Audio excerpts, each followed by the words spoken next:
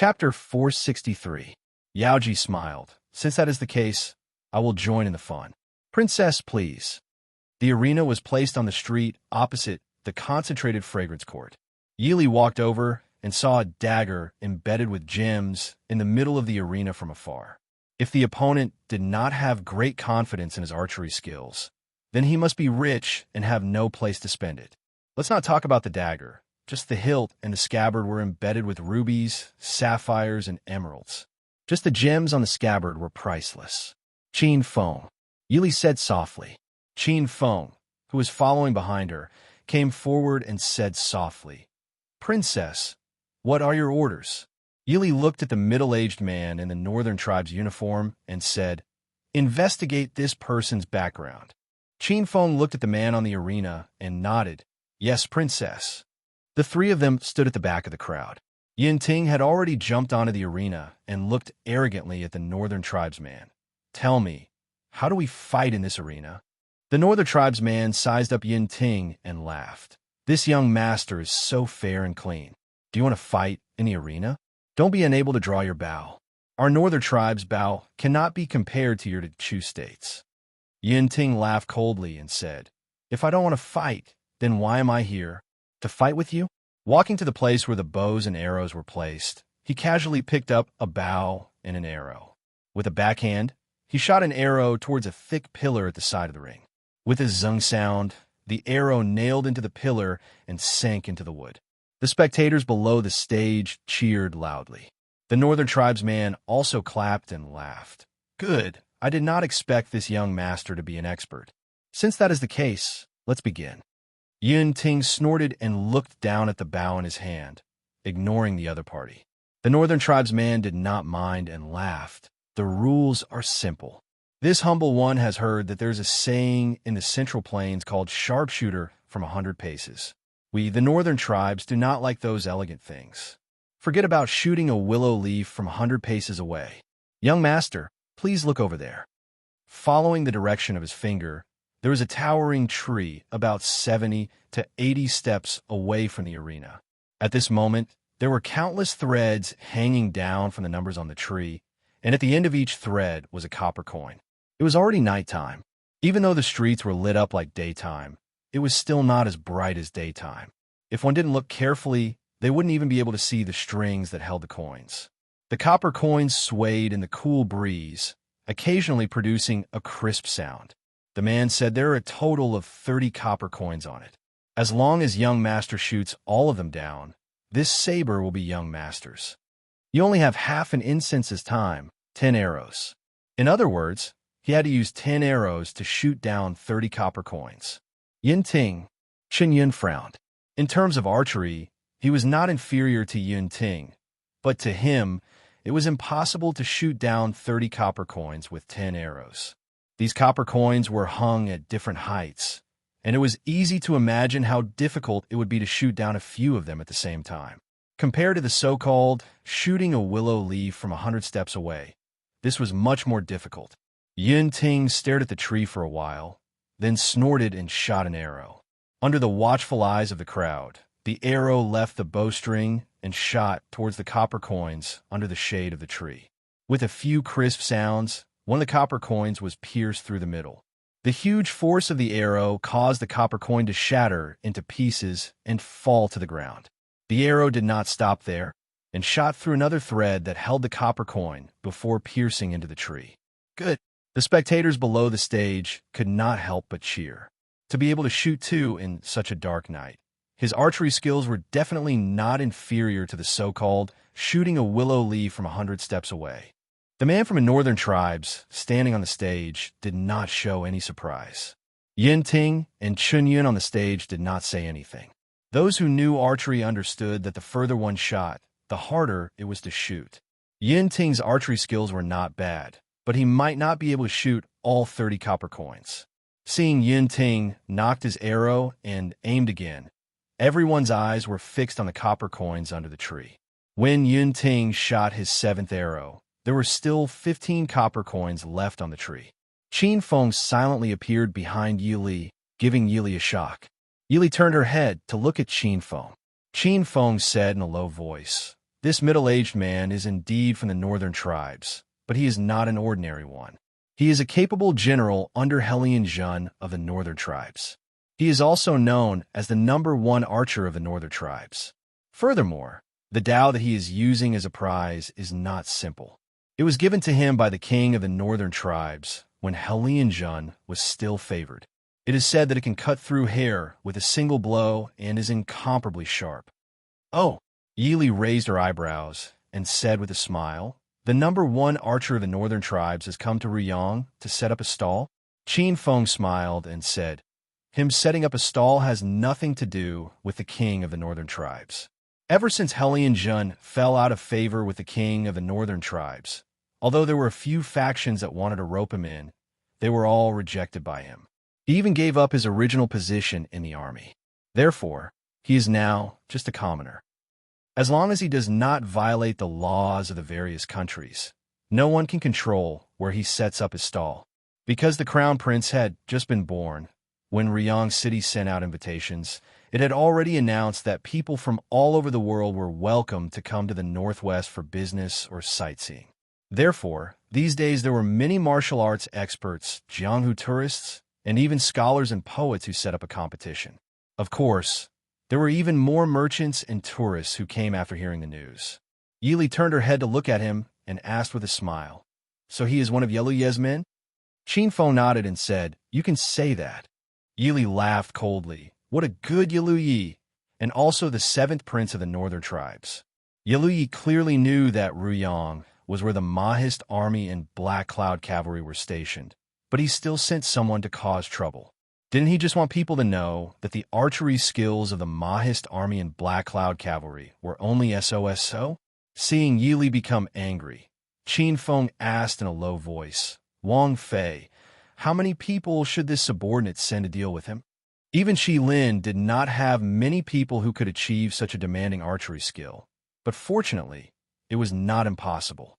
Right now, among the hundreds of Qi Lin, there could be 7 or 8 who would accept the challenge. But in his previous life, there might not be anyone in the northern tribes who had the strength of this person in front of him. Otherwise, how could he be the #1 archer of the northern tribes? Yili shook her head, indifferently saying, "This kind of trash doesn't need a Qilin to make a move. Maybe Yelu Yi just wants to meet a Qilin? How could a Qilin be someone that anyone could meet whenever they wanted to?" The so-called special forces, no matter what era it was, were synonymous with mystery. If everyone could guess their battle strength, then what was the point of being a secret trump card? "I'm afraid that Officer Yun is going to lose." Qin Feng pointed at Yun Ting, who was preparing to shoot the last arrow. There were still 13 copper coins hanging on the tree. Yun Ting would not be able to shoot all of them down in one shot. Yili smiled lightly. "It's a good thing for young people to have some spirit. Losing to the #1 archer of the northern tribes, he is not wronged." Qin Feng nodded. Wang Fei is right. When Yun Ting's last arrow left the bowstring, he actually shot out 3 copper coins at once. Even so, it was clear that Yun Ting had lost this round. The young, handsome face was as cold as ice, and there was a trace of depression that was hard to detect. The man from the northern tribe smiled. "This young master, you have lost 50 taels." Yun Ting's face darkened as he took out a 50 taels silver ingot and handed it to the man from the northern tribes. Then he turned and jumped off the stage. Chapter 464. Is there any other expert willing to come up on stage and try? The man put away the ingot and smiled at the audience. Even the Mahist army cannot do it. Who else can win? Someone in the crowd shouted. Instantly, everyone's eyes focused on Yun Ting. The man on stage smiled and said, "Oh, so this little brother is a soldier of the Mahist army? Sorry for the disrespect. I heard that the Mahist army is made up of 1 in 100 master archers. Is there any other Mahist army soldier willing to come up on stage and try? How about this young master?" He looked down at Chen Yun, who was beside Yun Ting. His voice had a hint of provocation. Chen Yun and Yun Ting's archery skills could be said to be equal. At this time, they could neither go up nor stay down. Yun Ting's face darkened. He knew that his pride had implicated Chen Yun. Just as he was about to go up and speak, Chen Yun reached out and pulled him back. Chen Yun thought about it and was about to speak when he heard an elegant voice from behind. "Since it is like this, can this consort try? General Huyin of the northern tribes?" Everyone was stunned. They were all focused on Yun Ting's archery, and because it was nighttime, Yi Li and Yaoji were standing in an inconspicuous position at the back. Everyone in front of the ring did not notice that there were two beautiful women in the crowd. Hearing Yi Li's words, everyone turned to look at Yi Li. There was even a portion of people looking at the Northern Tribes people on stage. It was understandable that the Northern Tribes people had enmity towards the Dechu state, so no one took the provocation of Chunyin to heart. But if it was the famous general of the Northern Tribes, the #1 master archer of the Northern Tribes, provoking a nameless Mahist army general, then it was not acceptable. Greetings to Princess. Half of the people in front of the arena were residents of Ruyang City. When they saw Yi Li, they hurriedly stepped forward to salute her and made way for her. The others naturally followed suit. Although they were not under the command of the Mahist army and the Prince Ding mansion, they were guests and had to show some respect to the host. With his identity exposed, the Northern Tribesman was stunned. He looked at the lady in green who walked out from the crowd. She was beautiful and elegant, with a smile on her face. She looked like a lady from a prestigious family in Dechu State. However, that smile made him feel a chill down his spine. She smiled at Yi Li, "So it's Princess Ding. This one doesn't quite understand what Princess Consort is talking about. General Huyin?" Yi Li smiled faintly and leapt onto the stage under the watchful eyes of the crowd. She said lightly, "The former #1 archer of the Northern Tribes, Huyin LV. Although some of the children under this consort's command aren't worth much, for a general to personally instruct them is too much of a waste of talent. When this consort returns, this consort will definitely thank the crown prince of the Northern Tribes." What she meant was that Huyin LV had been famous for a long time, yet he had challenged two young generals of the Mahist army in public. He was clearly bullying the weak. Yi Li smiled as she looked at Huyin LV. Her calm eyes held a faint coldness. Did Huyin LV think that after leaving the Northern Tribes for so many years, no one would recognize him? Even if others did not recognize him, the crown prince of the Northern Tribes would recognize him. Huyin LV was shocked. He forced a smile and said, "Since Princess Consort wants to fight, this one naturally welcomes you. Princess Consort, please." He planned to use his identity as an excuse. Yi Li did not care. She tilted her head and looked at the gem-studded dagger in the center of the arena. She smiled and said, "The gift from the king of the Northern Tribes must not be ordinary. Then this consort will not be polite." Huyin LV's face darkened. He said, "Let's wait for Princess Consort to win." He retreated to the side and handed the bow and arrow to Yi Li. Huyin LV did not make things difficult for Yi Li with the bow and arrow. He was not an idiot. If he took out a bow that even a burly man would find difficult to draw in front of everyone, it would be thought that he was bullying Princess Ding because she was a girl. Thus, it was better to choose a suitable bow to defeat himself. Huyin LV had absolute confidence in his archery skills. He naturally did not believe that the graceful and weak woman in front of him was a godly archer with 100 hits. He had heard of a story of how Princess Ding had scared Princess Lingyun to tears with a single arrow. But in his view, the Princess Ding of that time could barely even shoot an arrow. Yi Li calmly took the bow and arrow from Huyin LV and tested it. She smiled faintly and said, "Good bow." Huyin LV proudly said, "The bows of my Northern Tribes are naturally good." A few dozen steps away, there were already new copper coins hanging from the tree. Huyin LV said, "Wang Fei can walk closer before shooting." Yi Li smiled faintly and said, "Many thanks for General Huyin's good intentions. If it was someone else, they might have accepted Huyin LV's good intentions. But Yi Li knew that when it came to archery, the closer you were, the better. For example, in the current situation, if you were to stand directly under the tree, even if you were a godly archer, you would not be able to shoot down all the copper coins. Under everyone's gaze, Yi Li calmly reached out and picked up 3 arrows. She placed them on her shoulder and drew the bow. Everyone sucked in a breath. Princess Ding was actually planning to shoot 3 arrows at the same time. They saw Yili skillfully draw the bow. She slightly moved her position and then let go without hesitation. They heard the arrows fly through the air. Under the lantern light, 3 silver lights shot out towards the distant tree. Then they heard the crisp sound of copper coins falling to the ground. Yili's hands did not stop. She did not even look to see how many of the first 3 arrows had hit. She once again picked up 3 arrows and drew the bowstring. She shot. There was a crisp sound. Before anyone could react, Yili had already drawn the bow again. This time, she really did turn her body. She squatted on the ground and shot 3 arrows from the bottom up. In the blink of an eye, only one of the 10 arrows was left. Everyone looked down at the tree. There were still 5 copper coins hanging on the tree. Many people were already secretly worried for Yili. But no matter who won or lost this battle, no one would doubt the archery skills of the Mahist army. Not far away, in a side room of the concentrated fragrance pavilion, there was an open window facing the arena below. 2 men sat facing each other. Looking at the arena below, their expressions were complicated. Li Wan, what do you think? Princess Ding's last arrow was? Mo Jingli raised his head and drank the wine in his cup. He coldly said, "What does Yili's victory or defeat have to do with I? The reputation of the Mahist army does not belong to I. That howling moon blade also does not belong to I." Hearing this, Yili could not help but shake his head and sigh. Prince Ding is really lucky.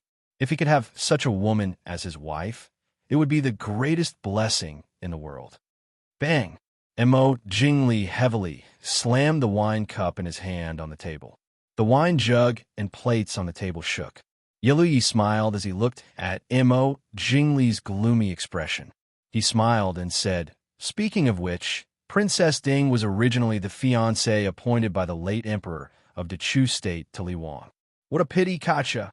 The wine cup in Mo Jingli's hand shattered, leaving only fragments in his hand. In the other room, Lei Tungfeng and Jinim of Gojoseon were also paying attention to the arena. Lei Tungfeng smiled and praised. "I did not expect Princess Ding to improve so quickly. I remember that 2 years ago, Princess Ding was not even familiar with drawing a bow. Father, who do you think will win?"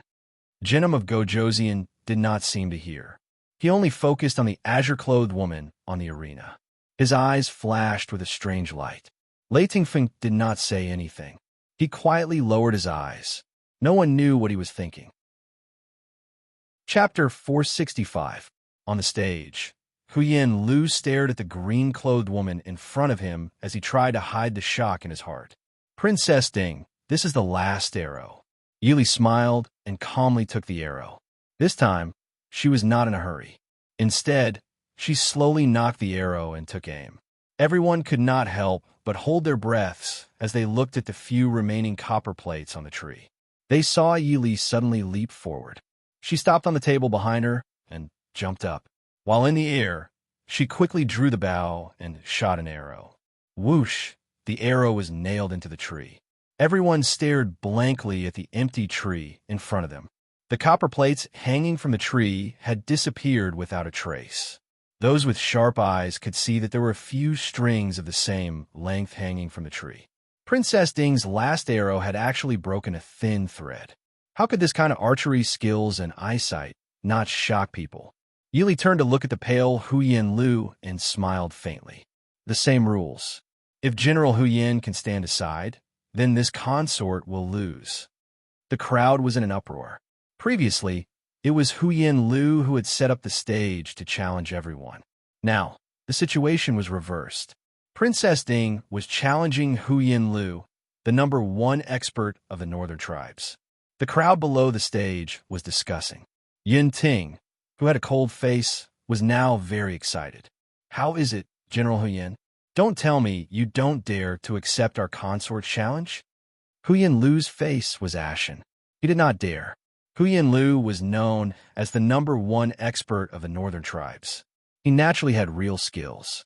If he had more time, he might have been able to do what Yili had just done. But now he was powerless. He could shoot 1 arrow at a time and guarantee that he could shoot down all the copper coins within 10 arrows. But he could not control 3 arrows to shoot down 7 or 8 copper coins at the same time. and Yili clearly knew this. That was why she had given him such a difficult problem. General Huyin? Yili reminded with a smile. This one concedes. Huyin Lu gritted his teeth and said. When he raised his head, he was immediately booed. Yili walked to the center of the ring and picked up the gem-studded dagger that was placed on the shelf and pulled it out. A gust of cold air immediately rushed out. The bright blade was so shiny that it could reflect one's reflection.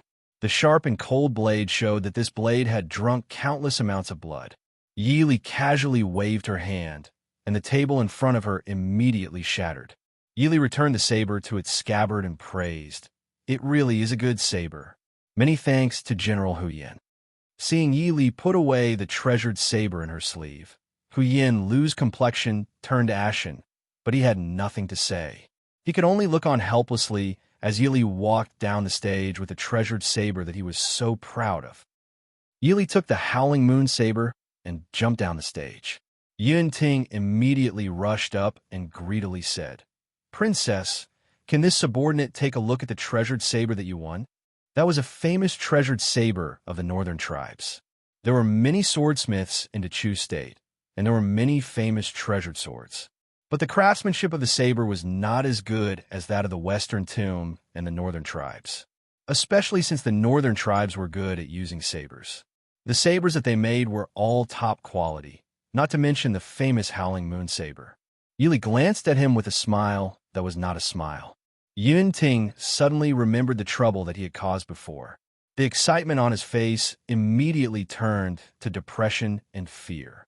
After appreciating his depressed appearance, Yili smiled and threw the treasured saber into his hands.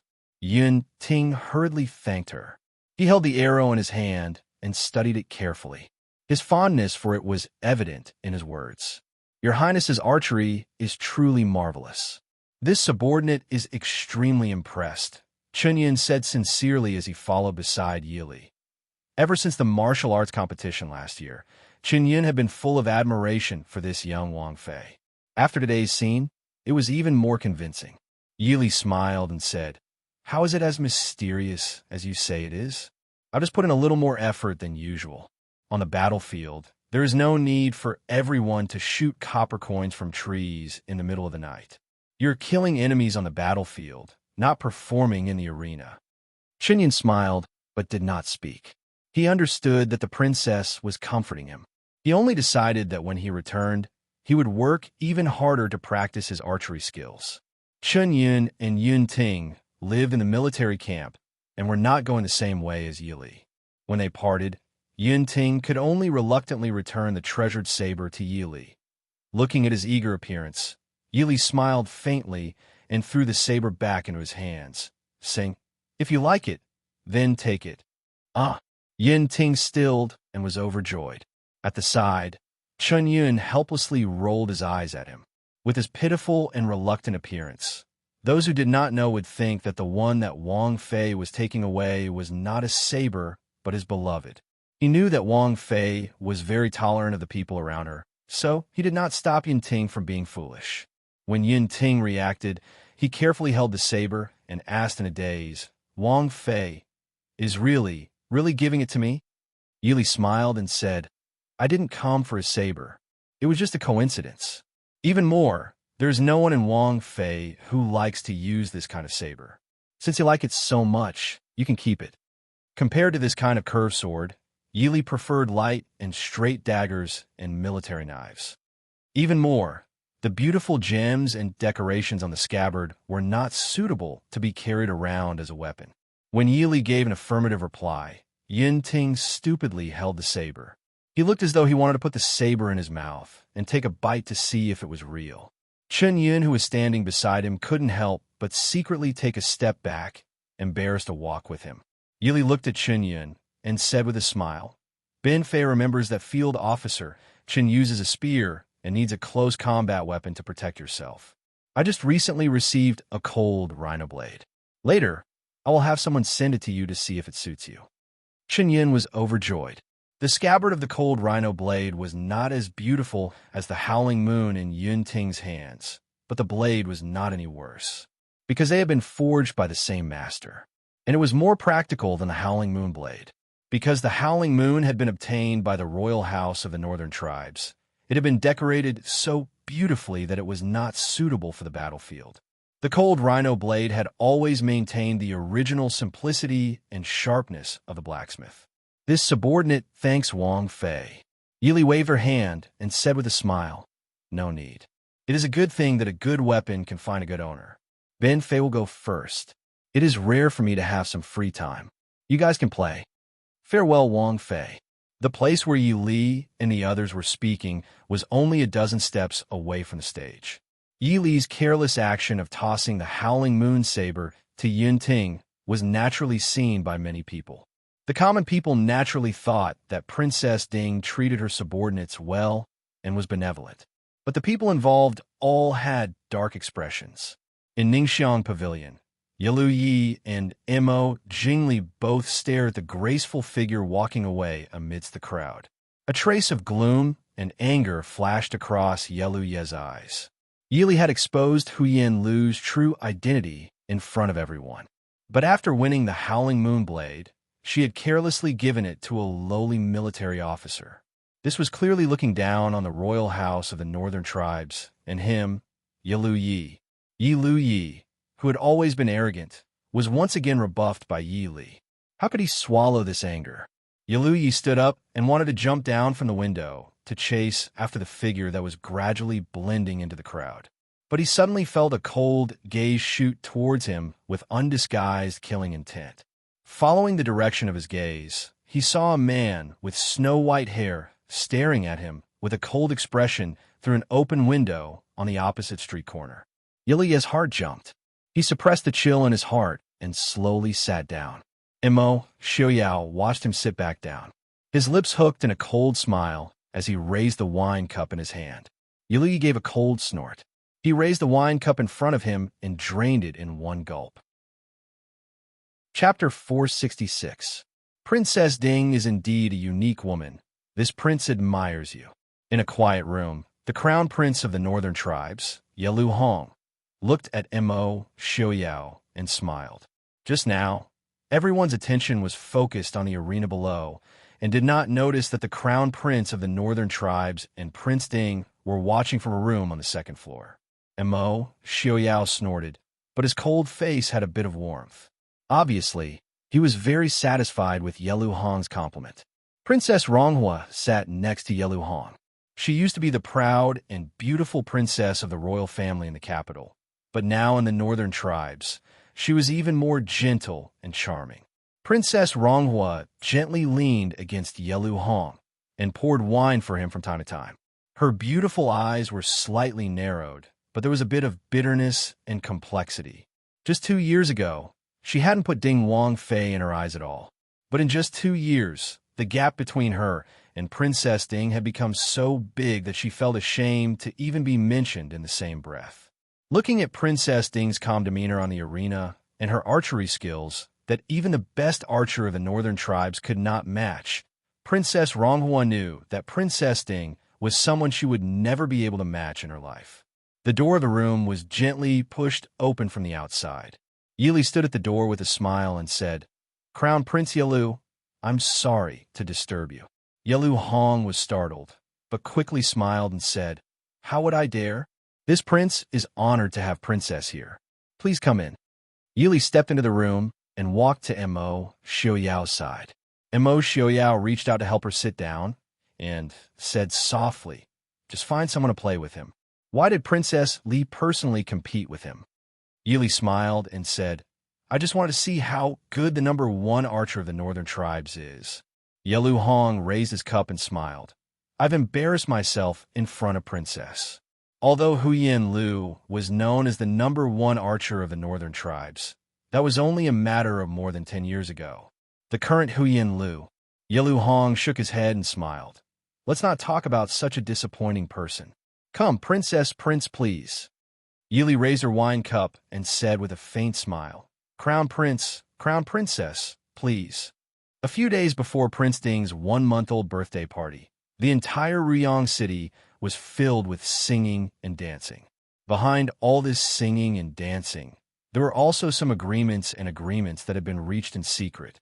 For example, trading with Nanzhao and purchasing large amounts of medicinal herbs from Nanzhao every year.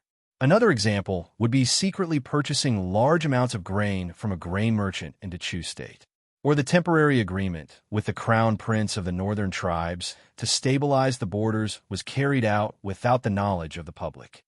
As a result, compared to the joyous and peaceful people outside, the people inside the Prince Ding mansion were busier than usual. Reporting to Princess Jinim of Gojoseon and Crown Prince Jinim of Gojoseon request an audience. Yili had a rare moment of free time to accompany the baby in her room. The baby, who was almost a month old, was not as sleepy as when he was just born. He opened his round eyes and looked at Yili. His dark eyes seemed to be covered with a layer of water, causing Yi Li's heart to soften. She felt that no matter how much she loved this baby, it would not be enough. Hearing Lin Han's report, Yi Li frowned and asked, "Is the prince in the mansion?" Lin Han said, "The prince accompanied young Master Qingshun out of the city this morning and has not returned yet. Would you like to invite Jinim of Gojoseon to come back tomorrow?" Everyone in the Prince Ding mansion did not have a good impression of Jinim of Gojoseon. Zhuo Jing, Lin Han, and the others were still brooding over the incident of Princess Fei falling off the cliff. Naturally, they did not wish for Yi Li to see Jinim of Gojoseon again. Yi Li put down Mo Xiaobao and said with a faint smile, "No need. Right now, we are in the Prince Ding mansion. If Ben Fei refuses to see you, it will seem cowardly." Lin Han was silent and retreated to the door to wait for Yi Li to come out. Not long after, Yi Li had already settled Mo Xiaobao down. She led Qing Luan and the others out of the room and towards the front hall. In the main hall of the Prince Ding mansion, Lei Tingfeng sat calmly below Jinim of Gojoseon and looked at the furnishings of the main hall. To be fair, the Prince Ding mansion in Ruyang was not as magnificent as the Prince Ding mansion in Chujing. Because it was newly renovated, it did not even have the ancient and gloomy atmosphere of the Ding mansion in Chujing. Instead, it had more of the rough simplicity and freedom of the Northwest. Jinim of Gojoseon was also looking at the entire main hall, but his gaze was more focused on the direction of the door. Hearing the tinkling sound of ornaments outside the door, Jinim of Gojoseon's eyes became deeper and sharper.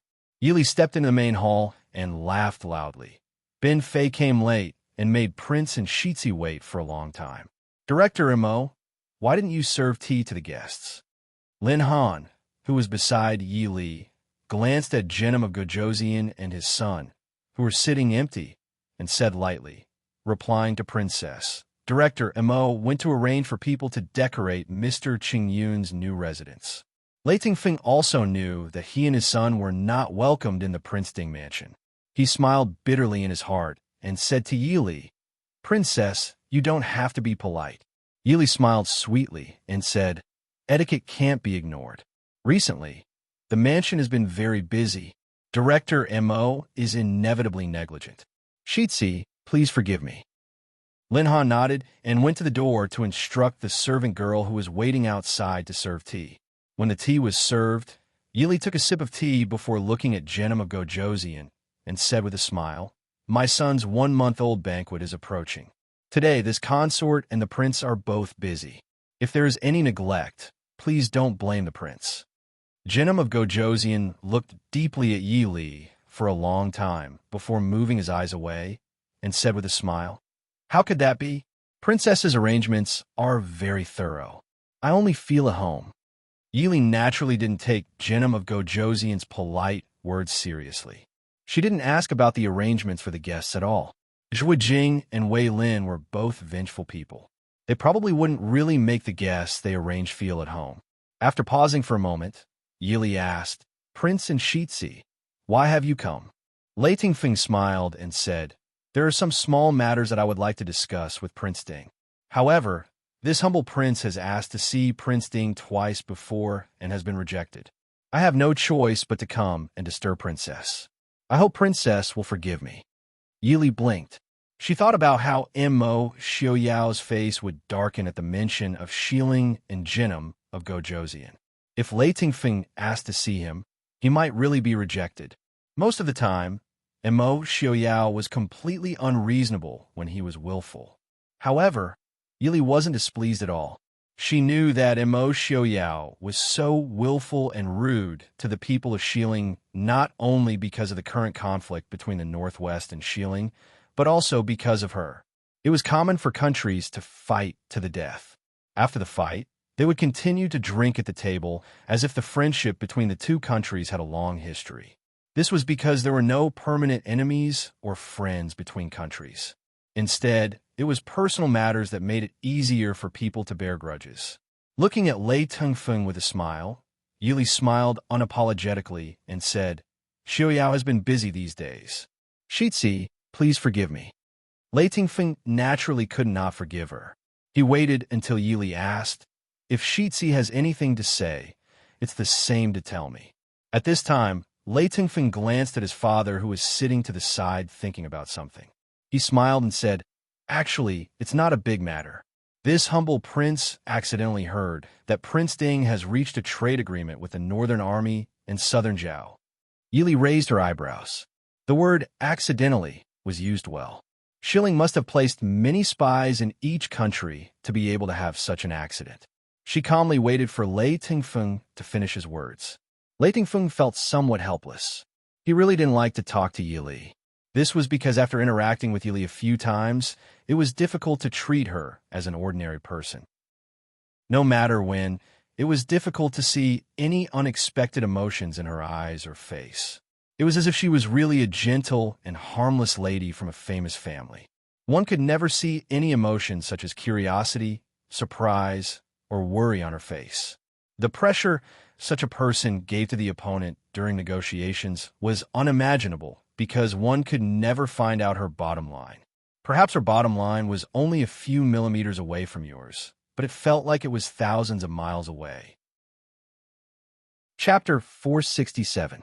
It was not the first time Lei Tengfeng had been so depressed. After a moment of disgust, he did not care. He continued, Wang Fei should know that there are many transactions and exchanges between our country, Dongchu, and Nanzhao every year. Many of these goods need to pass through the Northwest. While Xiling was large, it was a country lacking in material resources. Many things had to be imported from other countries. Of course, Xiling pursued the principle of being strong if you could rob, but there were always some things that could not be robbed.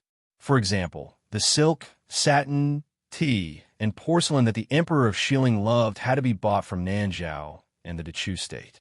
These things were not available in the small countries of the West.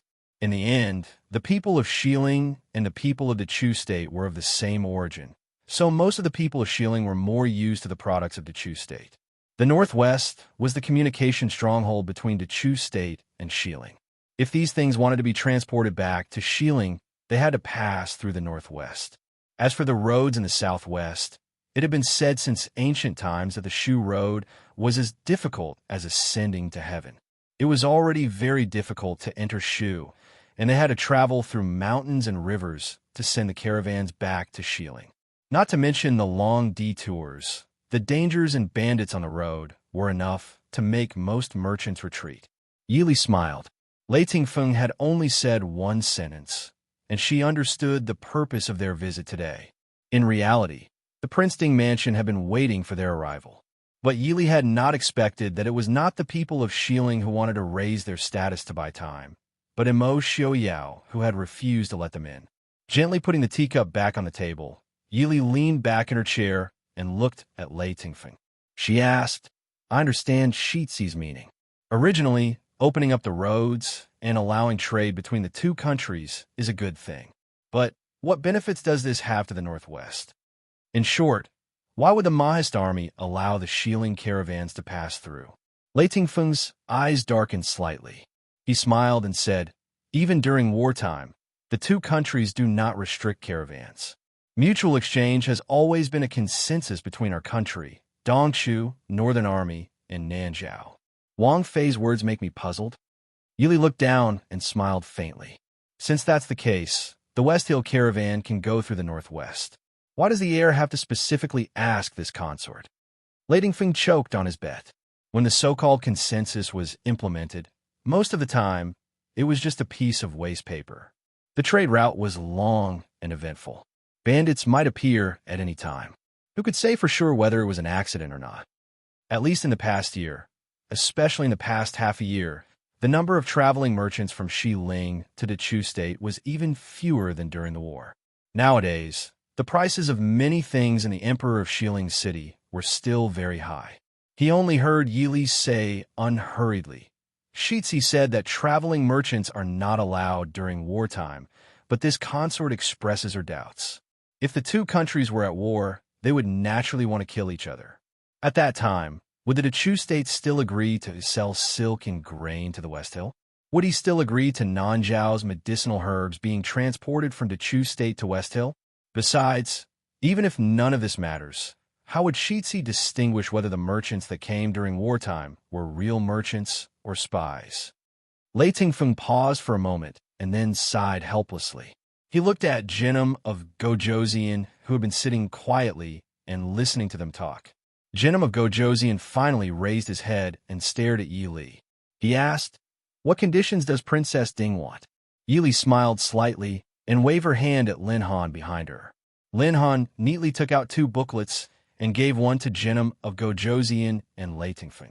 Jinnum of Gojoseon took it and looked suspiciously at Yi Li before lowering his head to open it. A moment later, he raised his head and asked, "According to what Wang Fei says, what benefits does West Hill have?" Yi Li smiled faintly and said, "Since the Northwest can accommodate trade with the countries of the 4 seas, naturally West Hill cannot be treated differently. Jinnum of Gojoseon and Shitsi's conditions will naturally be resolved, right?" Jinnum of Gojoseon frowned and said in a low voice, "I need time to consider." Yi Li smiled and said, "Of course. Prince and Shitsi can answer before they leave Riyang." Jinnum of Gojoseon put away the booklet and stood to look at Yi Li. He said, "Wang Fei really does not intend to consider I's original proposal. If Wang Fei is willing to come to West Hill, I will treat you with the courtesy of Prime Minister." Yi Li was startled and couldn't help but laugh. Just as she was about to answer, she heard Mo Xiaoyao's cold voice from outside the door. "Thank you for Jinnum of Gojoseon's kindness.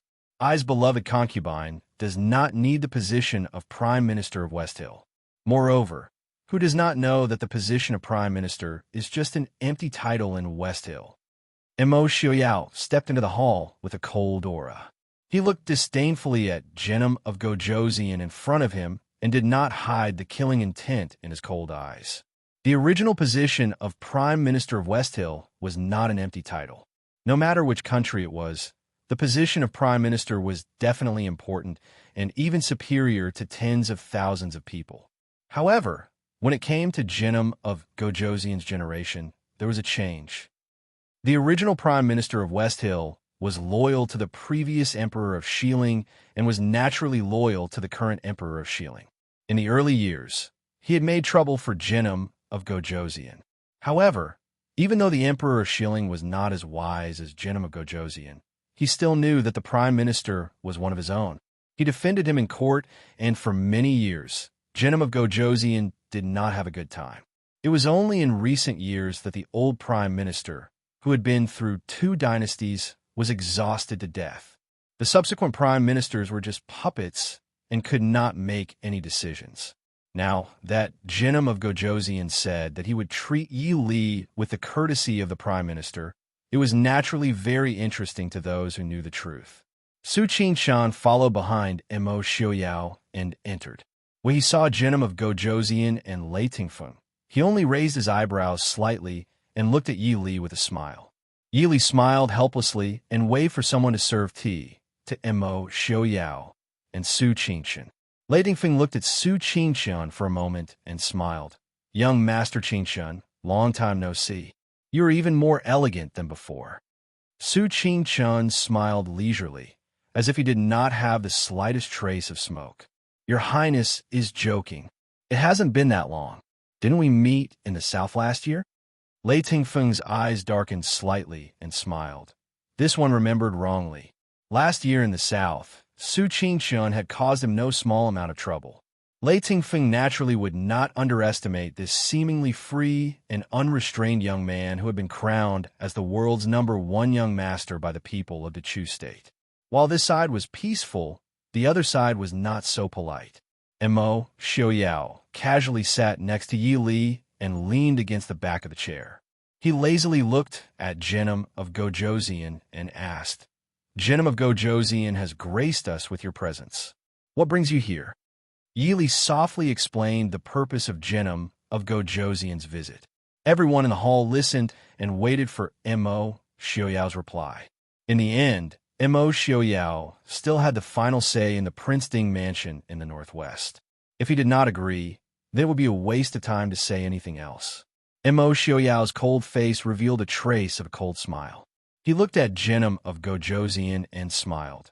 Didn't Genom of Gojoseon say that he wanted to compare notes with I? It just so happens that I have some free time today.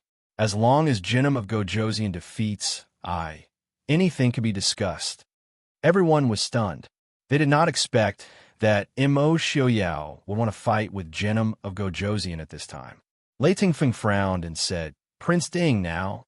Mo Xiaoyao interrupted Lei Tingfeng and said with a smile, "Don't worry, heir. I will definitely not bully Genom of Gojoseon because he is missing a hand. At worst, I will also fight with Genom of Gojoseon with one hand." Chapter 468. Hearing this, the hall was filled with a chill. Genom of Gojoseon stared darkly at Mo Xiaoyao and said coldly, "Prince Ding is too conceited. Do you think you have the ability to fight with I with one hand?" Everyone knew that Genom of Gojoseon's left arm was a taboo. That was also the worst defeat in Genom of Gojoseon's life. Not only was his undefeated record broken, his personal guards were almost completely wiped out before they managed to save him. Even so, he still paid the price of an arm to escape from Mo Liufeng's hands. Now that the person who mocked him was Mo Liufeng's son, it was even more unbearable. Mo didn't care about Genom of Gojoseon's anger, and said casually, "It's still easier than waiting for Genom of Gojoseon to grow a new arm, right?" Impudent. Genom of Gojoseon was furious. His right hand slammed heavily on the armrest, and he leapt into the air, sending a palm strike towards Mo Xiaoyao. Mo Xiaoyao snorted, and with a wave of his sleeves, he grabbed Yi Li with one hand and dodged Genom of Gojoseon's attack. When Genom of Gojoseon and the others chased after them, Mo Xiaoyao had already landed on the ground with Yi Li in his arms. He even had the time to comb her hair that was blown by the wind. Then, he turned to face Genom of Gojoseon and took 2 steps forward, saying indifferently, "Please." Genom of Gojoseon snorted coldly and flew towards Mo Xiaoyao. Mo Xiaoyao didn't avoid him either, and the two of them began to fight in the courtyard outside the hall. This action naturally attracted the attention of many people in the Prince Ding mansion. Everyone who heard the news stared at the fight between Genom of Gojoseon and Lei Tingfeng, who was watching from the side. Feng Jiao was even more anxious to see the world in chaos. He stood beside Yi Li and said with a grin, "Wang Fei, has our prince's martial arts improved yet again?" Prince Ding has single-handedly challenged the #1 master of West Hill. Once this news spreads, I don't know how many people will bow down to the name of our prince. The people present were all people with sharp ears and eyes, so they naturally heard Feng Jiao's words clearly.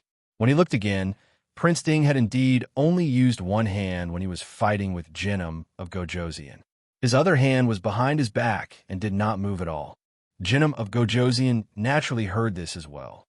His expression became even more gloomy, and his moves became even more fierce. Even though it seemed fair to use one hand to fight with the other, there were not that many fools in this world. Genom of Gojoseon had been crippled for more than 10 years, so he was already used to using one hand. Prince Ding, on the other hand, had always used 2 hands.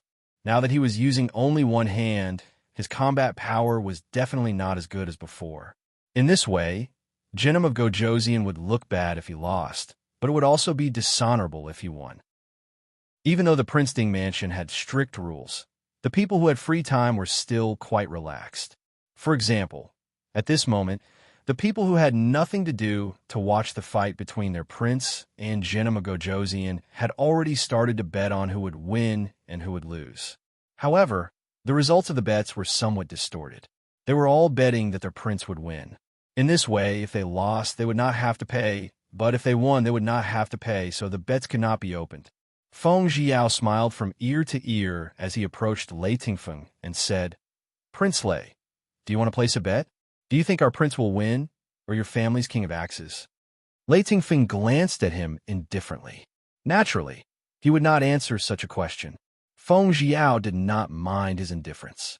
He turned and asked Yili, "Princess consort, what do you think?" Yili was focused on the fight in front of her and did not have the mind to pay attention to Feng Jiao's words. Speaking of which, this was the first time she had seen the real fight between the world's top 4 masters. The others were also watching seriously. After all, such a fight was not common.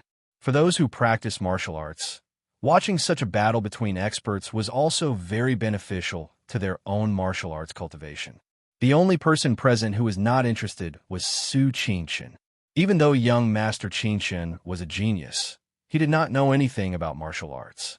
With his cultivation and knowledge, he naturally had no interest in watching the spectacle.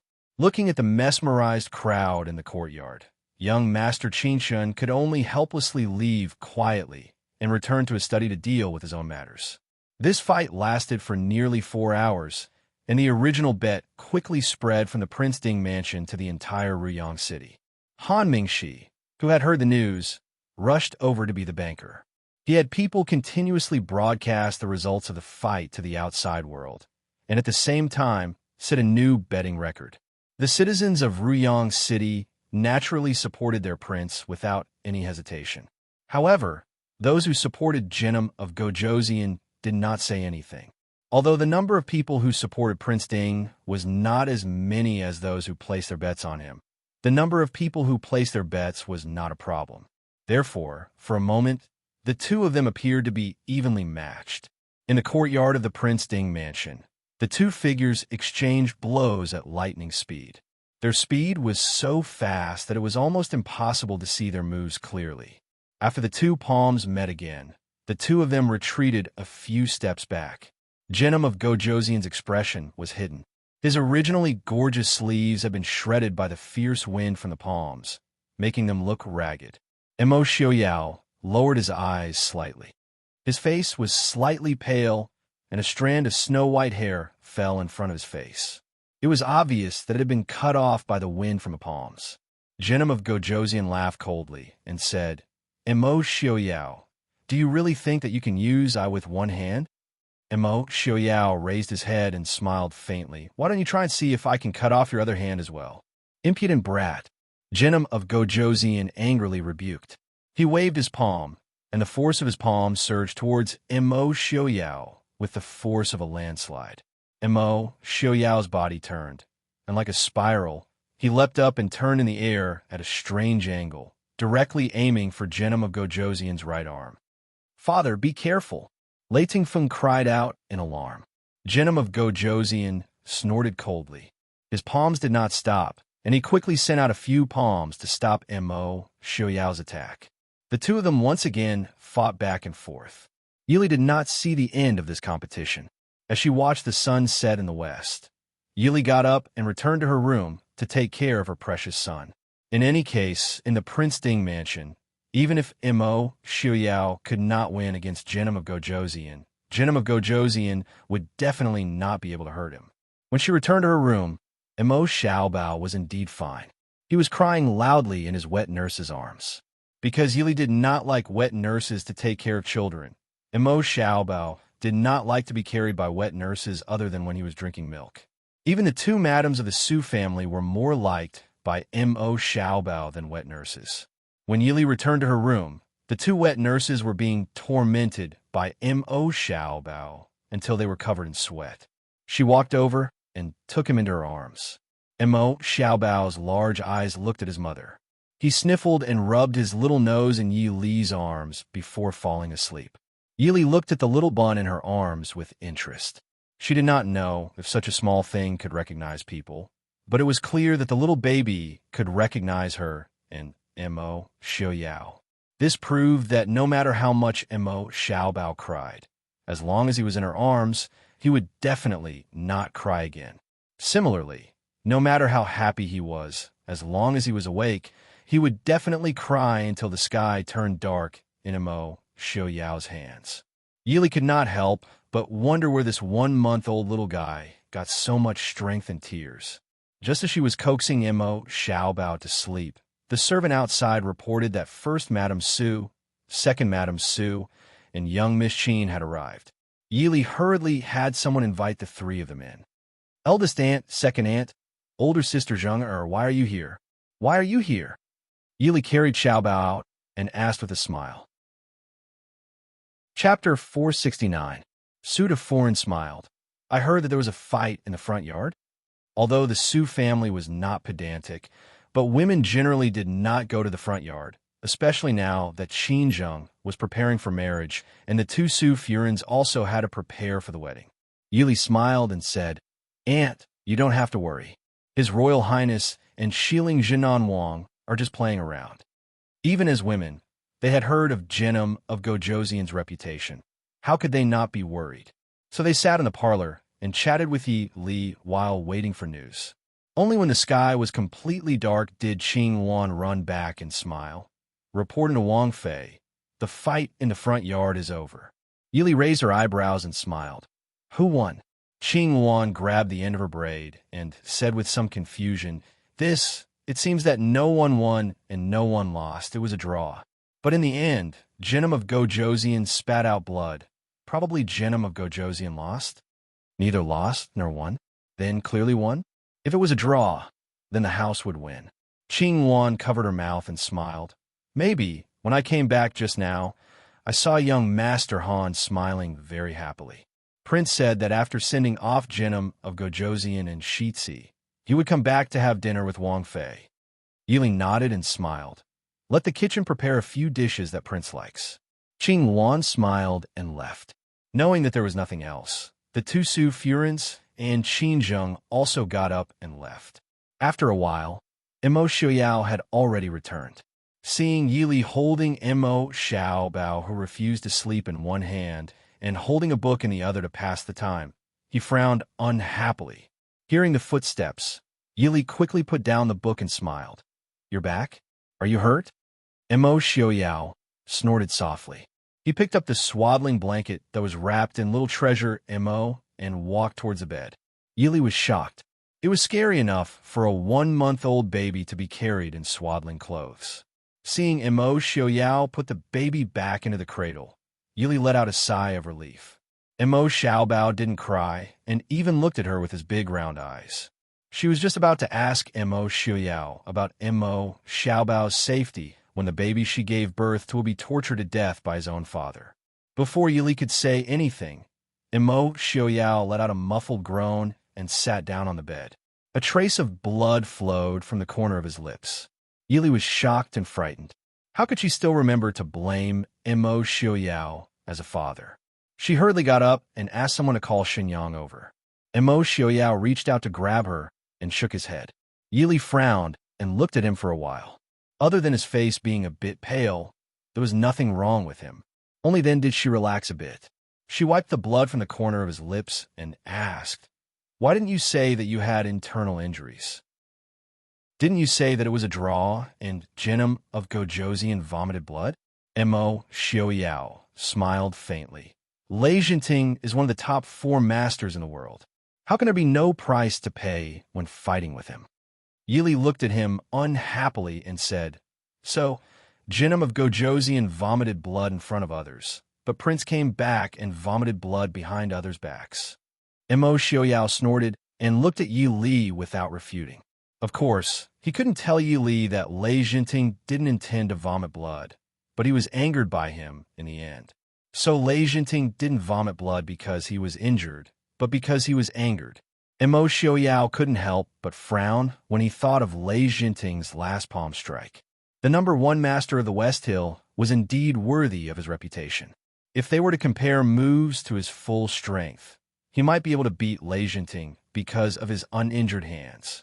But if they were to compare internal energy, he seemed to be slightly inferior. But it didn't matter. He wasn't even 30 years old, but Lei Jinting was already close to 50 years old. If he could still beat Lei Jinting in terms of ability, then Lei Jinting's title as the #1 master of the West Hill wouldn't be so genuine. Even if they didn't use their internal energy, he could still kill him. Whenever he thought of the way that old man looked at Yi Li, Mo Xiaoyao couldn't control the murderous intent in his eyes. Mo Xiaoyao suddenly felt that his last words to Lei Jinting were too tactful. That old and ugly man's face didn't even deserve to look at Yi Li. Thinking of something, Mo Xiaoyao thoughtfully raised his hand to touch the mask on his face. Yi Li looked strangely at the man who was sitting by the bed in a daze. She raised her hand to touch his forehead and asked, "What's wrong? Are your injuries too serious?" "It's nothing." Mo Xiaoyao smiled and said, "I'm just thinking about tomorrow's banquet. I don't know if Lei Jinting will be able to attend." Yi Li sat down beside him and said with a smile, "What's there to think about? The so-called banquet is just a formality. The truly important matters were dealt with before and after the banquet. The full moon banquet was just a show for ordinary people. As for whether Jinim of Gojoseon could attend, Mo Xiaoyao wouldn't be so reckless as to beat Jinim of Gojoseon until he couldn't get out of bed, right?" On this day, Ruyang City was once again in an uproar. Although most people didn't see the duel between Jinim of Gojoseon and Prince Ding, there wasn't a single person in Ruyang City who didn't know about it. So much so that after the duel ended, no matter which side they supported, they all hung their heads in dejection and secretly felt sorry for their wallets. Only the banker, Han Mingxi's extraordinarily handsome face, smiled more and more seductively. Who told Prince Ding to personally admit that he had tied with Jinim of Gojoseon? No one won. In the end, the winner was naturally Han Mingxi. Located not far from the Prince Ding mansion, the Han estate was Han Mingxi's residence in Ruyang City. At this time, Han Mingwei was facing a table full of banknotes, silver ingots, jade, jewelry, and so on with a smile. Feng Jiao sat to the side and cast a sidelong glance at the overjoyed Han Mingwei and snorted in displeasure. Han Mingxi raised his head and glanced at him. He got up and walked to his side, sat down, and said with a smile, "Young Master Feng-san, how come you have time to come to my humble home?" Feng Jiao glanced at the things on the table that he hadn't had time to put away and asked, "How much did you earn?" Han Mingxi raised his eyebrows and proudly gestured a number. Feng Jiao was immediately envious and jealous. He fiercely glared at Han Mingxi. 50,000 taels? That included his own 800 taels. Han Mingxi contemptuously glanced at him and said with a smile, "Young Master Feng-san, aren't you looking down on Prince Ding and Jinim of Gojoseon too much? What is 50,000 taels? 500,000 taels?" Feng Jiao was immediately stunned. His original envy and jealousy immediately turned into deep hatred.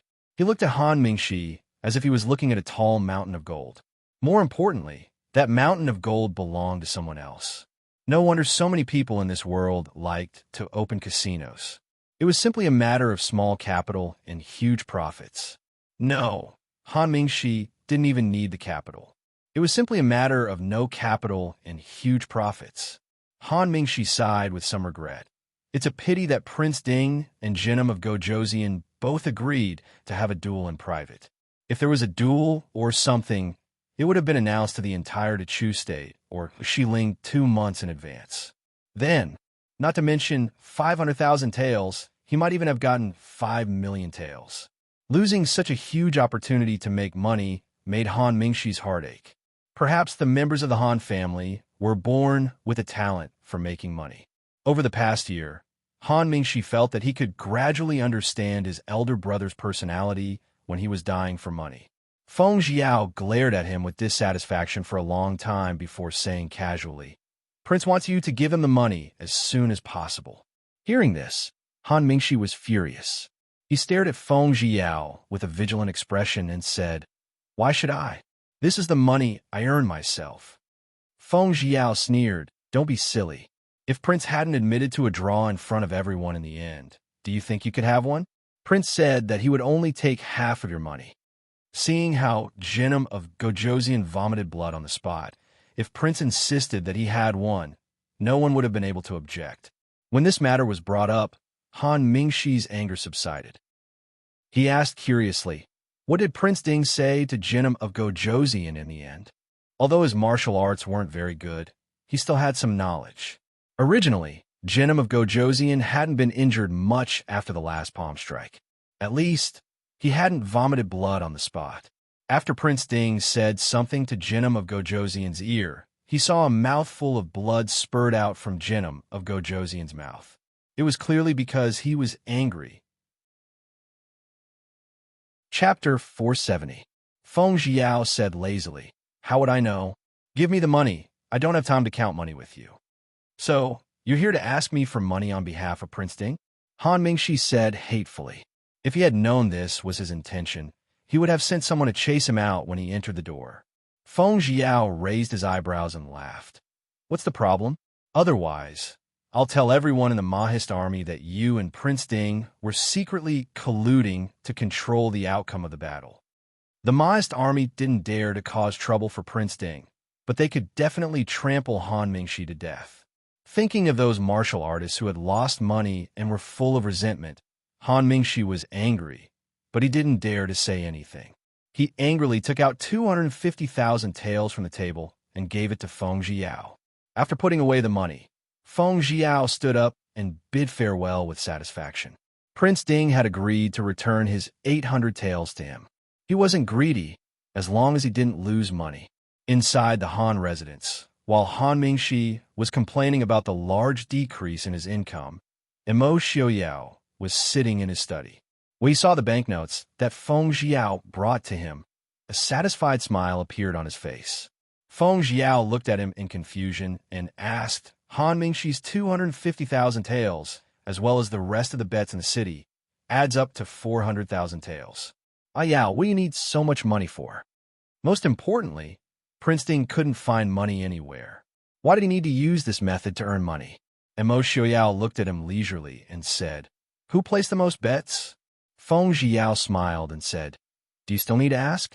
"Of course, it's the envoys and nobles for various countries.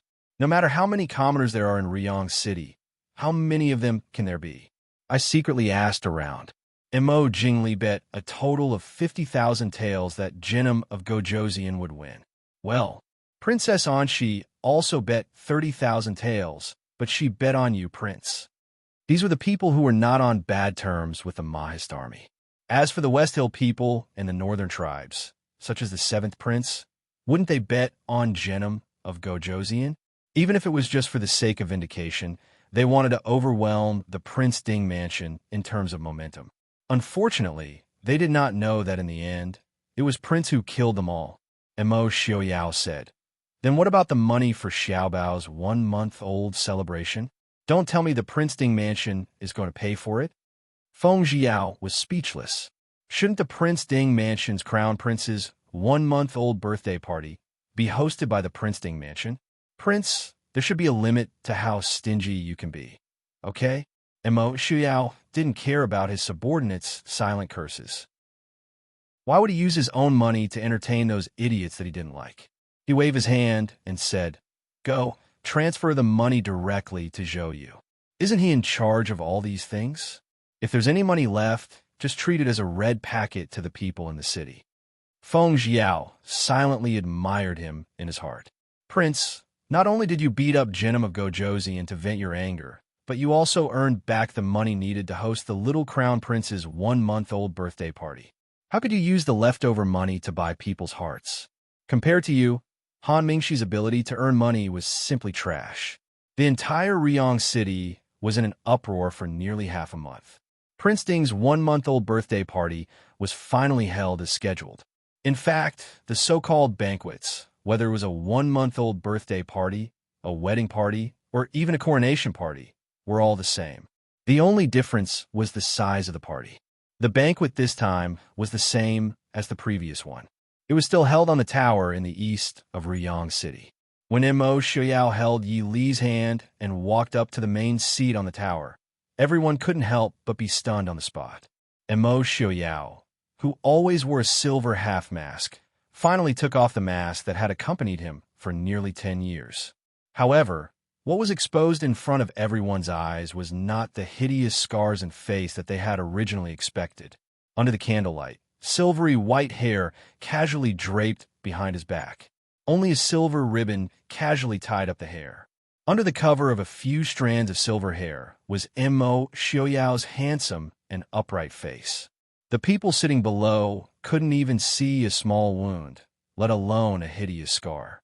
What was displayed in front of everyone was clearly a somewhat pale, but absolutely handsome man. At this moment, the handsome man present was naturally not good.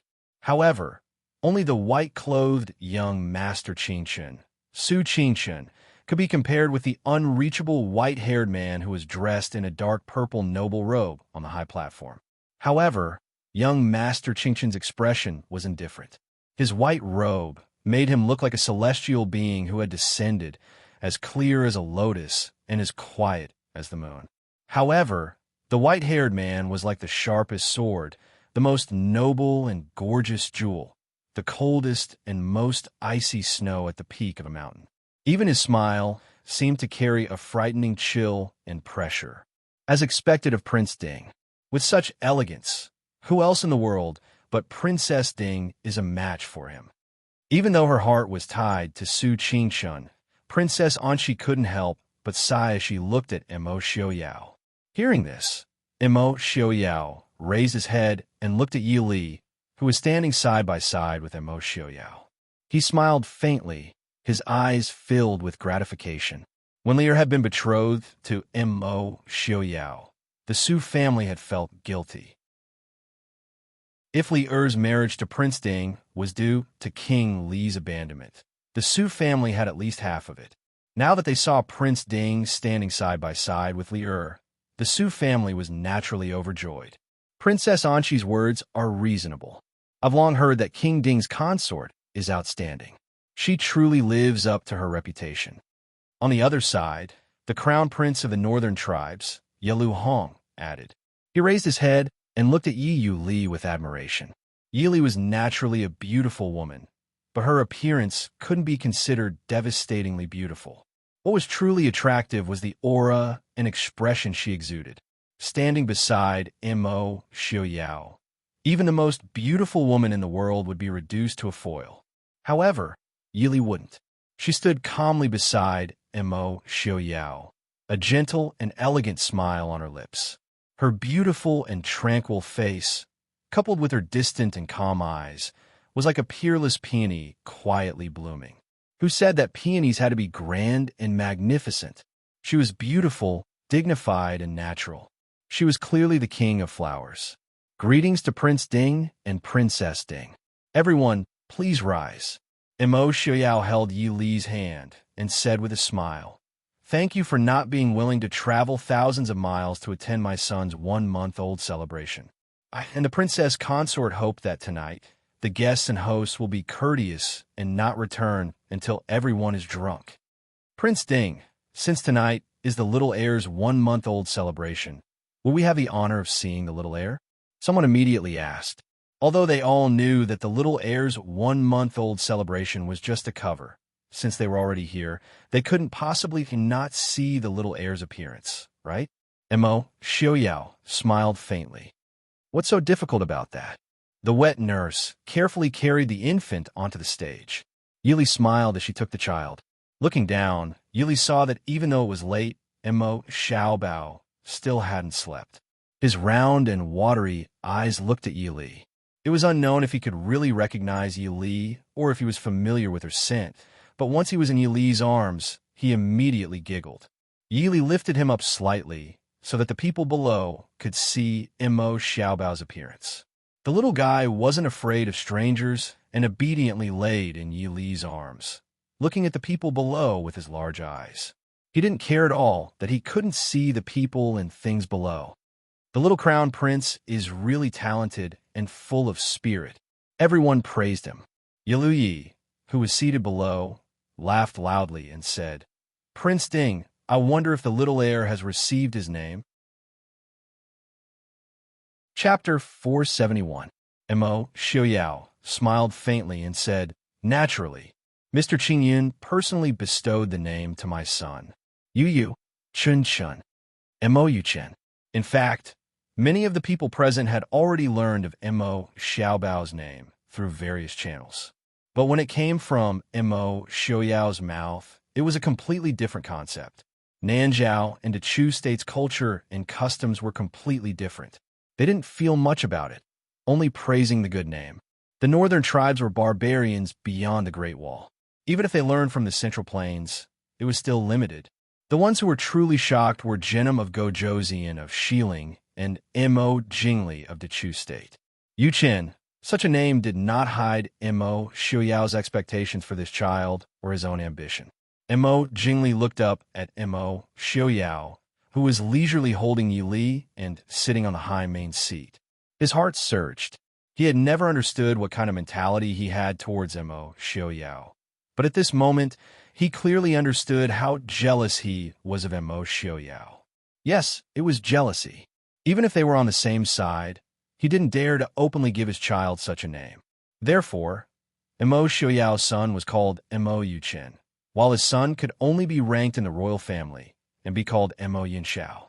Even if they were on the same team as Mo Jingqi, Mo Xiaoyao could openly invite the dignitaries of various countries, just like a king. But he could only secretly contact the dignitaries of various countries. In the eyes of the dignitaries of various countries, Prince Ding and Prince Li were never on the same level. Needless to say, the beautiful and elegant woman in Mo Xiaoyao's arms should have been his wife. However, even if his heart was filled with jealousy, he could only sit quietly below and watch Mo Xiaoyao's glory and pride. Sitting beside Mo Jingli, Ying naturally saw Mo Jingli's expression. A mocking smile appeared on her lips. She looked up at Yi Li, but her eyes were filled with bitterness. In the past, she had felt incomparably proud that she had pulled Yi Li into the Li Palace. Occasionally, she would even feel a trace of sympathy for her half-sister who had joined the Prince Ding mansion. But now, they were both princesses. One of them sat above millions of people, controlled the huge Mahist army and the Prince Ding mansion, and had all the love and sincerity of the most excellent husband. She had been imprisoned in the capital with a sick and weak child. Now that she had finally escaped, her husband had many wives and concubines by his side. She had almost lost her place. Who was the one who needed sympathy? Mo Yuchen? Good name. Jinnan King's gaze lingered on the child in Yi Li's arms for a moment before he praised. Mo Xiaoyao was not polite and calmly replied, "It is a good name." Yi Li stood up and smiled. "Prince Ding Shitzi is 1 month old. I specially brought a gift from the northern tribes for Shitzi. I hope Prince Ding will not dislike it." Mo Xiaoyao looked down at Yi and smiled faintly. "Seventh Prince has come from afar. How can I be so rude? I thank Seventh Prince on behalf of my son." Yi smiled and raised his hand to blow a strange whistle in the air. With a whistling sound in the air, a black shadow rushed down from the air and headed straight for where Mo Xiaoyao and Yi Li were sitting. The people below the stage could not help but exclaim. When the black shadow appeared under the light of the fire, it could be seen that it was not black, but a large snow-white bird. It spread its wings, and a pair of sharp claws flashed under the light of the fire as it rushed towards the 3 people on the stage. In the midst of the crowd's exclamations, the large white bird seemed to have hit something and stopped a few feet away from the 2 people. Then it continued to charge forward. But there was clearly nothing in front of it, as if there was an invisible wall in front of it. At this time, the crowd could see that it was actually a large white eagle. The white eagle was blocked by an invisible barrier and could not get close to Yi Li and Mo Xiaoyao, but did not want to leave and instead desperately charged forward and cried out. Yi Li slightly frowned and reached out to cover Mo Xiaobao's ears. She coldly stared at the white eagle and said, "Shut up." The coldness was so strong that even the proud white eagle could not help but tremble. Then it cried out even louder. Mo Xiaoyao sneered. "Impudent." With a flick of his wide sleeves, even the valiant eagle was caught by him and thrown out. The direction it was thrown just happened to be where Yi was sitting. seeing the white eagle being thrown without any resistance. Yalu could only get up and quickly retreat a few steps.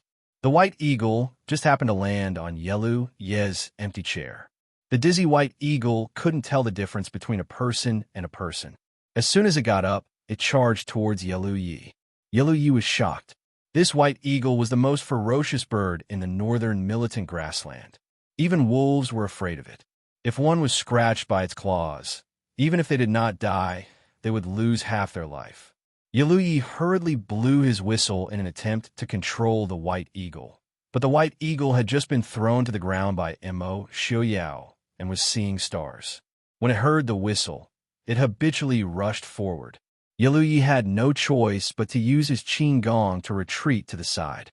Thus, everyone watched as Yalu was chased around by the white eagle they sent over. They could only look at each other, not knowing whether to laugh or pretend they did not see anything.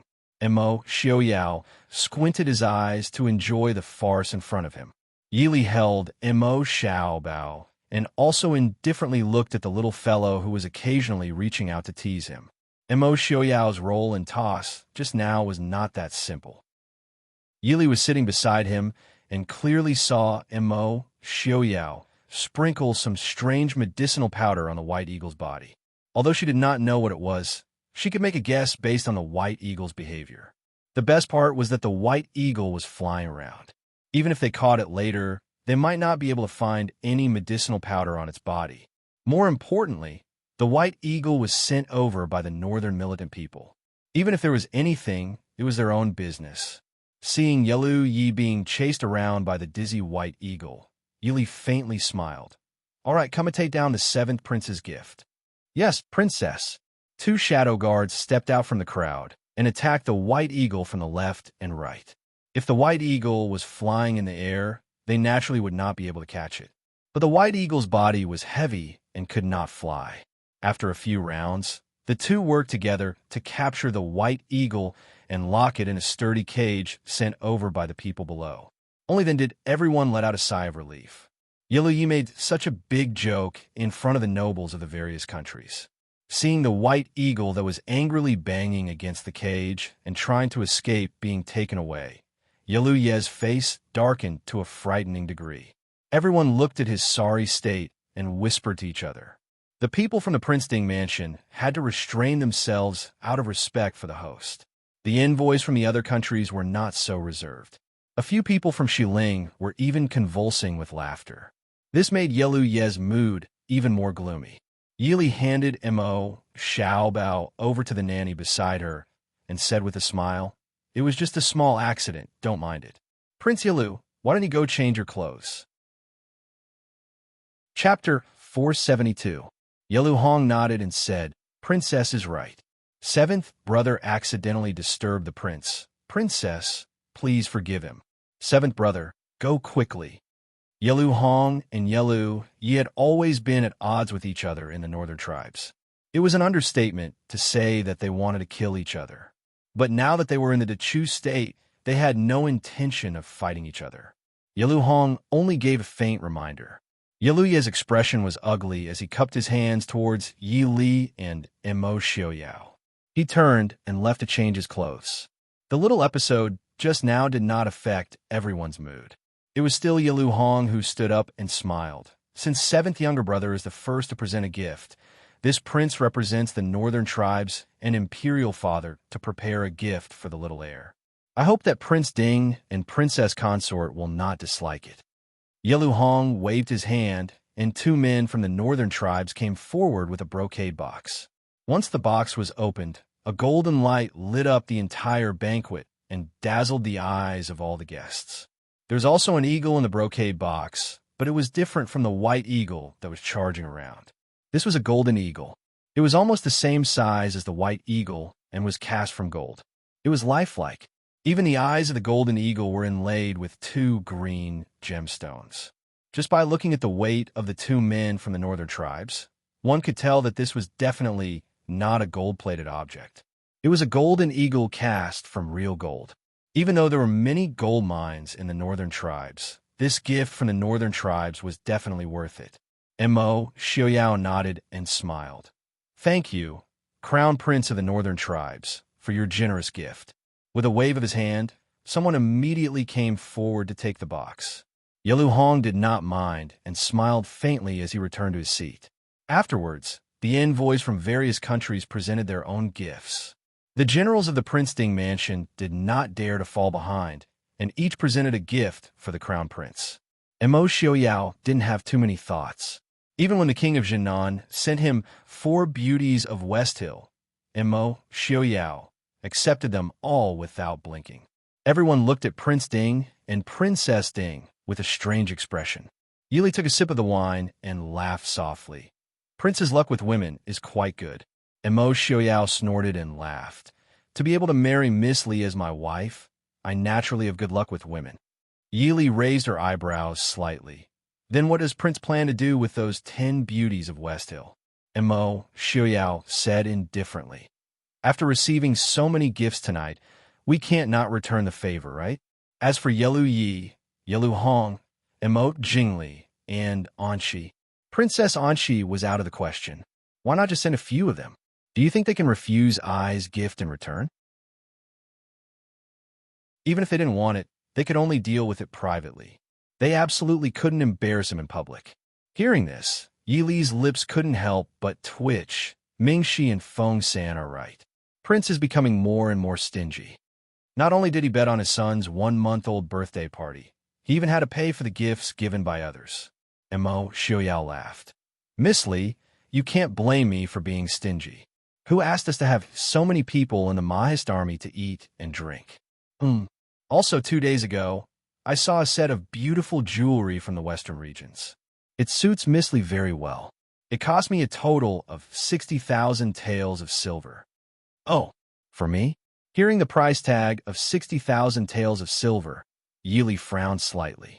That was 60,000 taels of silver, not 60,000 yuan. But hearing that Mo Xiaoyao gave it to her, she was still somewhat happy. There was no woman who didn't like a gift from her husband. Mo Xiaoyao nodded and complained. These people really don't know anything. What does a brat like Miss Li know? It's Miss Li who has to work hard to give birth, okay? If they want to give a gift, they should give it to Miss Li. Everyone in the hall looked strangely at the harmonious couple on the main seat. Prince Ding had accepted 10 beauties from West Hill in front of so many people. But Princess Ding didn't seem unhappy at all. She even looked happier than before. What was going on? It didn't look like she was pretending to be happy. Before anyone could say anything, a sharp voice suddenly came from below the city tower. The imperial edict has arrived. Everyone was stunned. Most people couldn't react to what was going on. Where did the imperial edict come from in the middle of the night? The city gates should have been closed by now, right? Also, the emperor of the Chu state was very strange. He didn't even show up before the celebration for Prince Ding. Now, the banquet was halfway through before he came out to scare people. Many people turned to look at Mo Jingli, only to see that Mo Jingli was also frowning with a confused expression. Clearly, he didn't understand what was going on either. Yi Li and Mo Xiaoyao looked calm and uncomfortable. Mo Xiaoyao's smile deepened. He casually glanced at Su Hongyu and Su Qingshun sitting below the stage. Su Hongyu nodded imperceptibly, while Su Qingshun smiled faintly. Not long after, the people who came to deliver the edict had walked up the city tower. The person in the lead was wearing a second-rank court robe. He was the Minister of Rights. The people behind him were also officials from the Ministry of Rights. There were also a few imperial bodyguards following behind. They looked solemn and serious. The Minister of Rights held the imperial edict with both hands and raised it above his head. He said loudly, "The imperial edict has arrived. Mo Xiaoyao, receive the imperial edict." Everyone was in an uproar. They weren't here to celebrate Prince Ding's 1-month-old birthday. They were clearly here to cause trouble. Mo Jingli led Yi Li and the others to kneel and receive the imperial edict. Although he didn't like his older brother, the emperor, he was still princely of the Chu state. He still had to act on the surface. As for the others, they weren't so polite. The generals and officials of the Mahist army pretended not to hear. They continued drinking and chatting. The so-called imperial edict in the northwest was worse than a piece of paper. As for the envoys from the Western Hill and Northern tribes, they looked like they were watching a show.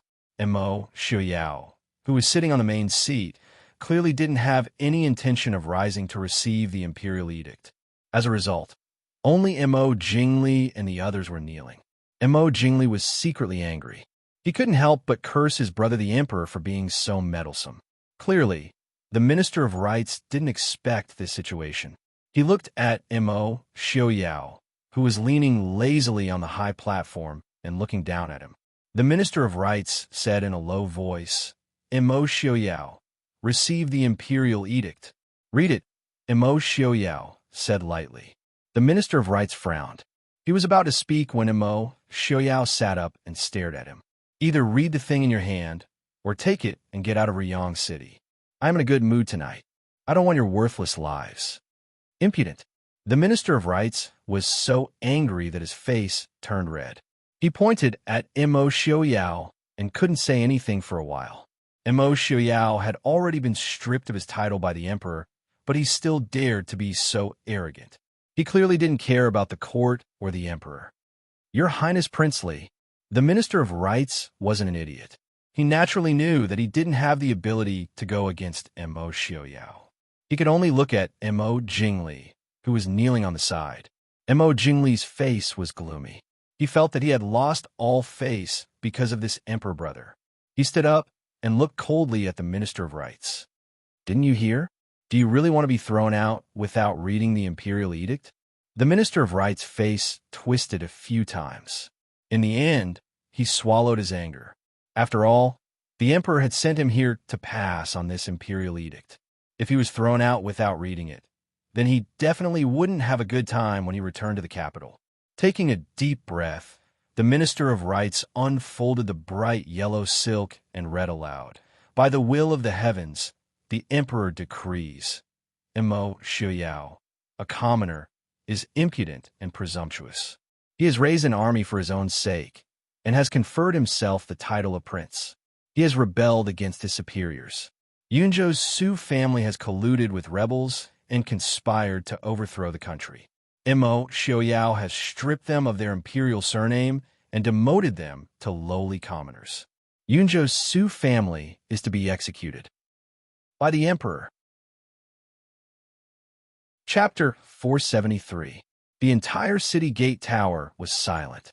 Even the voices of the peddlers on the street, not far from the city gate tower, could be heard clearly. Everyone couldn't help but look at the Ministry of Rites official holding the imperial decree like they were looking at a madman. What was the use of that? Was Mo Xiaoyao someone that you could demote as you wished? Even if Mo Jingqi wrote 1,000 imperial decrees to throw Mo Xiaoyao into the dust, he would still be high up in the northwest and look down on the nobles. Was the Su family someone that you could execute just because you wanted to? Why don't you execute a member of the Su family first? Just by looking at the Su family sitting in the front row, it was clear how unreliable the Dechu State Emperor's imperial decree was. Mo Jingqi obviously knew that this imperial decree was useless. Therefore, he didn't really send people to execute the Su family today, nor did he really want to do anything to Mo Xiaoyao. He just wanted Mo Xiaoyao to lose face in front of the heroes and nobles of the world. A burst of clear laughter suddenly came from the main seat. Mo Xiaoyao leaned back in his chair as if he had heard something very funny. He laughed so hard that his entire body fell back into the chair. When he finally finished laughing, Mo Xiaoyao leaned against Yi Li's shoulder and sat up. He looked down at the Ministry of Rites official who was forcing himself to be calm and raised his eyebrows. Take his imperial surname? Did that idiot Mo Jingqi forget that I didn't have his surname? I just happened to have the same ancestor as him. Impudent! You dare to be so disrespectful to the emperor.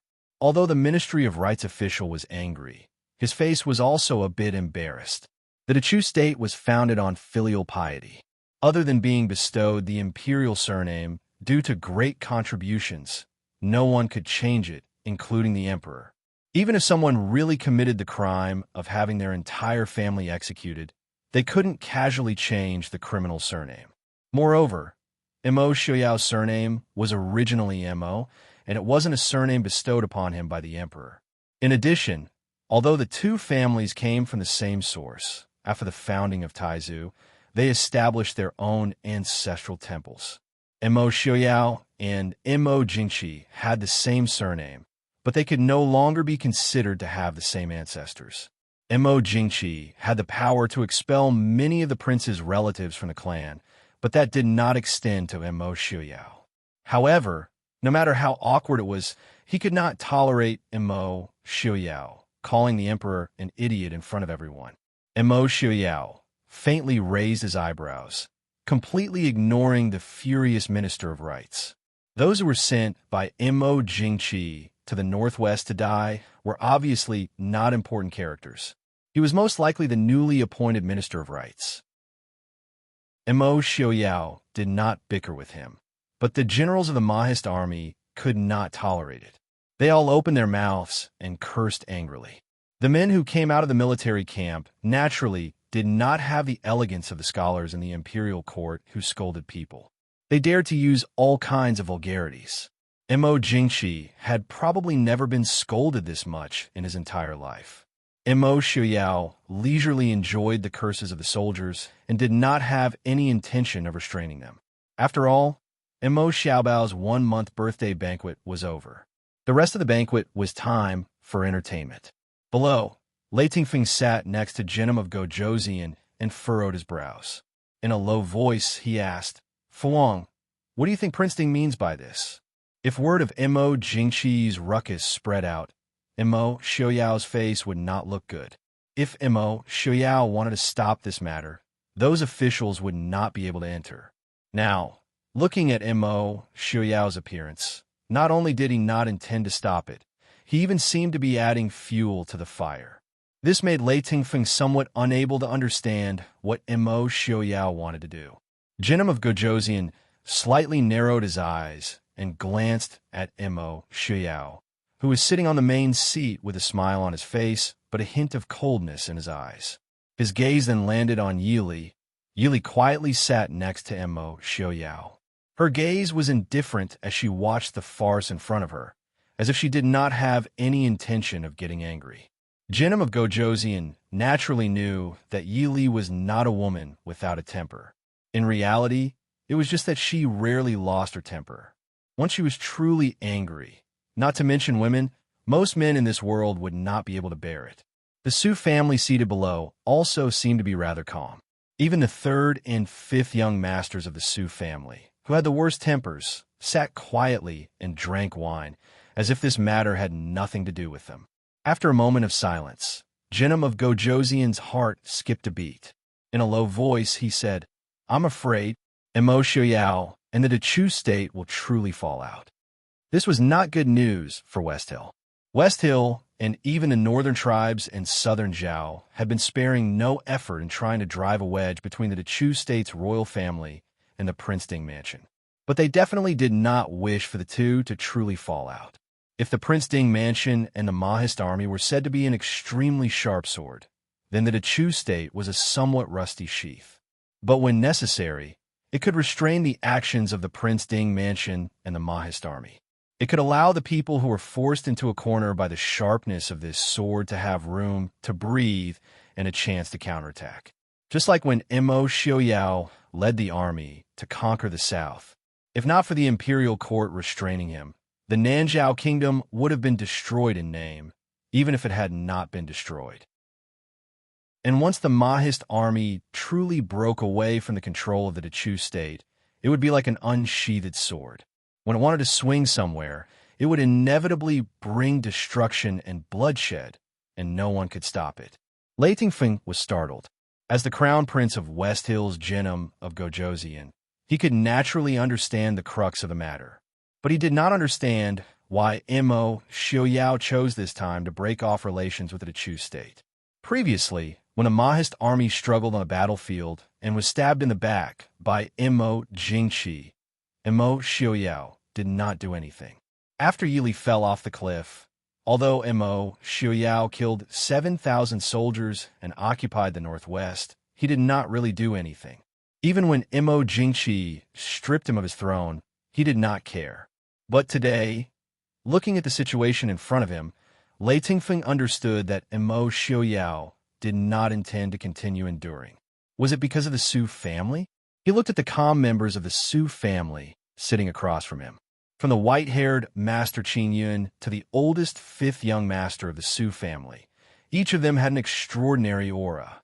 But if it was said that Mo Xiaoyao officially broke off relations with Mo Jingqi because of them, it would not make sense. After all, the Su family had been in the northwest for many days. Jinnum of Gojoseon laughed coldly and said lightly, Mo Xiaoyao is right. Mo Jingqi is really an idiot. He fell into Mo Xiaoyao's trap. Mo Xiaoyao was waiting for him to make the first move. With the pride of the Mahist army, it would be strange if they did not make trouble after being humiliated by Mo Jingqi. Amidst the shouting and cursing, Mo Xiaoyao calmly raised his hand. The shouting and cursing of the Mahist army immediately quieted down. Everyone looked at Mo Xiaoyao, who slowly stood up from his seat, and Yili, who stood up with him. The two of them stood side by side high up in the air, making everyone feel as if they were looking up to them. Mo Xiaoyao smiled coldly as he looked at the Minister of Rites, whose face was green with anger. Then his gaze swept over Mo Jingli. Mo Jingli's heart suddenly tightened. He stared closely at Mo Xiaoyao. The hands behind his back also secretly clenched. Mo Xiaoyao, what are you trying to do? Mo Xiaoyao said, I know what Mo Jingqi wants to say. Since everyone is here today, I also have some things to say.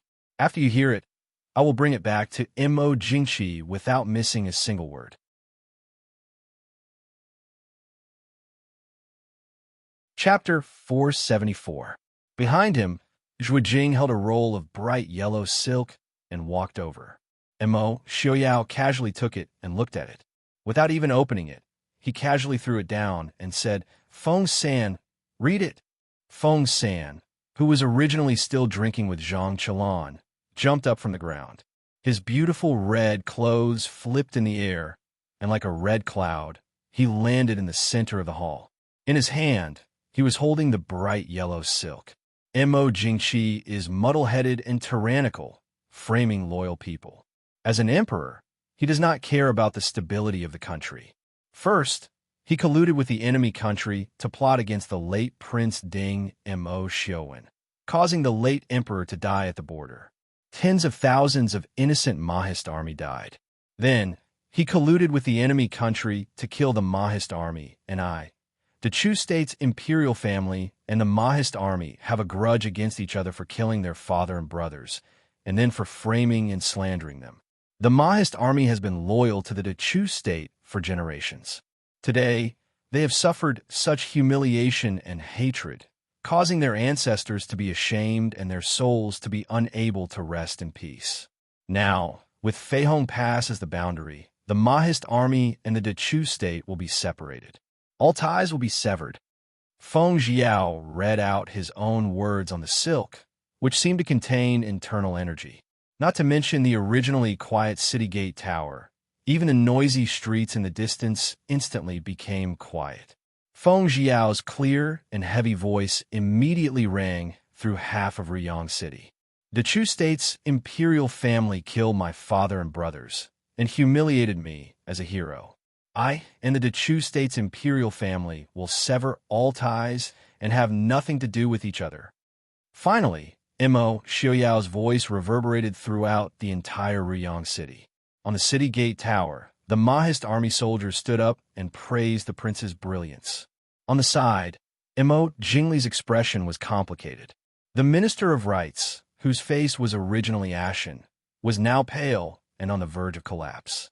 Mo Xiaoyao's resolute voice made it clear that the Mahist army that had protected the Chu state for over 100 years would no longer have any connection with the Chu state.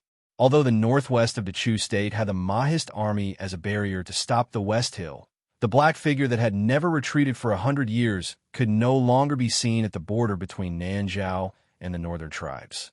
The Mahist army had protected the Chu state for 100 years, but it had finally come to an end tonight.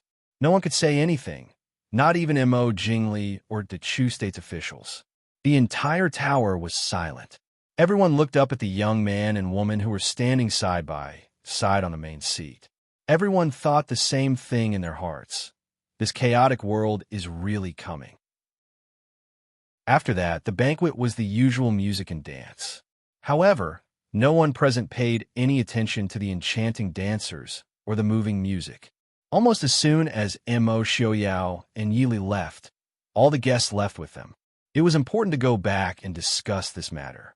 At this time, no one was in the mood to enjoy the wine and dance.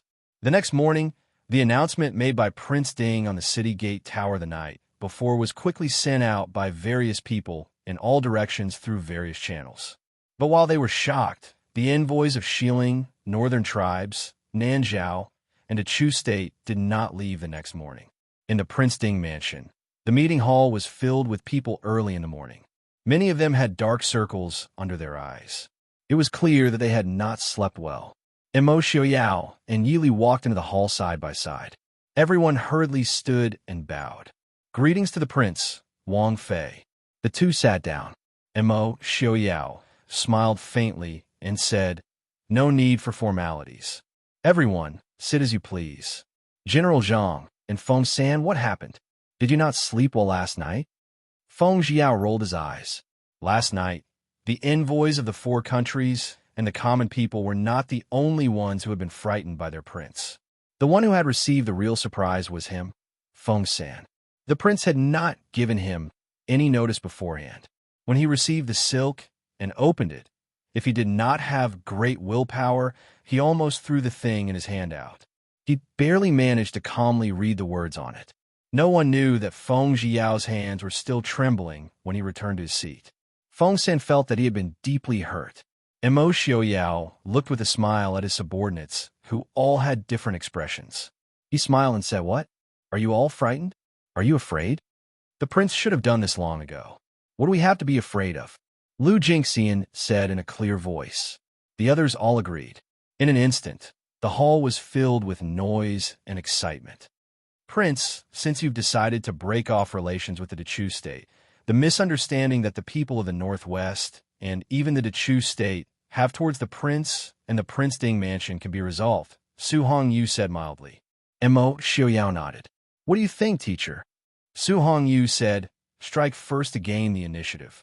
Clearly announce the grudge between the royal family of the Chu state and the Prince Ding mansion to the world. Although most of the people are illiterate, they are not unreasonable." Feng Jiao agreed. What Mr. Hongyu said is extremely true. If we announce it to the world now, by the time the news reaches the Chu capital last night, the whole world will know about Mo Jingqi. This young master wants to see how he will turn the tide. Everyone agreed with Su Hongyu's words.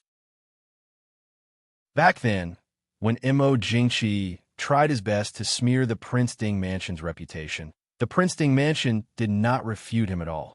They had been waiting for this day. The more the people hated and misunderstood the Prince Ding mansion, the angrier they would be when they learned the truth. Of course, this anger was directed at Mo Jingqi. Mo Xiaoyao and Yili naturally didn't have any objections. Mo Xiaoyao looked at Su Hongyu and said, "We'll have to trouble Mr. Hongyu for this." Su Hongyu was a great scholar whose name was known throughout the world. Leaving this matter to him was naturally twice the result with half the effort. Su Hongyu nodded in agreement.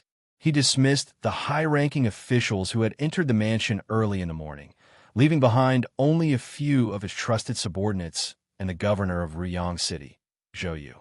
Although Zhou Yu was still young, although he was not outstanding in handling the government affairs, he still followed the rules and did not make any mistakes.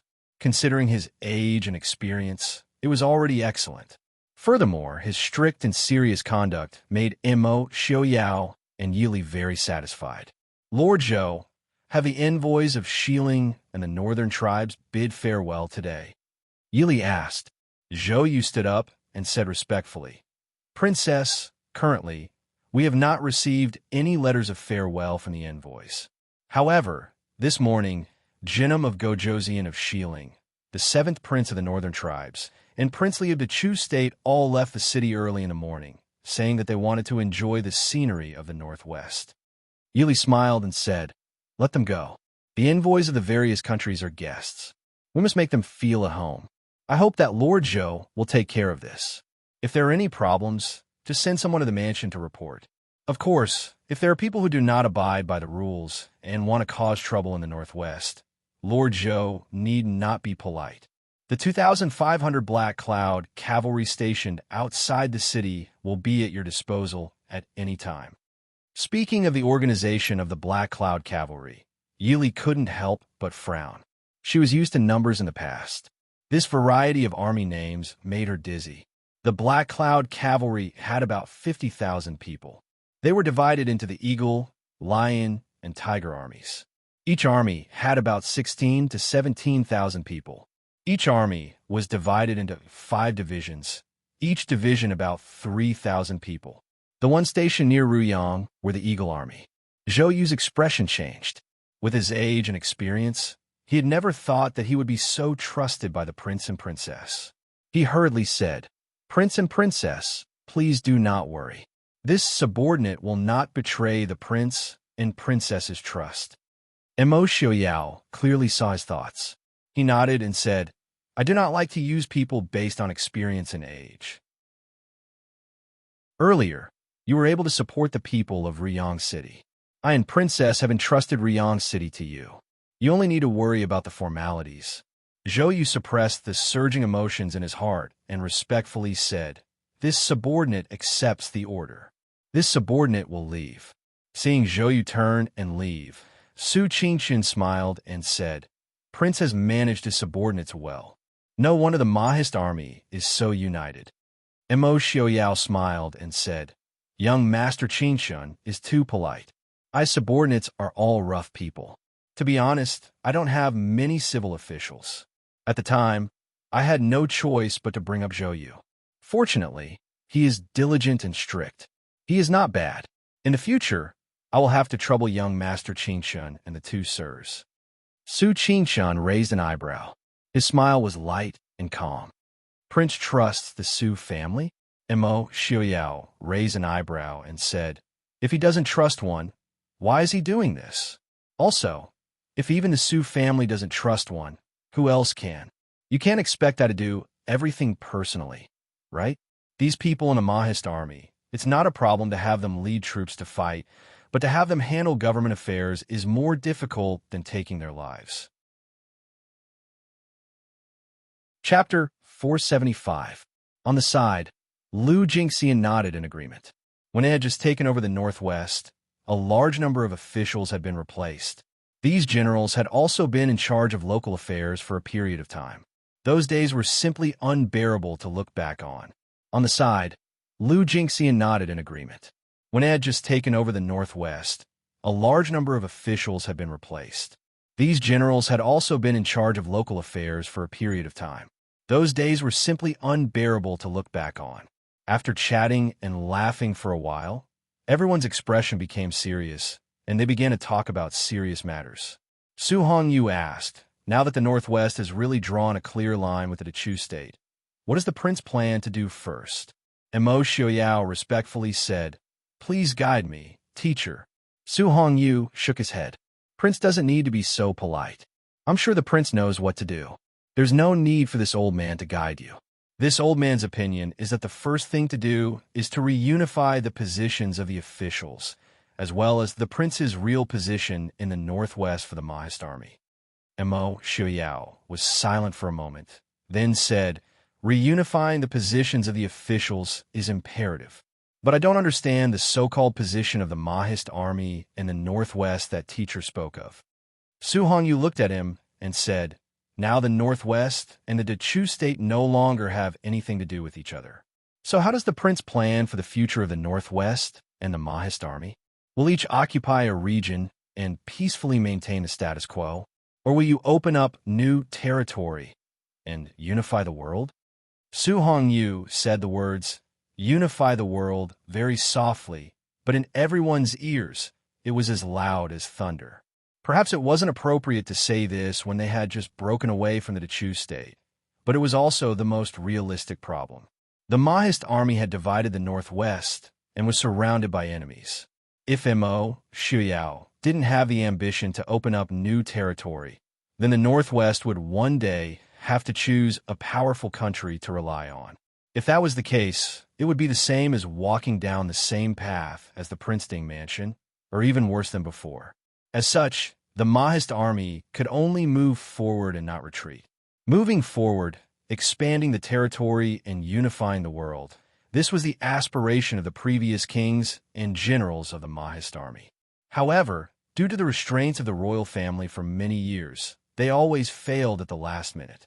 But at the same time, if Mo Xiuyao were to establish himself as emperor, no matter how many reasons he had, he would definitely be labeled as a traitor in the eyes of the world.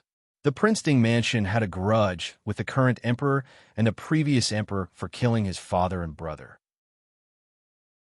Why would they say anything when they broke off relations with the Dechu state? However, if they were to destroy the Dechu state, then they would inevitably be branded as traitors. Su Hongyu calmly looked at Mo Xiuyao. This young Prince Ding had experienced countless hardships, but at the same time, he also carried the glory and reputation of the Ding King's residence for nearly 100 years. Could he bear this kind of infamy and consequences? Mo Xiuyao suddenly let out a low laugh, looking at Su Hongyu with calm and determined eyes. Mo Xiuyao calmly smiled and said, "Mr. Hongyu, there is no need to test I. Since I can break off relations with the Dechu state, why should I not give up such a trivial reputation? The grudge of killing my father and brother, I will definitely get it back from Mo Xiuyao." Su Hongyu was silent for a moment, then stood and cupped his hands to Mo Xiuyao. "Prince, please give your orders." Mo Xiuyao was silent for a moment, then opened his mouth and said, "Change Riyang City to Li City and set the era name forever." Everyone was startled. Feng Jiao reminded, "Prince, the country name." Mo Xiuyao glanced at him and raised his brows with a smile. "Who said I want to set the country name?" Everyone was silent. What did it mean to change the era name, but not the country name? Su Qingchun, who was sitting on the side and listening, raised his head and asked, "Prince, you mean to temporarily not ascend the throne?" Mo Xiuyao carelessly waved his hand and said, "The Northwest is just a small piece of land. Calling myself an emperor is just for my own amusement. Why should I do this for the so-called title of emperor? Under I's rule, if I say I am the king, then I am the king. If I say I am the emperor, then I am the emperor." Everyone understood. This era name was just to distinguish it from the Dechu state's era. Without an emperor, there would naturally be no country name. Seeing that everyone was still hesitant, Mo Xiuyao smiled and said, "Even if I want to establish a country, I can't be so shabby, right? The coronation ceremony was not cheap. Where's the imperial palace? Where's the imperial city? In such a small piece of land like the Northwest, I can't afford to hold a coronation ceremony. Everyone, just make do and save some money." Could it be that he wanted to learn from those idiots who dreamed of becoming emperors and casually occupy a small city to establish country? If he couldn't unify the world, how could he, Mo Xiuyao, have the nerve to call himself an emperor? Su Hongyu sighed softly and nodded. "It is good that the prince has such ambitions. Let's do as the prince says." Su Hongyu sighed softly and nodded. "It is good that the prince has such ambitions. Let's do as the prince says." The day after Prince Ding's full moon banquet, a shocking thunderbolt was thrown from the Prince Ding mansion.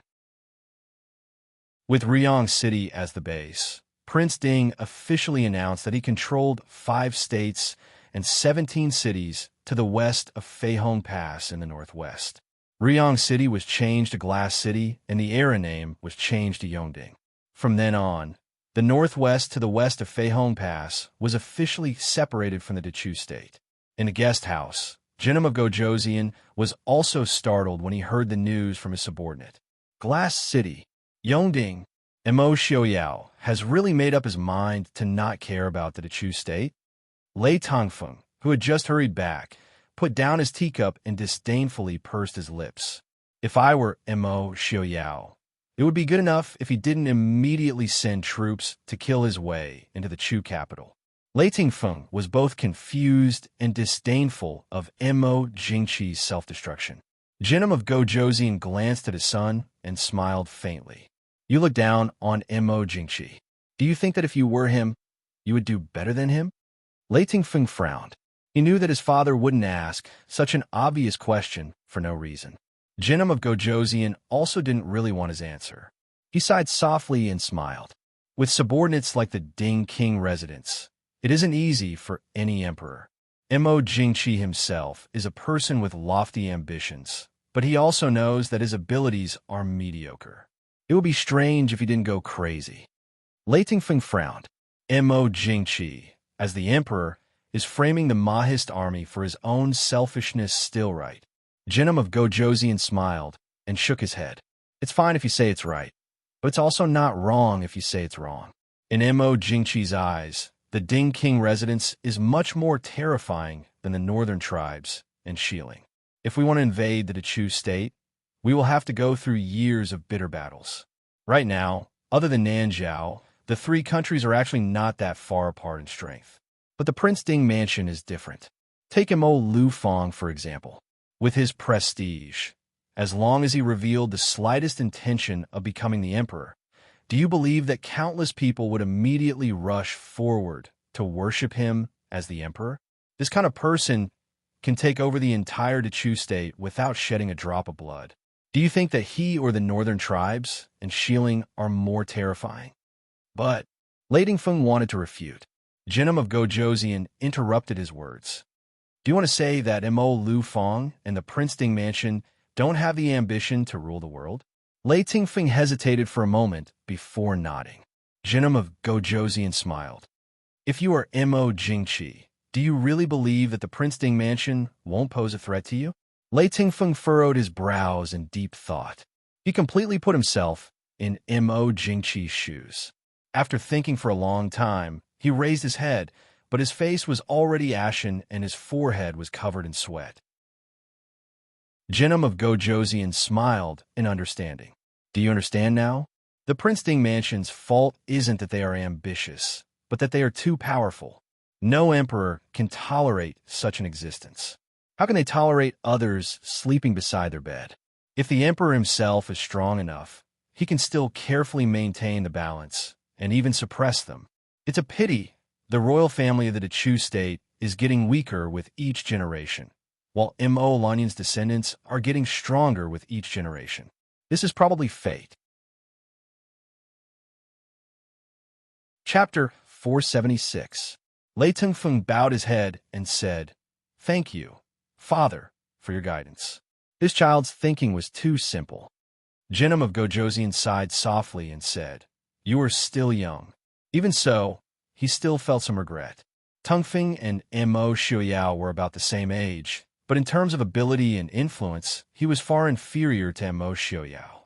It wasn't that his son wasn't outstanding enough, but that Mo Xiaoyao was too outstanding. Father, Mo Xiaoyao's actions. Lei Tungfeng frowned and said, Mo Xiaoyao doesn't seem to have any intention of ascending the throne. Jinnum of Gojoseon nodded and said, If he had intended to ascend the throne, we wouldn't have come to Prince Ding's 1-month birthday banquet, but directly to the coronation ceremony. This is where Mo Xiaoyao is smart. Just watch. After the news from Ryong City spreads, the entire Chu state will immediately lean toward the Prince Ding mansion. But if Mo Xiaoyao were to ascend the throne at this time, it would be very different. In many things, going too far is as bad as not going far enough. This also shows that Mo Xiaoyao is not only outstanding in ability, but also has enough patience. In this world, not everyone can withstand the temptation of the throne. Lei Tingfeng was silent. In the history books, there were countless people who claimed to be kings after occupying a small piece of land. Later generations would only find it comical and laughable. But if one was really among them, how many people could withstand the doubts of the throne? Lei Tingfeng knew in his heart that at least he couldn't. Should we take this opportunity to send troops? Jinnum of Gojoseon raised his hand and said, Send orders back to the border of Shilin. The entire army is to retreat 30 li. Late Tongfeng didn't understand. Father? Jinnam of Gojoseon said in a low voice, let's negotiate with Mo Xiaoyao. Lei Tingfeng frowned. Mo Xiaoyao's actions will definitely infuriate Mo Jingqi. Once Mo Jingqi sends his troops to the northwest, we will take advantage of the situation to invade. Why would father want to negotiate with Mo Xiaoyao? Jinnam of Gojoseon sneered disdainfully. Do you think Mo Xiaoyao really dares to touch Mo Xiaoyao? If he had the guts, he wouldn't have waited until today. So what if Mo Xiaoyao didn't have that era name before? It was a fact that the Mahist army had occupied the northwest. Mo Jingqi had no lack of reason to send troops to suppress them, but did he dare to? At most, Mo Xiaoyao would only send a few troops for show. For the time being, Mo Xiaoyao wouldn't bother with him. When the time comes, the Mahist army will turn around and target us. Lei Tingfeng said, our West Hill isn't afraid of the Mahist army. Jinnam of Gojoseon smiled. That's right.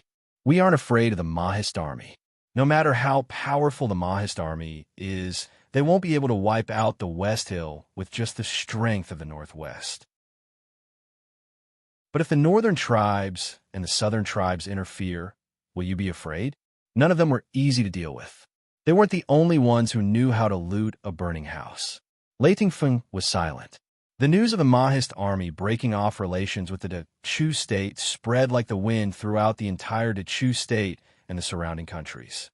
The impact was so great that Mo Jingqi didn't expect it.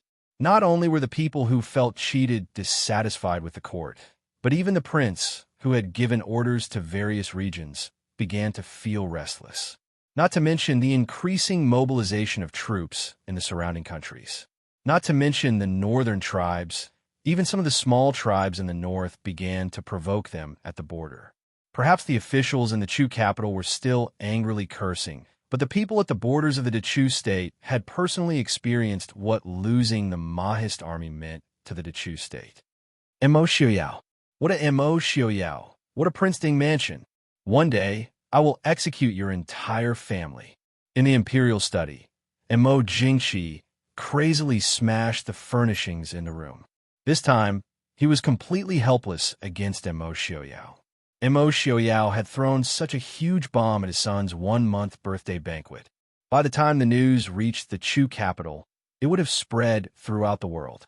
Not to mention that Mo Jingqi wanted to refute or counterattack. There would be countless scholars who would collectively submit memorials to the court every day. Those memorials were more like questions than memorials.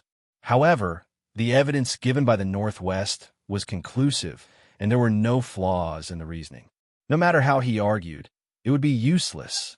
Every day, when Mo Jingqi saw the memorials, he couldn't help but have a headache.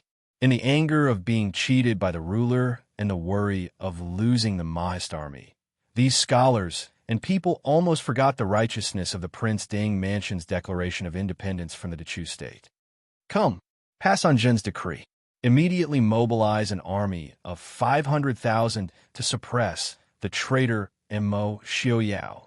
Mo Jingqi, who had lost his head in anger, roared loudly. Right now, he didn't want to think about anything. He only wanted to kill the Mahist army and kill everyone in the Prince Ding Mansion. Only then would he be able to vent the hatred in his heart. Prime Minister Liu, who was standing in the corner, looked at Mo Jingqi's crazy appearance and frowned. He hesitated for a moment and advised, Your Majesty, the northern tribes are eyeing the border covetously. The border between the Southwest and West Hill is not peaceful either. Also, Prince Ding, before he could finish, Mo Jingqi interrupted him. It's the traitor Mo Xiaoyao? Prime Minister Liu nodded and said, Mo Xiaoyao sent 200,000 Mahist army to guard Fei Hong Pass. If we want to, I'm afraid it won't be that easy. Emperor, please reconsider. There were at least 400,000 Mahist army in the northwest. Although the military strength of the Dechu state was several times that of the Mahist army, there were only a few who could really compete with the Mahist army. If they wanted to conquer the northwest, the Dechu state had to be prepared to gamble with the whole country. But no matter how they looked at it, it was obviously not worth it. How could Mo Jingqi not know this? It was because he understood this that he was even angrier. Get out! Get out! Mo Jingqi roared angrily. He grabbed something on the table and threw it over. Prime Minister Liu was old. Although the flying inkstone didn't hit him, he was still shocked. Taking a look at Mo Jingqi, who was supporting himself on the table with an angry face, Prime Minister Liu's eyes darkened. He quickly stepped out.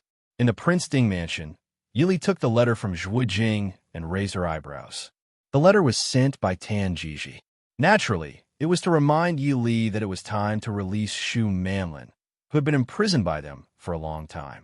Although Shen Yang and Dr. Lin had verified that the Biluo flower they brought back from the Chu capital was real, Yi Li still didn't care about Shu Manlin and didn't release her before the medicine was developed. Zhuo Jing asked, "Princess, should we reply?" Yi Li folded the letter with a smile and put it back. She said with a smile, "Tell Tan Jiji that it's not that I don't want to release her, but that Princess Anxi of Nanzhao is now a guest in Li City. If she knows that the Saint of Nanjiang is here, it won't be good. Tell him to wait a few more days. As soon as Princess Anxi leaves the northwest, I will release her immediately. Tell him to rest assured that we haven't mistreated Shu Manlin in the past few months." Zhuo Jing nodded. He thought for a while and asked, "These days, various forces have been secretly running around in the northwest. Even the prince's mansion can't stay still. Should we release the news about the Imperial Jade Seal?" Yili nodded in agreement and said with a smile, "Otherwise, why would I see Tan Jiji in the northwest? Let's spread the news about Tan Jiji's identity and the whereabouts of the Imperial Jade Seal. Also, he came to the northwest to get the Imperial Jade Seal and the treasure.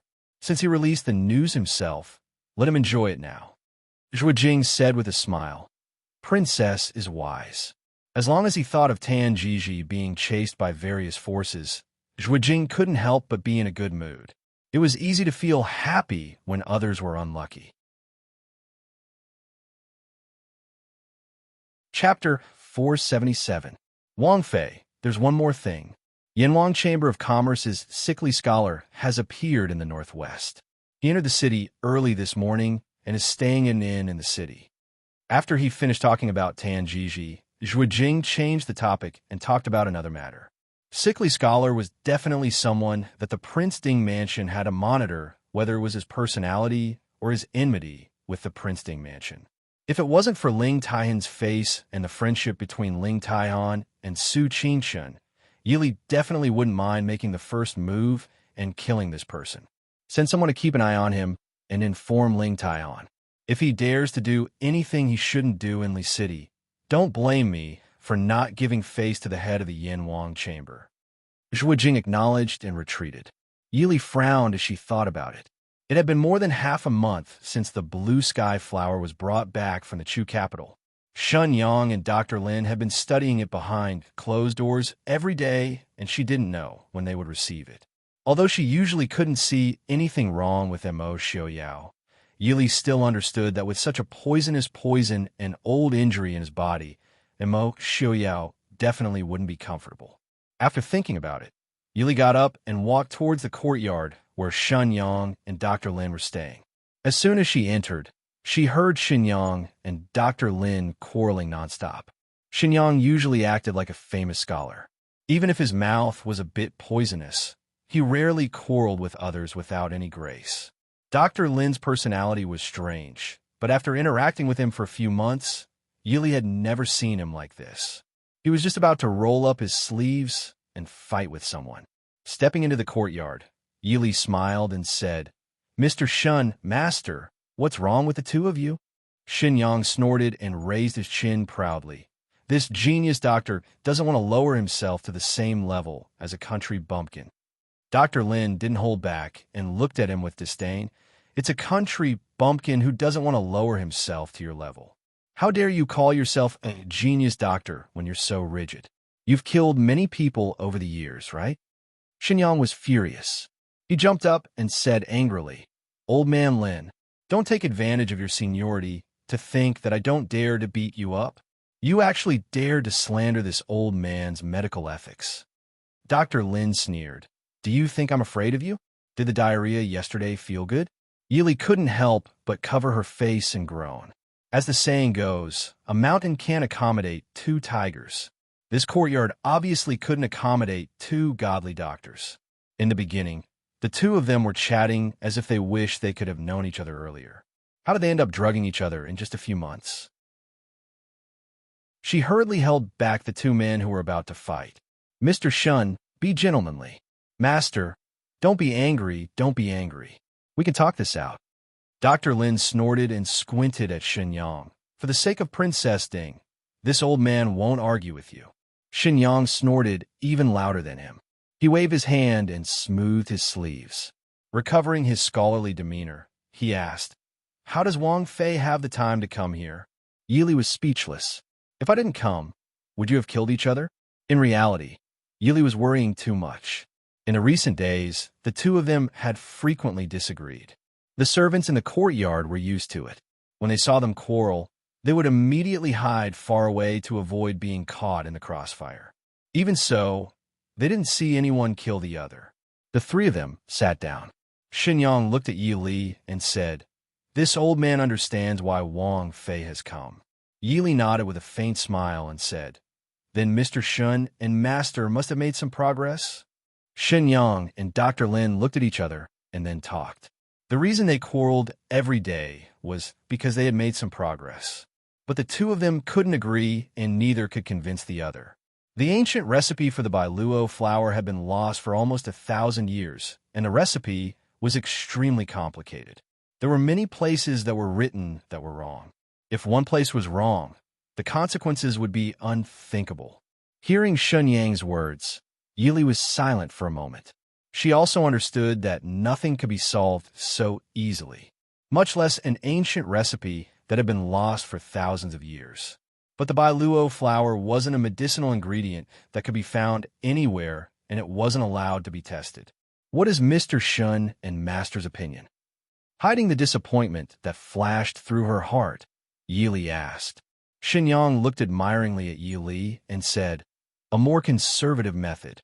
Using the bailuo flower as medicine can temporarily suppress the fire and cold poisons in the prince's body. It can guarantee the prince's safety for many years." Yili shook her head and rejected Shenyang's method. Anyone with eyes could see that the future days wouldn't be peaceful. If something happened to Mo Xiaoyao's body, then it would be better to let the Mahist army and the people of the Prince Ding mansion die. Also, where in the world could they find a second bailuo flower?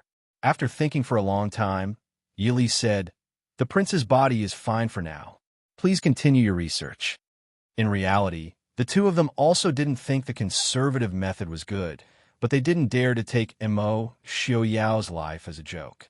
Hearing Yili say this, they naturally agreed. Leaving Shenyang's courtyard, Yili's mood was a bit gloomy. Strolling along the corridor, Yili suddenly stopped and said in a deep voice, "Qin Feng, go invite sickly scholar over. This consort wants to see him."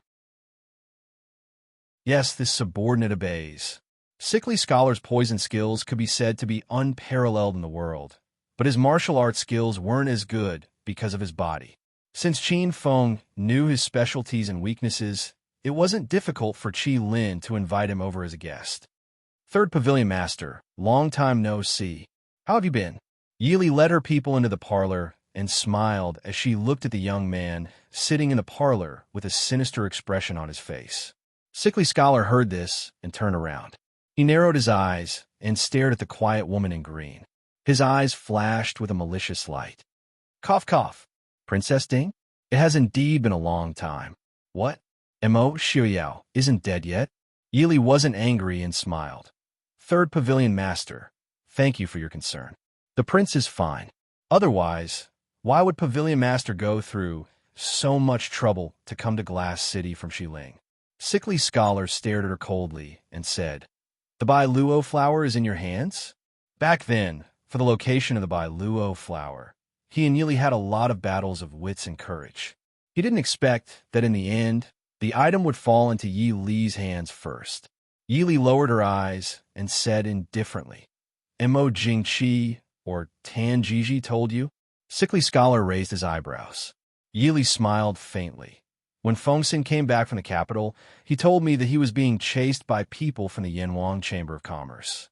This consort guessed that it wouldn't be long before I meet third pavilion master. However, Yili changed the topic, and her calm eyes were tinged with a trace of coldness. Third pavilion master dared to come to my glass city alone. Do you not care about this consort and the Prince Ding mansion? Or do you think that this consort wouldn't dare to touch you because of pavilion master Ling? When Ling Taihan was mentioned, sickly scholar's expression turned ugly. He sneered, "This young master doesn't need you to care about Big Brother's face. Didn't Princess Ding invite this young master here to make a request of me? I heard that godly Dr. Xinyang lives in the Prince Ding mansion all year round. How is it? Has he figured out the prescription for the Bailuo flower?" Yili's lips curled into a faint smile as she nodded and admitted, "Third pavilion master is right. This consort did invite third pavilion master here because of the Bailuo flower's prescription." Sickly scholar's malicious face squeezed out a malicious smile. "Don't even think about it. You want me to save Mo Xiaoyao? Stop dreaming.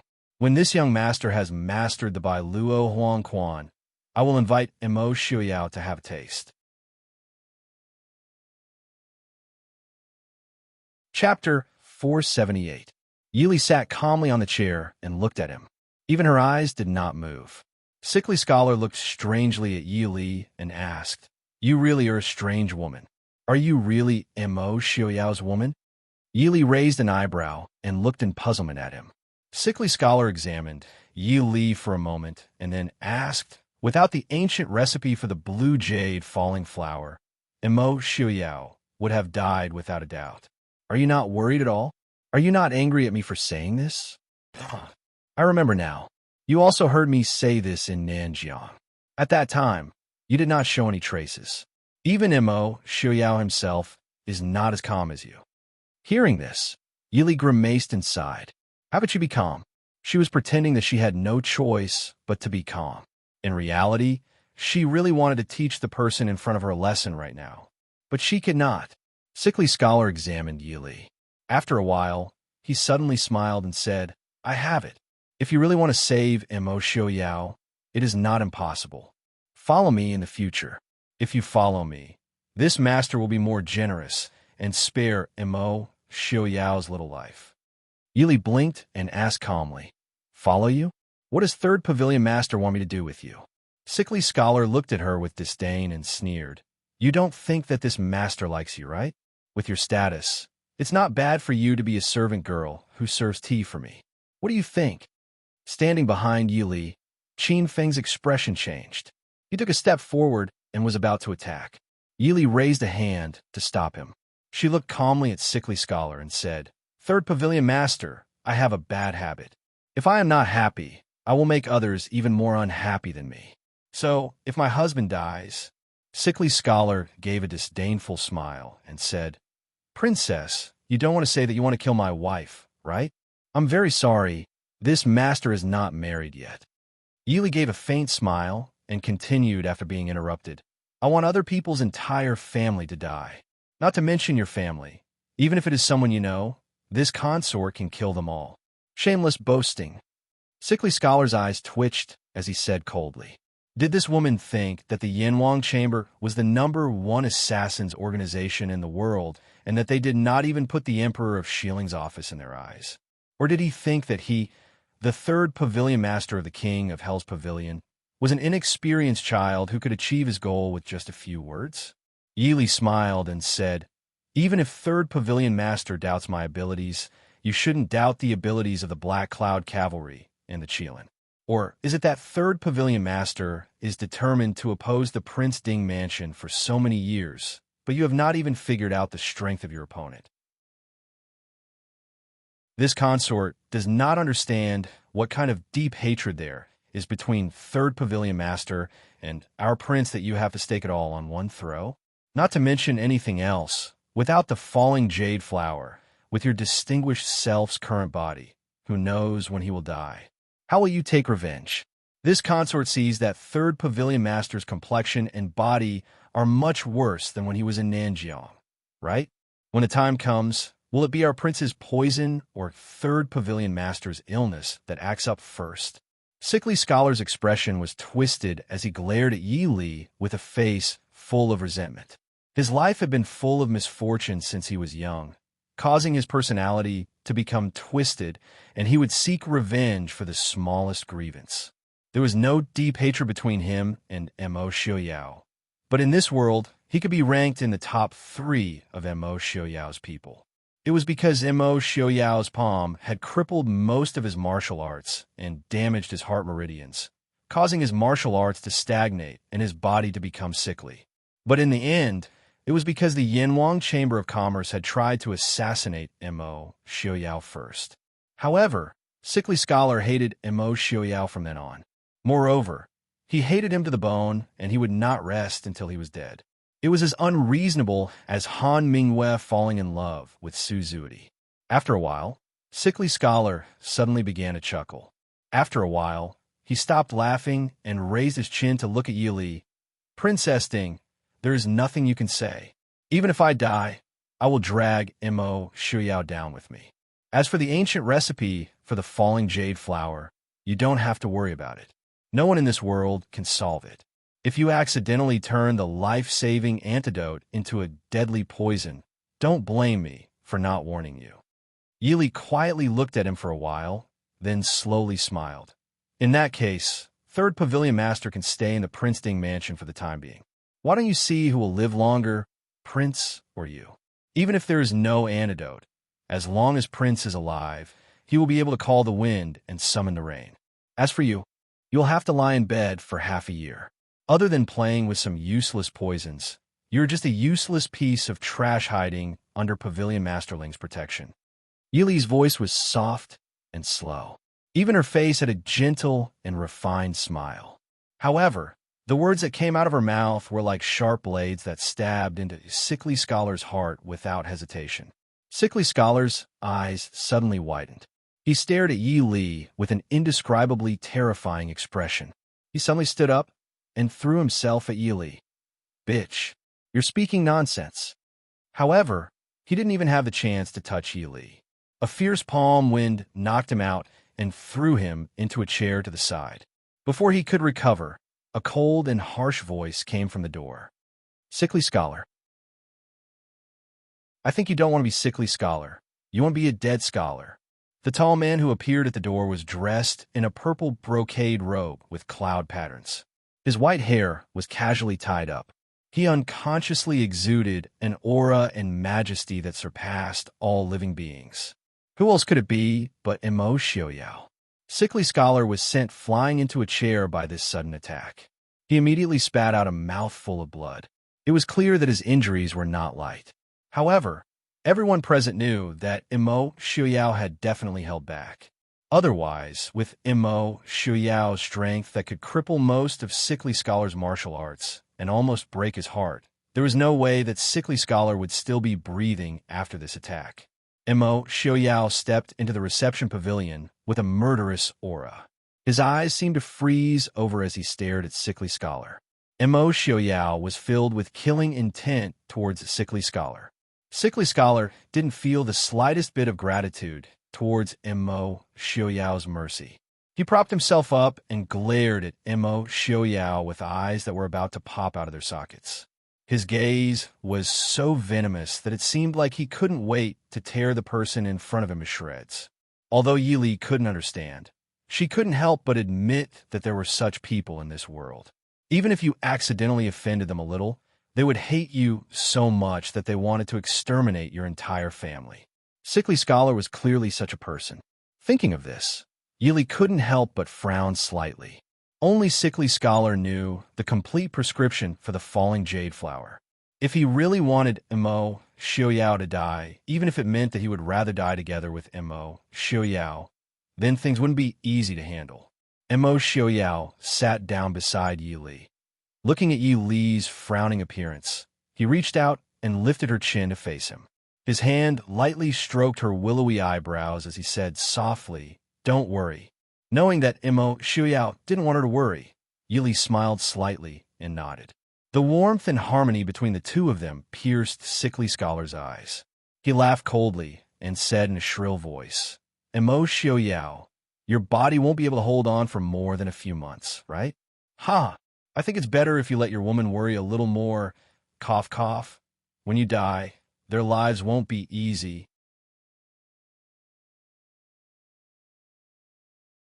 Chapter 479. Third brother, shut up. Before Emo Xiaoyao could fly into a rage, a tall and straight voice came from the door, walking in with a majestic gait. It was the great pavilion lord of the Yanwang Chamber, one of the four great experts, Ling Taihan, whom Yili had met once in Nanjiang. Although Sickly Scholar was arrogant and unruly, he was extremely respectful towards this sworn brother of his.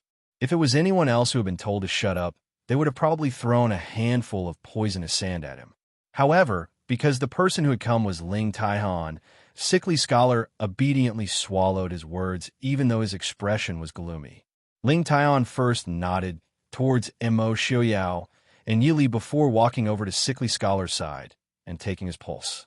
After discovering that the injury wasn't serious, he let out a sigh of relief and cupped his hands towards Emo Xiaoyao. Many thanks to Prince Ding for being lenient. Yili sat beside Emo Xiaoyao and carefully observed this world-famous Yanwang Chamber Lord. Last time in Nanjiang, time was tight, and the two of them only exchanged a few words. They didn't have time to observe each other. Ling Taihan was only 35 or 36 years old this year. Because of his exquisite internal strength, he didn't seem to have reached the age of 30. However, his bearing was calm, and his actions inadvertently revealed a heroic aura that made people understand that he was indeed a mature middle-aged man. At this point, it could be said that Yili had seen the four great experts of the world, without mentioning the oldest, Jinnum of Gojoseon. In Yili's opinion, Jinnum of Gojoseon was more like a politician and general than a peerless expert. Perhaps it was because of this state of mind that Jinnum of Gojoseon's martial arts cultivation had been stagnant all these years. Therefore, even though he was older than Emo Xiaoyao and the others by a generation, he was still as famous as them. As for the other expert, Mu Qingsong, his age seemed to be about the same as Ling Taiyan's. However, Mu Qingsong was trained to be more like a silent killing machine.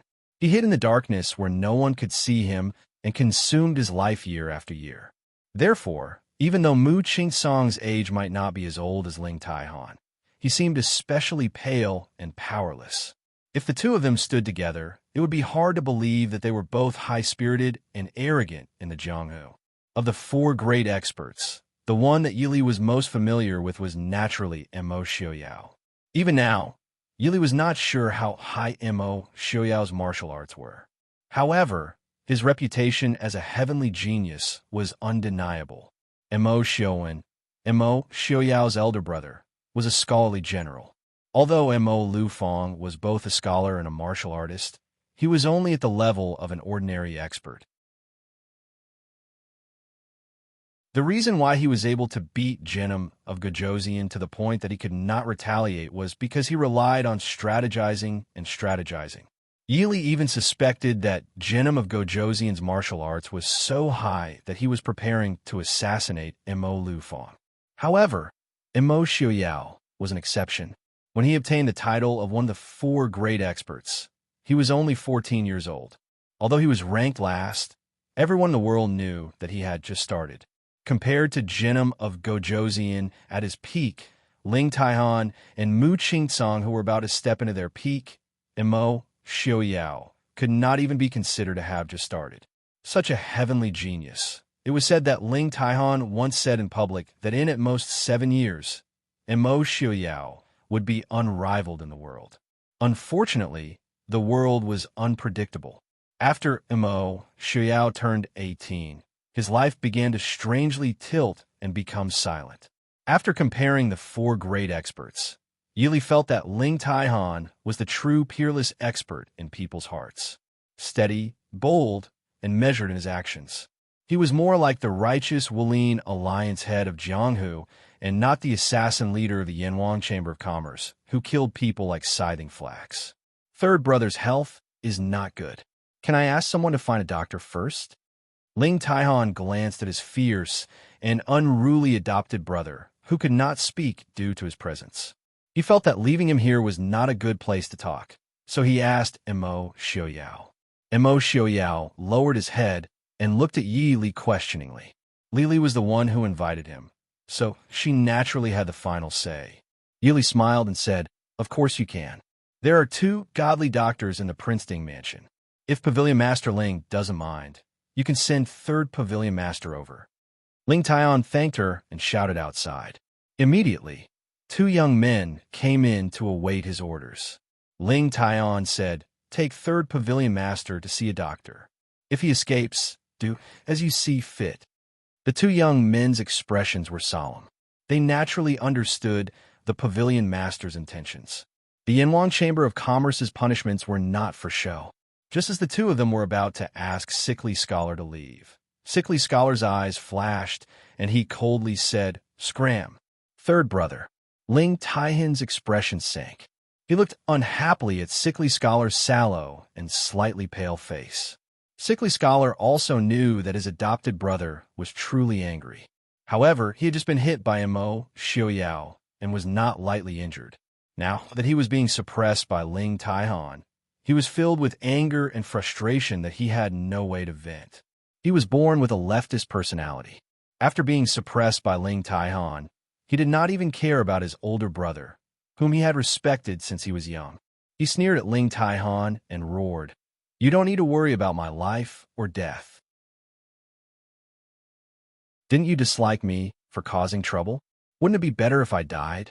Hearing this, Ling Taihan's expression sank.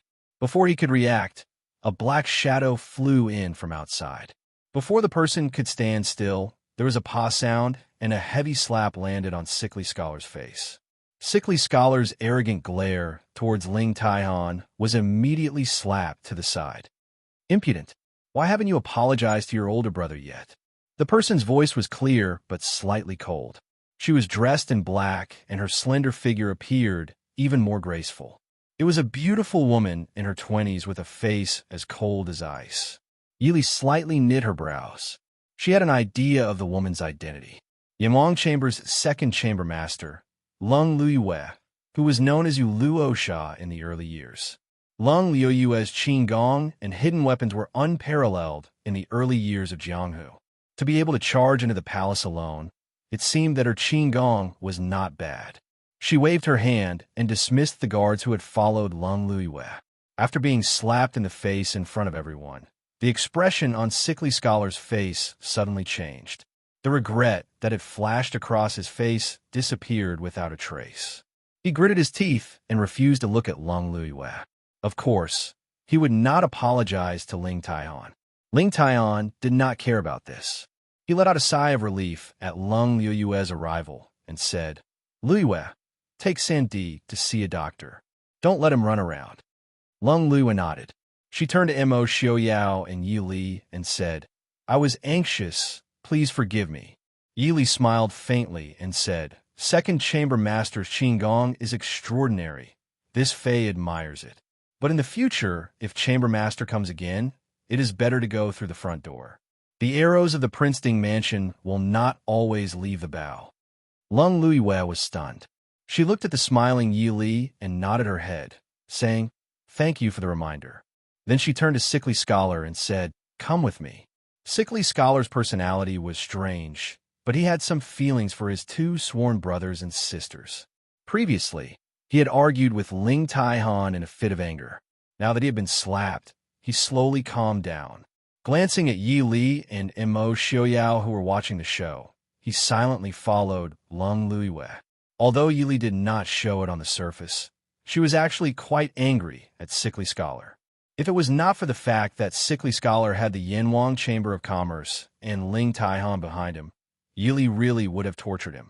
At this time, seeing his obedient appearance after being slapped, she felt very happy. She secretly cheered for Lung Luiyue's slap. Good slap.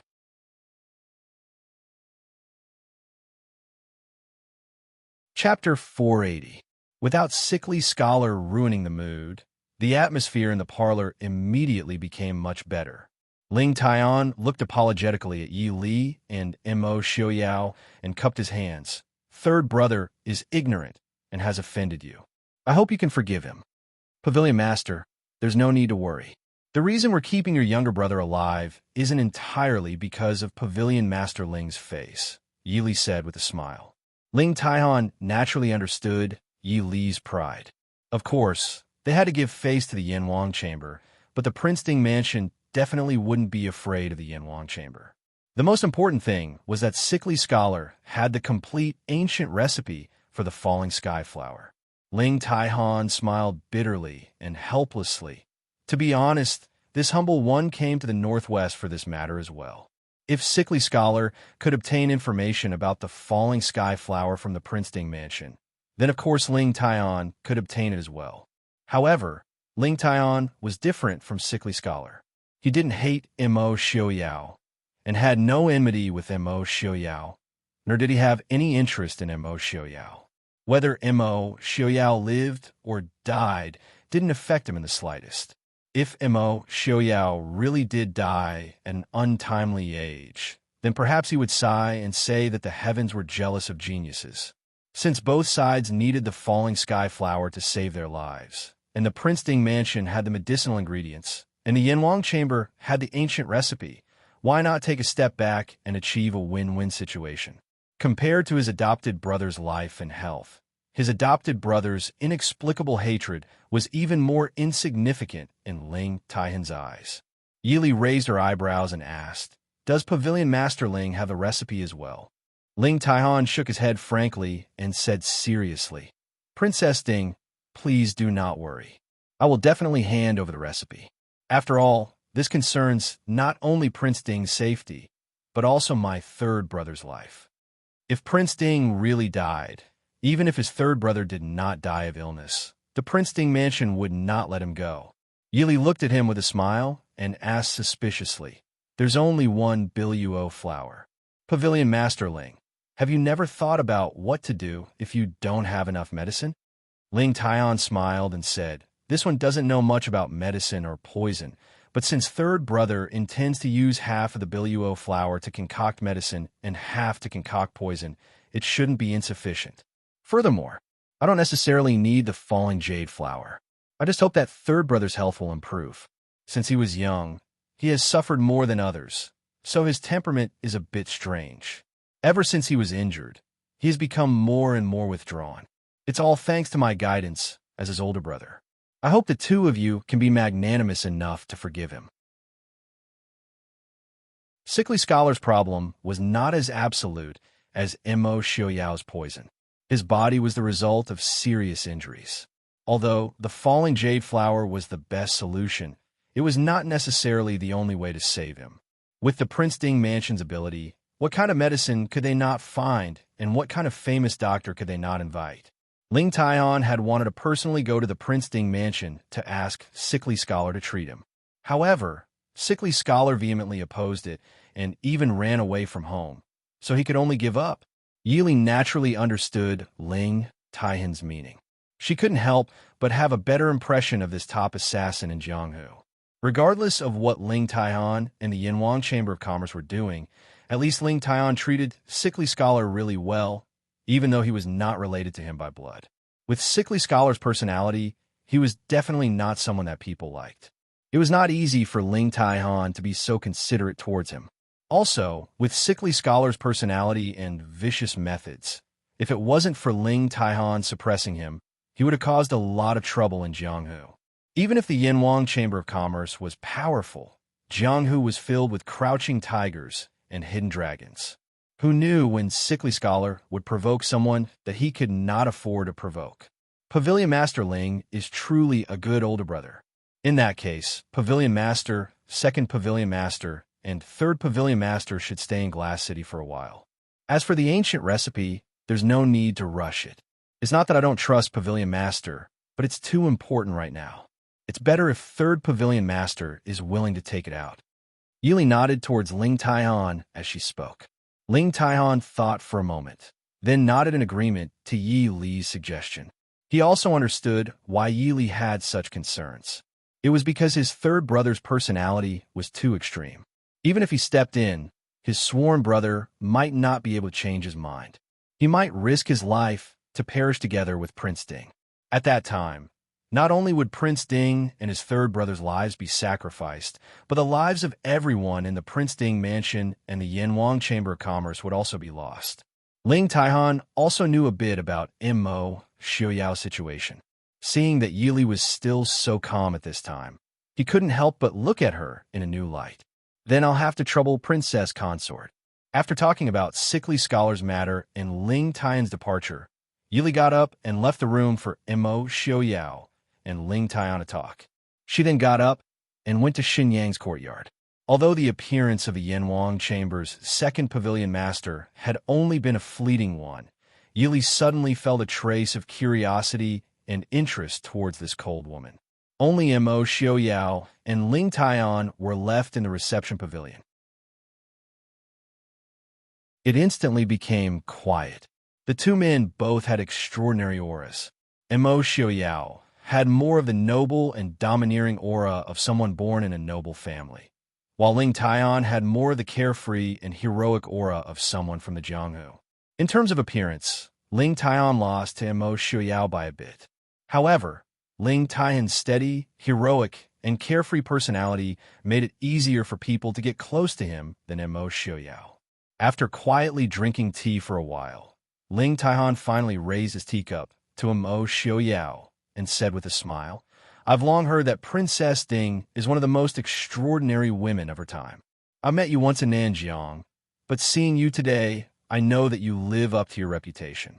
Prince Ding has married a good wife. It's truly a good fortune." Immo Xiuyao nodded without any trace of politeness. Of course, Princess Li is a good wife. Pavilion Master Ling didn't come here just for sickly scholar, right? If that's the case, then there's no need. You and I have an agreement. As long as he doesn't really anger me, I won't touch him. Ling Taihan looked at him with a smile and asked suspiciously, "Why did I feel like Prince Ding wanted to kill him?" Immo Xiuyao snorted and said, "He wanted to hurt Princess Li. I'll let him live." As for how he would let him live, that was up to him. As long as he had one breath left, it was still considered letting him live. You and I both know that he can't hurt Princess Ding at all. Not to mention Princess Ding's skills. The guard standing behind Princess Ding wasn't someone to be trifled with either. Based on his third brother's skills that were equivalent to half a cripple without poison, wanting to harm Ding Wangfei was just wishful thinking. However, Ling Taihan didn't plan on arguing with Immo Xiuyao about this. If he wanted to avenge his beloved wife, it was Yanwang Chamber's fault. He couldn't stop him.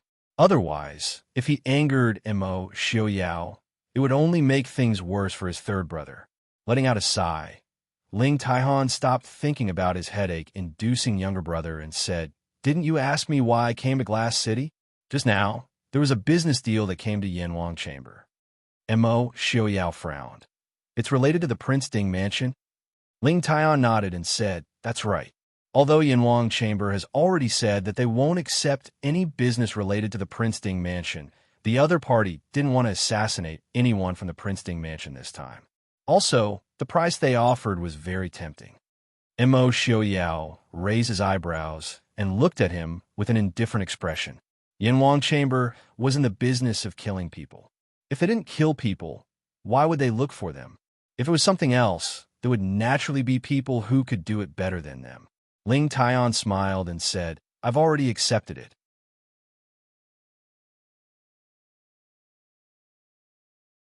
Chapter 481. Immo Xiuyao looked at him calmly. Ling Taihan could only sigh helplessly. He said seriously, "Didn't you fight with Lei Jinting a few days ago? The other side want me to fight with you again. If it weren't for the fact that they couldn't find Mu Qingtsong, they would have even asked him to fight with you." "Reason?" Immo Xiuyao asked. Ling Taihan shook his head and frowned. "I've thought about it a few times these past few days. When you and Lei Jinting fought, neither of you used your full strength. That's why you both managed to escape unscathed. If you and I really fought, it would have been a lose-lose situation. However, after more than 10 years, I'm still looking forward to sparring with Prince Ding again." More than 10 years ago, Ling Taihan was only a young man in his early 20s. He was in high spirits at that time. Although Genom of Gojoseon was famous, he was still much older than them. The only person in the world who could compare to him was Mu Qing-tsong, who knew that at that time, the 14-year-old Imo Xiaoyao, dressed in white, would appear on a horse with a sword. Who knew how many people were stunned by the sword competition that year? Although Ling Taian didn't lose, Ling Taian didn't think that he would win by a single move against a 14-year-old youth. The result was almost a draw. At that time, Ling Taian and Imo Xiaoyao agreed to fight again 5 years later. After that, he went into seclusion in the Yanwang Chamber of Commerce. Who knew that after 5 years, the first news he received was that his third brother had recklessly gone to find trouble with Imo Xiaoyao. At the same time, he also learned that Imo Xiaoyao was seriously injured and crippled. At that time, Ling Taiyan's feelings were even more complicated than when he had sparred with Imo Xiaoyao. It was as if he had worked hard for 5 years and thought you could finally kill your enemy, only to be told that your enemy had just killed you yesterday. You really want to fight? Imo Xiaoyao asked. Ling Taiyan laughed and said, why not? Or is your body still not fully recovered? In that case, it wouldn't be too late to fight after the falling jade flower was refined. I just forgot to confirm the date of the duel with him. The only reason he accepted the challenge was because he wanted to spar with Imo Xiaoyao. Therefore, the time and place would naturally be decided by him and Imo Xiaoyao. So many years had passed, and the so-called 4 great masters of the world had gone about their own business. There was almost no chance for them to meet, and this made Ling Taihan feel depressed for a long time. He needed to spar with experts of the same level to improve his martial skills. And among them, Imo Xiaoyao was undoubtedly the best opponent. As for Jinnum of Gojoseon, after hearing about the duel between Imo Xiaoyao and Jinnum of Gojoseon, Ling Taihan had already lost interest in his martial arts. Jinnum of Gojoseon's martial arts were clearly still at the level of 10 years ago. If he used his full strength, Ling Taihan felt that he had at least an 80% chance of winning. As soon as he walked into Shun Yang's courtyard, he heard the sound of an intense argument. It didn't sound like the usual Shun Yang and Dr. Lin who would fight at the slightest disagreement. Instead, it sounded like all sorts of vicious and contemptuous taunts. Even Yi Li, who was standing at the door, couldn't help but twitch her mouth when she heard it. They didn't even enter the room. The two who were like fire and water last time were now united against outsiders. Shinyang sat to one side and leisurely sipped his tea, looking like a distinguished scholar. Dr. Lin was also drinking tea at the side, looking at the people in front of him with disdain. Zhuo Jing, who had brought Lung Luiyue and sickly scholar over, could only persuade them. Sirs, it was Wang Fei who asked you to take a look at this person. Dr. Lin snorted softly and glanced at Zhuo Jing, saying, how come this old man doesn't remember saying that I will only listen to your Wang Fei's orders? She said to take a look, so I'll take a look. Shinyang smiled and said, this one may be receiving his salary from the Princeton mansion, but as a divine doctor with self-respect, this one will definitely not take a look at someone of the same profession. These words were clearly to Dr. Lin's liking. Dr. Lin nodded and said, speaking of which, this old man had a nickname in the Jianghu in the past. It was called seeing death, but not saving. The meaning is, I won't save those who shouldn't die, and I won't save those who should die. When Dr. Lin first exclaimed that he was going to bed, it was at least 30 years ago. He was older than everyone present. Naturally, they didn't care whether what he said was true or not. Instead, they clearly expressed their position. Sickly Scholar kept coughing. It was unknown whether it was because he was angry or because his injuries were too serious. When he finally recovered, he pulled Lung Luiyue and said, second sister, let's go. After saying this, his gaze swept over Shun Yang and Dr. Lin like it was dipped in poison. He was thinking that when he recovered, he would come back and poison these two old farts to death. Shun Yang and Dr. Lin naturally saw his gaze and expression. However, if it was someone else, they might be afraid of Sickly Scholar's superb poison skills and the poison that was difficult to cure. However, these two people could be said to be the top doctors of their time. Unless the Sickly Scholar really had the ability to concoct a poison that had been lost since ancient times, there really weren't many poisons that could scare them. Lung Luiyue was different from Sickly Scholar. She had also heard of Xunyang's name. The Yinhuang Chamber of Commerce was a place where all kinds of strange people gathered. Lung Luyuan naturally understood that most of the people with abilities had strange temperaments. She faintly looked at Sickly Scholar and cupped her hands. Third brother was rude. Please forgive the two doctors. Hearing Lung Luyuan's words, Yili understood that it was most likely Sickly Scholar who provoked them first. After all, although Shan Yang and Dr. Lin quarreled every day, they had never had any disputes with unrelated people.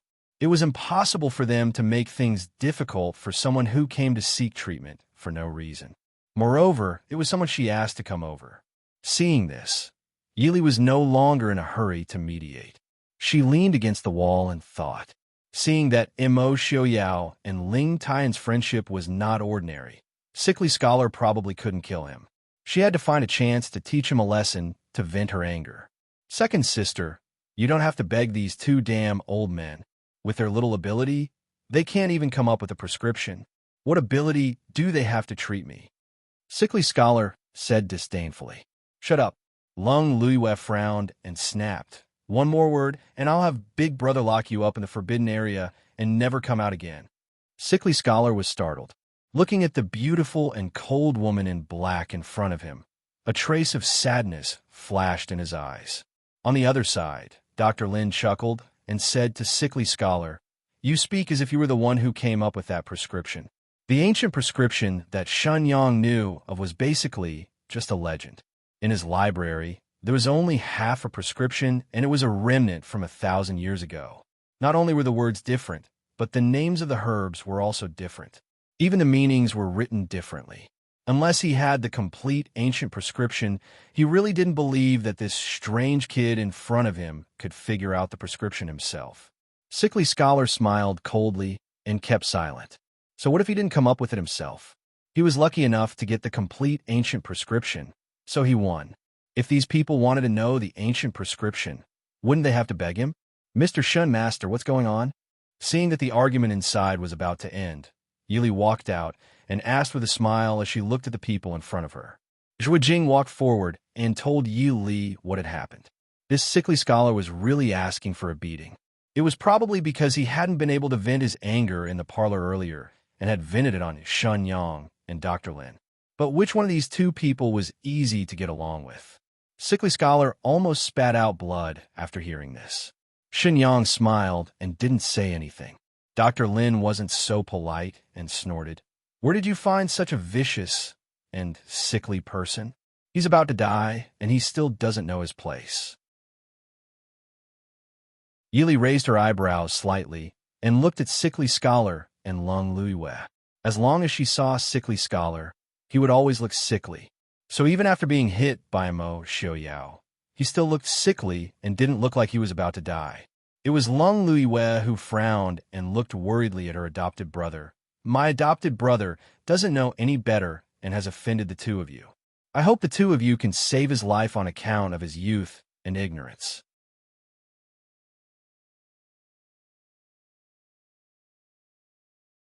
Chapter 482. Dr. Lin narrowed his eyes at Lung Luyue and said, You're more honest than that girl, but your brother, he's so mischievous. He clearly needs to be taught a lesson. It's better to kill him. Dr. Lin was still brooding over the fact that Yili had lied to him. Yili smiled bitterly in her heart. Lung Luyue was a famous assassin in the pugilistic world. Master, is there something wrong with your eyes? Lung Luyue's expression was solemn. Looking at Sickly Scholar's twisted expression, she said helplessly, We siblings have relied on each other since we were young. My younger brother is insensible, and as his elder sister, I've taught him. Please forgive me. After saying that, Lung Luyue bowed deeply to the two of them. Just as Lung Luyue said, the three siblings had grown up together. When they first met, the oldest, Ling Taihan, was only 12, she was 9, and the youngest, third brother, was only 5. The three of them had no one to rely on as they wandered the pugilistic world. Later, the three of them were taken into the Yinhuang Chamber. In a place like the Yinhuang Chamber, only 2 or 3 out of 10 children could survive. It was also Ling Taihan who protected the two of them.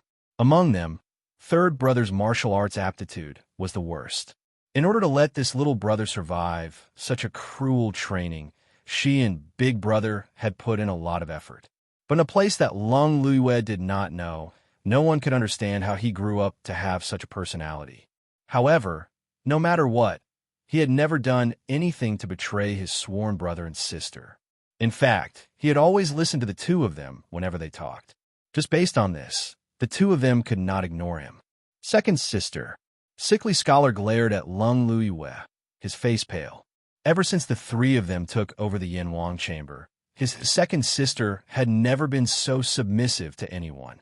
But now it was all because of him. It was as if he was an insensible little brother who would never grow up. Master Shun Master. Pavilion Master Ling and Prince can be considered old acquaintances. I hope that the two of you can make an exception, Yili said softly. Xinyang faintly glanced at Yili and said with a faint smile, Elder Lin isn't wrong. If this brat continued to torment himself, even the emerald falling flower wouldn't be able to save his life. Did he really think that the falling jade flower was an immortal medicine? Did he really think that as long as he had half a breath left, he would still be alive and kicking? Wang Fei, don't even think about the prescription in his hands. I think he clearly doesn't want to live anymore. Maybe he wants to die together with the prince. Hearing this, Sickly Scholar's expression changed slightly. His face was ashen, and he didn't say anything. Yili saw this and was secretly surprised. Could it be that Mo Xiaoyao and Sickly Scholar really had some deep-seated hatred? After thinking for a while, Yili said, no matter what, Pavilion Master Ling will be staying in Glass City for a while. We have to give him face. I asked Mr. Shun and Master to put in some effort. Moreover, Yili gave a low laugh and said softly, didn't Mr. Shin say that Prince's illness was very boring because he hadn't seen any difficult illnesses in all these years? Now, does this one count as having a difficult illness? Hearing this, Shen Yang's eyes lit up. Although Sickly Scholar's illness and Prince's poison were completely different concepts, there were still some areas where they could be studied together. Of course, he couldn't use Mo Xiaoyao to study, so he will obediently let this old man take a look. Yili didn't hide this from Lung Luiwe and Sickly Scholar. Without waiting for Sickly Scholar to reply, Lung Luiwe answered first, Mr. Shun, don't worry. I guarantee that he will be obedient. Yili gave a faint smile as she looked at Sickly Scholar, who wanted to object but didn't say anything in the end. She blinked her eyes. She seemed to know how to treat this annoying fellow. The three people from the Yanwang Chamber of Commerce stayed in the Prince Ding Mansion. With Ling Taihan and Lung Luiwe around, Yili didn't have to worry about Sickly Scholar playing any tricks. However, she still ordered Mo Hua to send 20 more shadow guards to stand guard in the main courtyard. Qin Feng also sent 4 of Qi Lin's elites to stand guard in the main courtyard.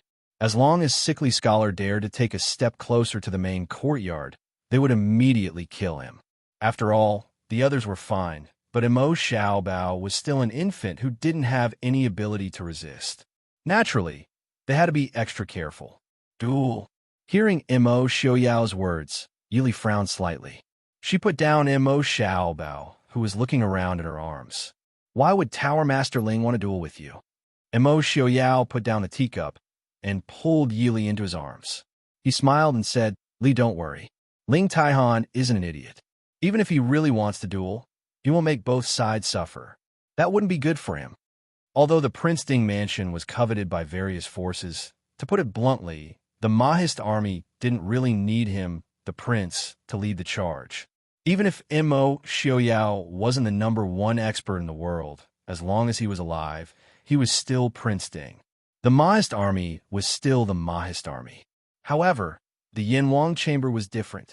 The Yanwang Chamber was an assassin organization. They had countless enemies in Jianghu. If it wasn't for Ling Taihan's martial arts, they wouldn't have been able to live peacefully for so many years. Once Ling Taihan and he were both injured, the enemies in Jianghu would probably immediately attack the Yanwang Chamber. Yili leaned in Mo Xiaoyao's arms and thought, who asked Tower Master Ling to deal with you? Genom of Gojoseon? Mo Xiaoyao shook his head and said, no, It shouldn't be enchanting. Enchanting is a prideful person. He just fought to a draw with me, so he definitely wouldn't ask someone else to fight me. If I was defeated by someone else, wouldn't that mean that Genom of Gojoseon is not only inferior to father, inferior to me, and inferior to Ling Taihan? Yili lowered her eyebrows and thought that this made sense. After thinking for a while, she said in a low voice, Tan Jiji. It couldn't be Mo Jingqi. If it was Mo Jingqi, he would have directly asked for Mo Xiaoyao to be killed and not compete with him. Only Tan Jiji. Tan Jiji was currently in the northwest. If Mo Xiaoyao was seriously injured, it would be much more convenient for him to do anything in the northwest. Zhao laughed softly. It seems that Tan Jiji still hasn't given up on the treasure left behind by his ancestors. It was no wonder that Yili wanted to laugh. The previous Emperor Gaozu was too evil. He built such a large imperial mausoleum and gave his descendants hope, but the most important thing was fake. If it was Yili, she also couldn't help but curse him. Yili could almost imagine the Emperor Gaozu holding the fake imperial jade seal with a wretched smile when the imperial mausoleum was completed. Mo Xiaoyao nodded his head and said, I remember that Li also said that there were some clues in the imperial mausoleum. When Yili had just returned, Mo Xiaoyao only thought of keeping her by his side. How could he have a mind to think about these things?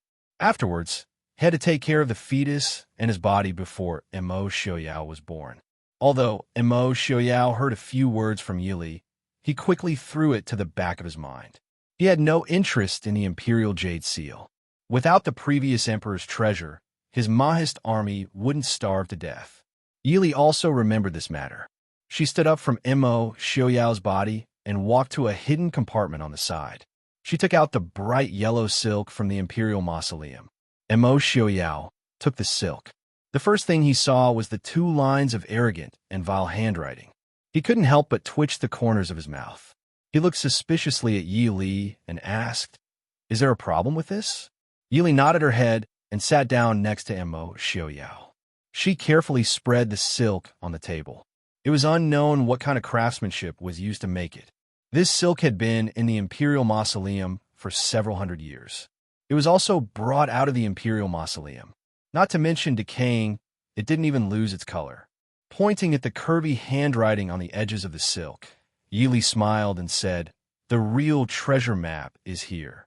The curvy handwriting on the edges of the bright yellow silk was very small. If one didn't look carefully, it would be easy to mistake it for a normal pattern like clouds or waves. Yili smiled in her heart.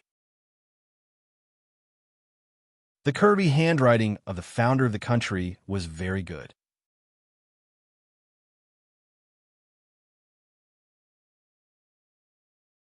Chapter 483. Mo Xiaoyao stared at the silk for a while, then said with a frown, This should be a type of writing. I remember that some of the books left behind by the previous dynasty's Emperor Gaozu, personally examined, would sometimes have these strange symbols left behind in some inconspicuous places. However, most of the time, there would only be a few scattered ones, so they would usually be treated as random markings and ignored. However, the silk in front of them had at least 100 symbols woven into it. Mo Xiaoyao was an extremely intelligent person, so he naturally saw a pattern. At the same time, he was certain that this was a type of writing that they did not understand at all. Yili nodded and smiled. Correct, this really is a type of writing. Yili picked up the brush and ink that had been placed to the side. She looked at the silk in front of her as she absent-mindedly ground the ink. Mo Xiaoyao was silent for a while, then asked, Li recognizes this type of writing? Yili smiled and nodded. She raised her head and glanced at him. I truly do recognize this type of writing. This is a type of writing from the extreme west, a place even more distant than the countries of the western regions. However, I will not tell you why I know this. The room was silent for a while. Yili did not pay attention to him. After grinding the ink, she spread out a roll of paper and began to translate the characters on it. After a while, Mo Xiaoyao suddenly fiercely pulled her into his embrace. Yili stopped writing, but did not turn her head to look at him.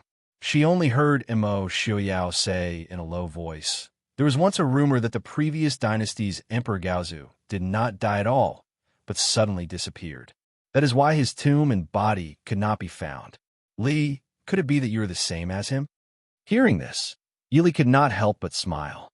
She put down the brush and turned her head to look at the man who was staring at her with a serious expression. She raised her head and gently kissed him on the lips. Yili said in a low voice, "Do you know where the previous dynasty's Emperor Gaozu came from?" Mo Xiaoyao shook his head. The previous dynasty's Emperor Gaozu was born in a chaotic era, as if he had come out of nowhere. No one knew of his past, his family, or even his parents. His background was the same as his early life, which was why he became one of the most mysterious emperors in history. Yili laughed and said, "Then, Prince, do you know where I come from and which family I come from?" Mo Xiaoyao looked deeply at the smiling woman in front of him. Yes, his Li was different from that emperor. Li was the daughter of the Yi family. Her mother was born in the Su family of Yinzhou. Yili sighed and leaned into his embrace. She smiled and said, "My family, my husband, and my children are all here. Where can I go?" Mo Xiaoyao's hands tightly clasped Yili's waist as he leaned his forehead against hers and said in a low voice, "Li, if you leave me, I will throw Mo Xiaobao out to become a beggar." Yili was speechless as she raised her hand to pinch his handsome cheeks. Dr. Lin's medicine was very effective. In just a few months, even if they were this close to each other, there were no visible scars. She forcefully pinched Mo Xiaoyao's handsome face and said, "How many times have you used my baby to threaten me? I already told you not to joke about my baby. He's still young and doesn't understand. When he grows up, he will be sad when he hears your words." Mo Xiaoyao pulled away Yi Li's hand that was pinching his face until it turned red. He unhappily glared at the babbling Mo Xiaobao who was lying in the cradle. Li actually pinched him for this brat. Of course, this debt would be placed on Mo Xiaobao. As a result, Mo Xiaobao was implicated when he was still a baby. Mo Xiaoyao hugged Yi Li and buried his face in the hair on her shoulder. His voice sounded a bit low and muffled. Yi Li helplessly rolled her eyes. She couldn't afford to hurt a man who suddenly had a heart of glass. She lightly patted Mo Xiaoyao's shoulder and said, "All right, I promise I won't leave you. Be good. I still need to translate this. Don't you want to see it?" "I don't want to," Mo Xiaoyao said in a muffled voice. He hated the previous dynasty's Emperor Gaozu. If he was going to die, then he should die cleanly. What was the point of leaving behind a treasure map? Then what do you want? Yili took a deep breath in her heart. She decided that if Mo Xiaoyao continued to cause trouble, she would chase him out. Mo Xiaoyao carried her to the bed behind the screen. "I'm tired. Rest with me." In a daze, Yi Li, who was already pressed down on the bed, couldn't help but roll her eyes at the bed curtains. "Mo Xiaoyao, could you be any more childish?" Without giving her a chance to retort or speak, an even hotter flame instantly engulfed the two people lying in each other's embrace. Yi Li quickly translated the words on the silk. It was a good thing that Emperor Gaozu didn't trick them this time. The real location of the treasure was in the northwest. It wasn't very far from Glass City, but now clearly wasn't the right time to dig for the treasure. They had to at least wait until the nobles of the various countries that were secretly searching for the treasure in the northwest had all retreated. Yi Li handed the translated text to Mo Xiaoyao. Mo Xiaoyao only took a glance and memorized it in his heart. He then casually burned the translated text and the original treasure map, leaving no trace behind. Yi Li arranged for the people of Yanwang Chamber to stay in a medium-sized courtyard in the northwest corner of the residence. Although Glass City wasn't completely smooth right now compared to the chaos outside, it was rare for it to be peaceful. Yi Li didn't have anything important to do, so she turned her attention to the Bailuo flower. The first thing she wanted to do was naturally to deal with Sickly Scholar, the bastard who deserved a beating. After breakfast, Yi Li went to visit the courtyard where the people of Yanwang Chamber were staying. Ling Taihan and Lung Luiwe were currently sparring. Sickly Scholar sat alone at the side and stared fixedly at his brother and sister who were flying and dodging around in the garden. His expression was gloomy, and his hand that was holding onto the chair gripped the armrest tightly, as if he wanted to scratch a few marks on the mahogany chair. Yili smiled as she walked to Sickly Scholar's side. She casually smiled and said, "I've long heard that although Pavilion Master Lung is a woman, she is also one of the top experts in the Jianghu. Looking at it now, you and Pavilion Master Ling are indeed a good couple." Sickly Scholar's facial muscles twitched. He raised his head and looked at Yi Li darkly. Because of Yi Li's profession in her previous life, what kind of evil and perverted person hadn't she seen before? Sickly Scholar's bit of skill wasn't enough for her to take him seriously. She smiled as she looked at Sickly Scholar and said, "Speaking of which, it's strange. Pavilion Master Lung should be in her early 30s this year, right? A girl at this age who hasn't married yet. Pavilion Master Ling is really holding her back. Later, I should mention this to my prince and ask him to remind Pavilion Master Ling, third Pavilion Master. Don't you think so?" Yi Li. Sickly Scholar gritted his teeth. What followed was another earth-shaking cough. When he took his hand away, his palm was stained with blood. On the other side, Ling Taihan and Lung Luiyue naturally heard the commotion. They quickly stopped the fight and rushed back. "Third brother, what's wrong?" Ling Taihan asked in a deep voice. Sickly Scholar didn't appreciate it. He raised his head and looked hatefully at Ling Taihan before returning to his room. Ling Taihan frowned and said to Lung Luiyue, "Luiyue, go take a look at him." Lung Luiyue nodded silently. She put away the pair of short thorns in her hands and turned to enter the room. Ling Taihan casually picked up a towel to wipe his hands. He turned and said to Yi Li, "Princess, third brother's health really isn't good. Princess, please have mercy." Yi Li raised an eyebrow and smiled. So Ling Taihan had seen that Sickly Scholar had suddenly coughed up blood because of her anger. Yi Li didn't refuse. She waved her sleeve and sat down across from Ling Taihan. She said with a smile, "Pavilion Master Ling, even if third Pavilion Master is your relative, you can't be too biased. This consort was also angered by third Pavilion Master yesterday. If I can't vent this anger, this consort won't be able to eat or sleep well." Ling Taihan was helpless. His own sworn brother's mouth wasn't something an outsider could say. Even he, as the older brother, sometimes wanted to give him a good beating. Looking at Yi Li and sighing, Ling Taihan said, "Is Princess wondering why this one keeps protecting third brother?" Chapter 484. Yi Li nodded slightly. She was indeed a little curious. With Ling Taihan's personality and temperament, he shouldn't like someone as stubborn and ruthless as Sickly Scholar. It wasn't that Ling Taihan was merciful, but even though Ling Taihan was the king of Hell's Pavilion Lord, he was much more open and upright than those righteous people who acted like thieves and prostitutes in the dark. Such a person definitely wouldn't like someone with a twisted mind.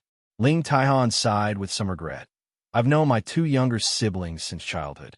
Although my third brother was taciturn when he was young, he wasn't like this. At that time, we were still children, and we didn't have any skills. Naturally, we suffered a lot. One year, Lu Yu was seriously ill, and we spent all our savings. But how could that little savings be enough to treat the illness? In order to save Lu Yu, the third brother sold himself and left with the others, leaving behind only the money. After Lu Yu recovered, we joined the Yin Wang Chamber. Lu Yu practiced martial arts day and night in the hope that one day he would be able to find my third brother. By the time I found my third brother, it was already more than a year later. No one knew how much he had suffered during that time. When we found him, he was seriously injured and almost dying. My third brother's aptitude wasn't good. Even if he practiced martial arts, he wouldn't be able to reach the level of Lu Yu and I. He wasn't suitable for a place like the Yin Wang Chamber. After he recovered, Lu Yu and I hoped that he would live a peaceful life like an ordinary person. With Lu Yu and I looking after him, he wouldn't be bullied. But who knew that he... Ling Taihan smiled bitterly. He didn't listen to our advice at all. In the end, he joined the Yin Wang Chamber by himself. With his aptitude, if he practiced martial arts, he would at most become a second-rate assassin in the Yin Wang Chamber. Most of the time, he would be used as cannon fodder. So he took another path and specialized in poison, which made him a top assassin in the Yanwang chamber. Although he was ruthless to outsiders, he was extremely good to his own people. Although she was an assassin, Moon Flo was still a woman. Sometimes, she would be soft-hearted. Every time, third brother would take the initiative to help Lu Yu accept some business that she couldn't do. Yili quietly listened to Ling Taihan's words. She didn't expect that the three leaders of the Yanwang Chamber of Commerce, the most feared organization in Jianghu, had such a past. However, it made sense. After all, innate perverts were in the minority. Sickly scholars' mental illness wasn't cultivated in a day. Pavilion Master Ling and Pavilion Master Lung are tolerating him because you feel sorry for him? Ling Taihan remained silent. Clearly, he agreed with Yi Li's words. At that time, Ling Taihan was still young and full of vigor. Moreover, he lived in a place like the king of Hell's Pavilion. Therefore, he spent most of his energy on improving his martial arts. By the time he came back to his senses, his sworn younger brother had already become a frightening poison master in Jianghu. Yili looked thoughtfully at Ling Taihan and asked, "Speaking of the three pavilion masters, even third pavilion master should be close to 30 this year, but you haven't married yet. Why is that?" Ling Taihan looked down thoughtfully. After a while, he sighed and said, "This one is focused on martial arts. I really don't have any thoughts of marrying. Moreover, the Yanwang Chamber of Commerce is in the business of killing people. Those who kill will be killed by others. It's better not to have any family." But after hearing what Wang Fei said today, this one just remembered that it delayed Lu Yu and third brother. Yili couldn't help but frown. She looked closely at Ling Taihan's calm and vexed expression. It seemed that Ling Taihan really didn't have any feelings for Long Luiyue. It was certain that Sickly Scholar had a crush on Long Luiyue. If Ling Taihan didn't have any feelings for Long Luiyue, then this matter would be much easier to handle. But she didn't know what Long Luiyue was thinking. Even if a woman was an assassin, she shouldn't be over 30 and still not have a sweetheart, right? The only men close to Long Luiyue were Sickly Scholar and Ling Taihan. If Yili had to choose, Yili felt that she couldn't abandon Ling Taihan and like Sickly Scholar. Pavilion Master Ling knows why this Fei has come. Yili asked softly. Ling Taihan nodded and said, "Of course. Over the next 2 days, Luiyue and I will try our best to persuade third brother to give up the prescription. After all, this is a matter that benefits both sides. There is no need to make it so that both sides suffer." Then, Pavilion Master Ling, please answer this Fei's question, Yili said. Ling Taihan was startled and a bit surprised, but he still nodded and said, "I will tell you everything I know." Yili looked down and asked in a low voice, "What does Pavilion Master Ling think of Pavilion Master Lung?" Ling Taihan frowned and said, "Of course I think of Luiyue as my younger sister." Ling Taihan reacted very quickly and immediately understood what Yili meant. His calm and handsome face showed surprise as he said, "Princess's meaning is?" Yili smiled faintly and was about to nod when she heard the sound of clothes fluttering behind her. The two of them turned around at the same time and saw Lung Luiyue's black figure walking away. Yili looked helplessly at Ling Taihan and gave a bitter smile. It seemed that Lung Luiyue had heard their conversation. More importantly, Lung Luiyue really did have feelings for Ling Taihan, so she had left in sadness after hearing Ling Taihan's words. Pavilion Master Lung is not familiar with Glass City, so Pavilion Master Ling should go take a look first. Don't let anything happen.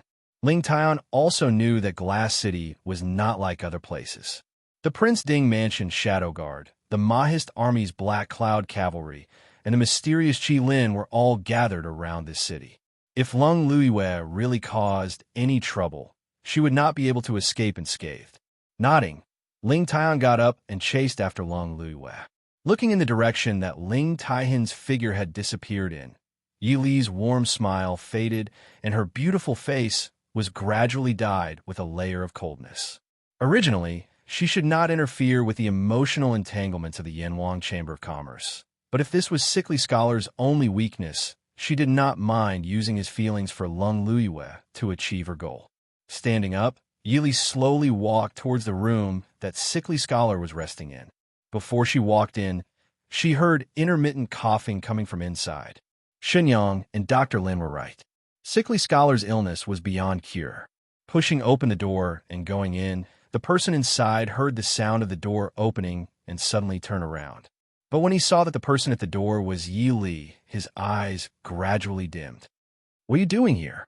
As the Wang Fei, "You don't even know to report before entering someone's room?"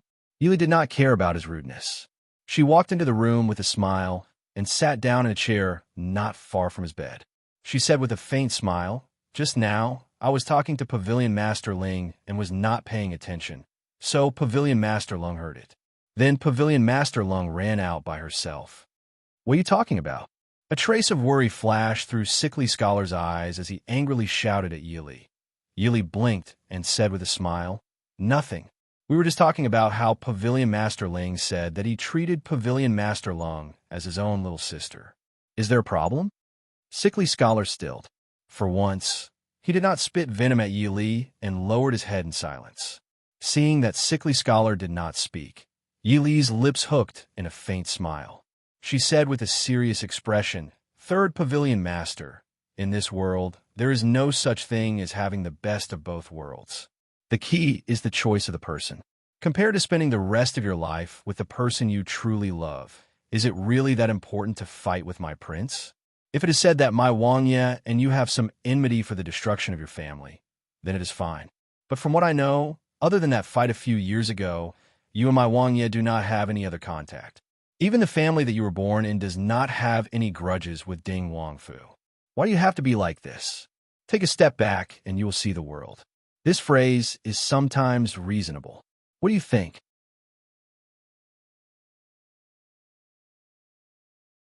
Chapter 485. Sickly Scholar suddenly raised his head and glared fiercely at Yi Li. The expression on his face changed unpredictably. There was anger being seen through by Yi Li, hatred and unwillingness towards Mo Xiaoyao, as well as an indescribable sense of inferiority and sadness. "You make it sound so nice, but don't you just want the prescription?" Yi Li nodded in agreement and said with a smile, "I'm naturally saying this for the prescription and for my husband's life. Could it be that I'm trying to be a matchmaker for Third Pavilion Master? It's not like I have nothing better to do. With the prescription, I'll be happy if my prince can keep his life.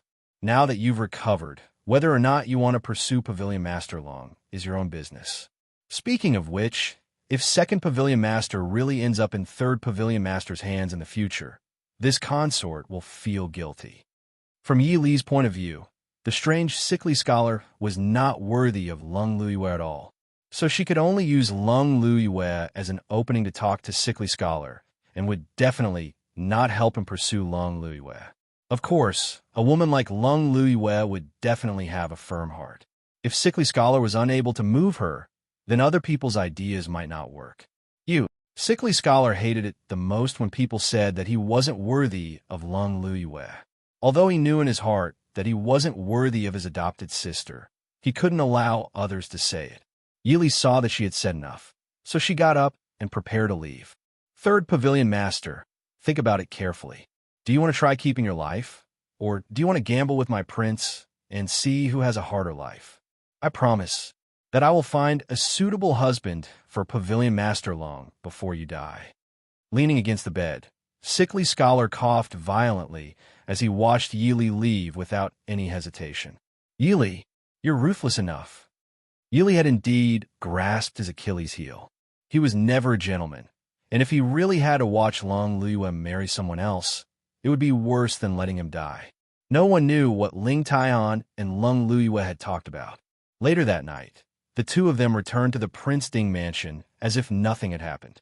After dinner, Yi Li and Su Qingqian had a rare moment of leisure as they played chess and chatted. Sickly Scholar asked the guards in the courtyard to deliver a piece of cloth that was filled with ancient handwriting. It was made of an unknown material. Yi Li unfolded it, and a satisfied smile appeared on her face. She handed the cloth to Qin Feng behind her and instructed him to personally deliver it to Shenyang and Dr. Lin's courtyard. Yi Li looked more relaxed now that she had finally resolved the matter that had been weighing on her mind for a long time. Su Qingqian pondered as he fiddled with a chess piece and said, You've obtained the prescription for the Bailuo flower. Why are you so happy? Yili smiled and said, Of course I'm happy. Is Big Brother not happy? Su Qingchun shook his head and said with a smile, A grown woman cannot be kept at home. Yili was embarrassed by his words. She had already been married for more than 2 years. Su Qingchun put down a chess piece indifferently and said with a smile, You deliberately stirred up the emotional entanglements between Ling Taihan and his 2 siblings to force sickly scholar to submit. Ling Taihan is still upset and has not reacted yet. When he comes back to his senses, he will make trouble for you. Yili did not care at all. She raised her hand and put down a chess piece to swallow a few of Su Qingchun's white pieces and said, Ling Taihan has the nerve to make trouble for me? That pavilion master Lung is already over 30 years old. She has spent her entire youth on him. He should give someone an explanation, right? Su Qingchun's hand that was holding the chess piece paused for a moment. He looked at her with a smile and said, Why do I feel like you're implying something? Yili immediately felt a chill down her spine when Su Qingchun stared at her with a smile that was not a smile. However, she still maintained her composure and said, Is it wrong? In this world, what kind of good family can a woman over 30 find? Regardless of whether Ling Taihan knows or not, as her big brother, he allowed his adopted sister to be over 30 years old without even asking about her marriage. Isn't that too unreasonable? To put it nicely, Pavilion Master Ling is obsessed with martial arts and is not disturbed by external matters. To put it bluntly, he is a scum who has ruined a woman's life. Scum? Su Qingchun's smile deepened. Little sister Li, if you have anything else to say to your big brother, you can say it all. Yili sweated and scolded herself in her heart for being so disappointing. She did not know why she was so afraid of Su Qingchun and not Su Qingze, who had been even more serious since childhood. Of course, this was not just Yili's fault. In fact, the 3 brothers of the Su family were more afraid of the gentle and refined Su Qingchun. I'm not talking about you, big brother. Big brother, don't take it personally. Su Qingchun nodded. Seeing Yi Li's rare, guilty look, he sighed helplessly and asked, Did Princess Anqi come to see you? Yi Li was a bit embarrassed. Su Qingchun's love life was not something she should care about. Princess Anqi didn't say anything about you, but Princess Anqi was the princess of a country and the crown princess. The people of Nanjiao were completely different from the culture of the Central Plains. They had no interest in the so-called Imperial Jade Seal, but they still stayed in Glass City for a long time. How could Yili not know why? Although Su Qingchun did not hide from Princess Anqi, he was busy with the affairs in the northwest and did not have much time to accompany her.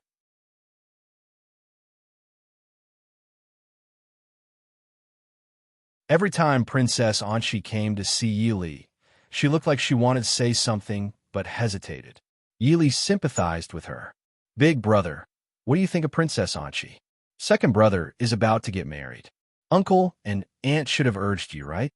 After thinking for a while, Yili decided to ask Su Qingchun's opinion, not only because of Princess Anqi, but also because of eldest aunt, grandfather, and uncle who had always hoped that big brother would get married soon.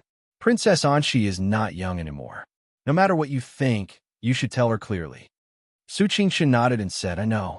I will take care of it. Big brother, Anqi and I are not suitable. Su Qingchun smiled calmly and said, She is the crown princess of Nanjiao. One day, she will inherit the throne of Nanjiao. Yili frowned. She was not sure whether Su Qingchun meant it or not. What if Princess Anqi is willing to give up the throne of Nanjiao? We're just friends. Just friends? Su Qingchun's refusal was clear in this short sentence. Yili could only sigh regretfully in her heart. It seemed that Big Brother and Princess Anqi were not destined to be together. Yili threw down the chess piece in her hand and looked at Su Qingchun, saying, In that case, I won't talk about this with you. But if you really don't have this idea, you should tell Princess Anqi clearly as soon as possible. Su Qingchun nodded and said, I know. Lear, what else do you want to say? Yili looked at Su Qingchun seriously and asked, Big brother and uncle, do you have any misgivings about the prince and the Princeton mansion? Su Qingchun was startled. He also put down the chess piece in his hand and looked at Yili, asking, "Lear, why do you think so?" Yili pursed her lips and smiled, saying, "Big brother, I grew up in the Sioux family. When I was young, eldest uncle and big brother taught me a lot. Both eldest uncle and eldest brother are talented people. It is rare to have one of them in the world, and the Sioux family is lucky to have two of them. These days, eldest brother and uncle have worked hard on many things in the Northwest. But with uncle and eldest brother's abilities, you don't have to work so hard, do you?" Su Qing-chun lowered his eyes and smiled faintly, saying, "Is it Prince Ding's idea?"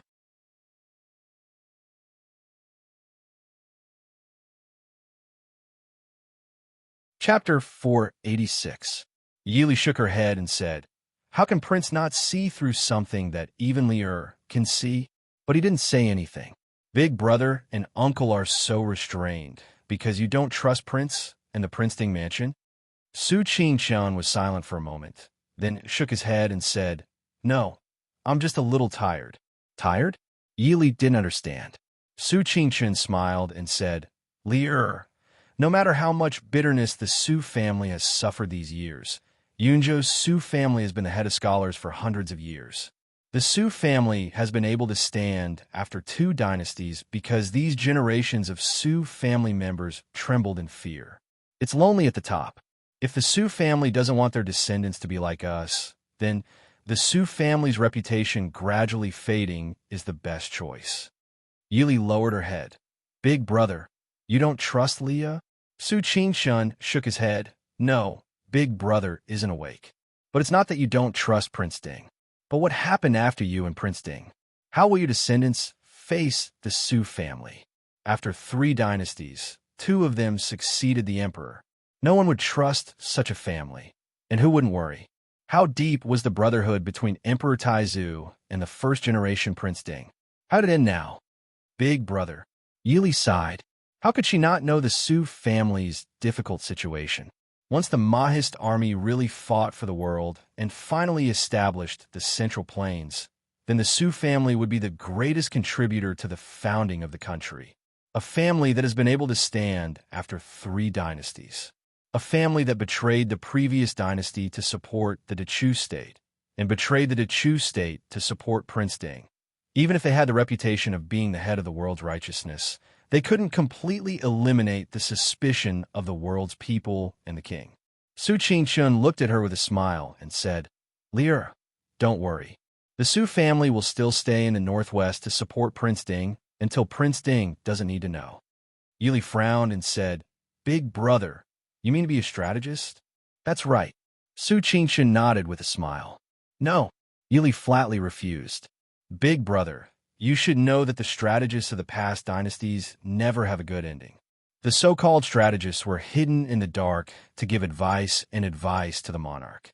Because they knew too many secrets, they were the type to hide the bow after the birds were done.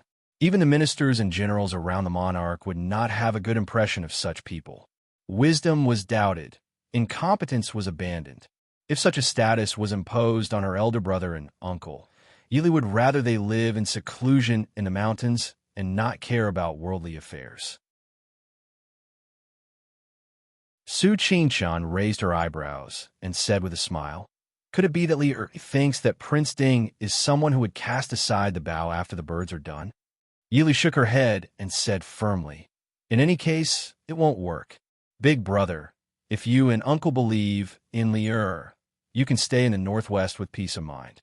No matter what happened in the future, Lier was willing to guarantee with her life that she would definitely let the Su family retreat in one piece.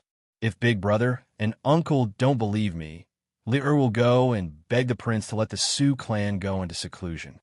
Yili shook her head and looked at Su Qing-chun with bright eyes. "Lier knows that Big Brother and Uncle are thinking for Lier. If the prince relies too much on the Su family, the old officials of the Prince Ding mansion will definitely be dissatisfied with Lier. However, Lier will never let Uncle and Big Brother suffer such grievances.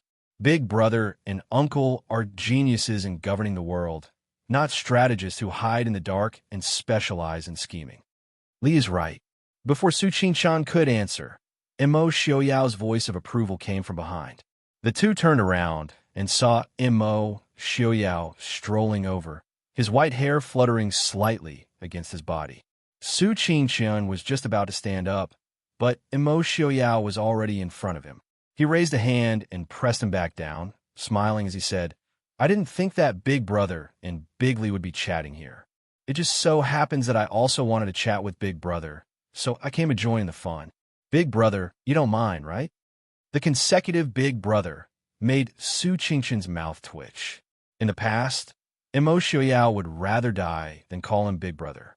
Su Qingqian raised his head and smiled faintly. "Prince, please sit." Immo Xiaoyao sat down next to Yi Li and looked at Su Qingqian seriously. "I don't dare to guarantee the Su family's prosperity for 100 years, but as Li said, I can guarantee that the Su family will retreat in one piece for as long as I live. Does Big Brother believe me?" Su Qingqian was silent for a while, then raised his head and smiled. Prince's words carry enormous weight. How could this one not believe? However, Big Brother, you can forget about calling me that. Prince can just call me by my name. Immo Xiaoyao raised his eyebrows. Su Qingqian shook his head and smiled. Separating public from private matters, whether it's for Prince Lier or a fake, it's good. Immo Xiaoyao immediately understood Su Qingqian's meaning and nodded. "I will use tea in place of wine to toast young Master Qingqian. Many thanks." With a prescription provided by Sickly Scholar, Shun Yang and Dr. Lin were able to produce twice the result with half the effort. Of course, Shun Yang and Dr. Lin had carefully verified that the prescription provided by the Sick Scholar was indeed an ancient prescription passed down from 1,000 years ago. The two of them had also used various methods and their own knowledge of pharmacology to determine the authenticity of the prescription and the final effect of the medicine they had concocted. From start to finish, they used a full half a month to finally refine what might be the last remaining blue sky flower in the world into a pill and deliver it to Yi Li and Immo Xiaoyao. The size of the blue sky flower was not small, and in addition to all kinds of precious herbs, it was impossible to count. But in the end, only a mere 5 pills were refined. Once it was confirmed that the blue sky flower was extinct, then the 5 pills in front of them could be said to be the only ones left in the world. Looking at the fragrant dark brown pills in front of them, everyone's faces could not help but be dyed with joy. Shenyang had a faint smile on his face as he said, "Prince can take 1 pill first, then take another 3 days later. The poison in his body will be completely neutralized. As for this sickly boy, his body can't take it, so he can only take a quarter of the pill each time. He can only take 1 pill every 5 days. You only need 1 pill. After that, you just need to find a famous doctor to nurse your body back to health." Sickly Scholar looked at him coldly and said, "There are 5 pills in total, and you're only giving me 1? Dr. Lin sneered and said, "We only need 2. Why don't we give a rest to you, and you could try taking 1 pill each time like Prince Ding. Your body is weak, and you're blaming the doctor for using too little medicine?" He was clearly saying that Sickly Scholar's body was too weak and could not take the medicine. Using too much medicine was indeed effective, but Sickly Scholar's body could not take it. Ling Taian reached out and patted Sickly Scholar's shoulder. He put away the bottle of medicine that Shun Yang handed over and said with a smile, "Many thanks to Mr. Shun and Dr. Lin. I've troubled the 2 of you." The 2 godly doctors' expressions became slightly better. Dr. Lin casually threw out 2 prescriptions and said, "Use these 2 prescriptions as you see fit. You should be fine after a year or so. You need to pay attention to your health and mind, otherwise it will inevitably leave behind side effects." Ling Taian carefully put away the prescription and thanked Dr. Lin seriously. Sickly Scholar did not say anything, but after hearing Dr. Lin's words, the light in his eyes could not help but brighten. The medicine refined by the 2 godly doctors was indeed very effective. Immo Xiaoyao only used 1 pill, and the poison in his body had already been reduced by more than half. His complexion did not look as pale as before, and even his usual cold body temperature was somewhat normal. Presumably, after the poison was completely removed, Mo Xiaoyao's body would be able to fully recover after a year or so of recuperation. However, ever since the poison was removed, Mo Xiaoyao's leg, which had been healed for more than a year, began to ache again. This made Yili have no choice but to pull Mo Xiaoyao to Shenyang's side to examine him. Shenyang was obviously not surprised by this situation. He stroked his beautiful beard and said, "Last year, this one said that the reason why Prince could walk freely was because of the phoenix tail grass. The phoenix tail grass is a fire poison, and its heat is comparable to the cold poison in the cold pond. It was also this fire poison that temporarily broke through the meridians in Prince's legs that were originally blocked due to his serious injuries. Now that the poison in Prince's body has been removed, the original leg injury will naturally relapse."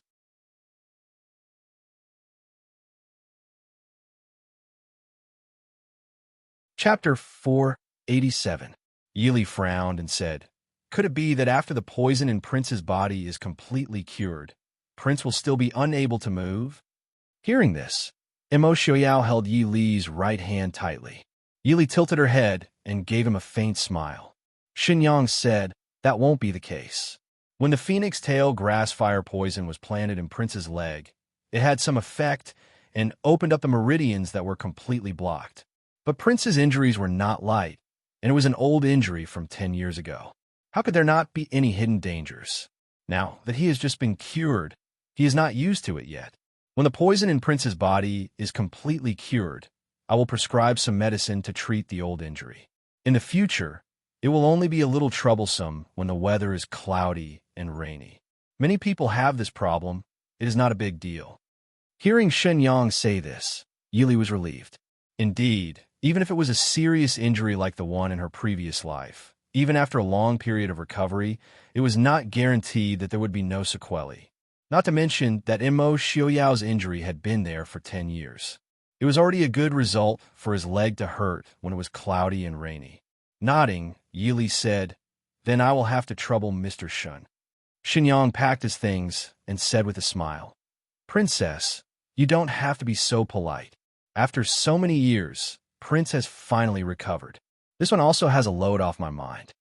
Yili also knew that Shenyang had stayed in the Princeton mansion all these years because of Mo Xiaoyao's illness and because of the friendship between Shenyang and Mo Lufang. She did not say any more words of thanks. These years, Shenyang had done a lot for Mo Xiaoyao and the Princeton mansion. Verbal thanks would be hypocritical. The confidants in the Princeton mansion were all secretly happy that Prince's body was about to fully recover. But the entire Northwest was surging with undercurrents. When Tan Jiji's whereabouts and the news of the Imperial Jade Seal were suddenly leaked, although the Northwest was still calm on the surface, it was unknown how many people had secretly fought. Among them, the most unlucky person was Tan Jiji. Originally, Tan Jiji only wanted to come to the Northwest to pick up Shu Manlin and cause trouble for Mo Xiaoyao. Who would have thought that everything would go wrong after he entered the Northwest? First, he didn't even see Mo Xiaoyao and Yili. Then his whereabouts and identity were suddenly exposed to the whole world. As a result, he had to deal with the people who came to ask for the Imperial Jade Seal and the whereabouts of the treasure every day. How could he have the energy to make trouble for Mo Xiaoyao? Tan Jiji also understood that his current situation was definitely due to Ding Wangfu adding fuel to the fire behind the scenes.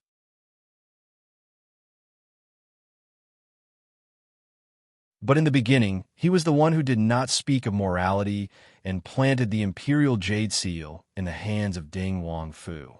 Now that he was the one who was harmed, he did not have the face to blame Ding Wangfu for adding insult to injury. In the dark night, Tan Jiji calmly looked at the black-clothed men in front of him who had blocked his path. He said indifferently, "I wonder which group of friends you are from. I wonder if I have offended you in any way." The leader of the black-clothed men said coldly, "Tan Jiji, there is no need to put on an act. Hand over the Imperial Jade Seal and the whereabouts of the treasure, and we can spare your life." Tan Jiji sneered and said, "You are not the first to come to me for the treasure, and you won't be the last. I don't know where you heard about the Imperial Jade Seal and the treasure from, but this young master only has 2 words, no. The black-clothed men sneered and said, Lin Yuan, the orphan of the previous dynasty's imperial family. If we didn't find out about your identity, why would we come here? I advise you to tell us the whereabouts of the treasure honestly. Otherwise, don't blame us for being rude. Tan Jiji closed his eyes in annoyance as he looked at the black-clothed men who surrounded him. In the past few days, he had been annoyed by these people to the point that he was numb. His identity as the orphan of the previous dynasty's imperial family did make the news that he knew the whereabouts of the treasure much more credible. Tan Jiji was indeed suffering unspeakable. If he knew the whereabouts of the treasure, he wouldn't be wandering around in the northwest. Originally, the previous groups of people had been killed by him, but at this time, he was alone. The black-clothed men who surrounded him were obviously not people he could deal with alone. After thinking about it, Tan Jiji opened his mouth and said, If you want to know the whereabouts of the treasure, you can. But how do I know that you won't kill me to silence me after you get the treasure map? The black-clothed men laughed and said, Young Master Tan can rest assured that we only seek wealth and not sacrifice our lives. As long as young Master Tan hands over the whereabouts of the treasure, you can leave at any time. Tan Jiji raised his eyebrows and said, What if I hand over a fake? Unless young Master Tan intends to not see anyone for the rest of your life. You must know that although the world is big, there are not many places for someone like young Master Tan to hide. Tan Jiji nodded and said, Good, I will give it to you. After saying that, he waved his sleeve and threw out a map. The black-clothed men reached out and took it in their hands. Unfolding it, they saw that it was a map with a special mark. This one believes young Master Tan. Farewell. With a wave of his hand, he led the group of black-clothed men away. Standing in the open space, a cold light flashed in Tan Jiji's eyes. He smiled faintly and said, Since I've already given away a copy of the treasure map, it doesn't matter if I give away a few more copies. Isn't that right? It seemed that in just a few days, the so-called treasure map of the previous dynasty's great ancestor had spread throughout the entire Northwest. It could be said that almost everyone with a bit of ability and influence had a copy of it. Naturally, the study of the Princeton mansion could not avoid the appearance of such a treasure map. Mo Xiao only glanced at the treasure map before tossing it to Feng Jiao, who was beside him. Just by looking at Mo Xiao's attitude, Feng Jiao knew that this so-called treasure map was most likely not the real deal. However, Han Mingxi was very interested in it. He stretched out his hand and pulled the map from Feng Jiao's hands to study it carefully. He had just been extorted by Mo Xiao for hundreds of thousands of taels of silver. His heart was still hurt, and he needed a large amount of income to make up for it. After thinking for a moment, Han Mingxi frowned and said, Isn't this the place where Wang Fei fell off the cliff? Even though the map was drawn somewhat abstractly, Han Mingxi was a businessman who often traveled outside. After looking carefully for a while, he was able to recognize the location marked on the map. Yi Li and Mo Xiao had not expected that Tan Jiji would hand over a real treasure map. The location was the Imperial Mausoleum that Dr. Lin had taken Yi Li to. Even though there was no Imperial Jade Seal or Great Ancestors treasure there, it was still a Great Ancestors Imperial Mausoleum. If it was just to deceive those who were watching him, the price was too high. Mo Xiao smiled faintly and said, Why do we care what he wants to do? In the Northwest, what can he do? Han Mingxi, if you are interested, you can come along and join in the fun. Hearing this, Han Mingxi's eyes lit up. He knew that Yi Li had once entered the Imperial Mausoleum. He hurriedly turned to Yi Li. Yi Li smiled and said, There are indeed many valuable things inside. It could be considered a good Imperial Mausoleum, but if it's a treasure trove, it's still a bit lacking. Han Mingxi understood. This was an Imperial Mausoleum, not a treasure trove of legends. But that was fine. There were many treasures inside the Imperial Mausoleum. Han Mingxi was busy fighting with various factions for the treasures in the Imperial Mausoleum. In less than 2 days, Tan Jiji, who had been pursued both openly and secretly, had delivered himself to the door.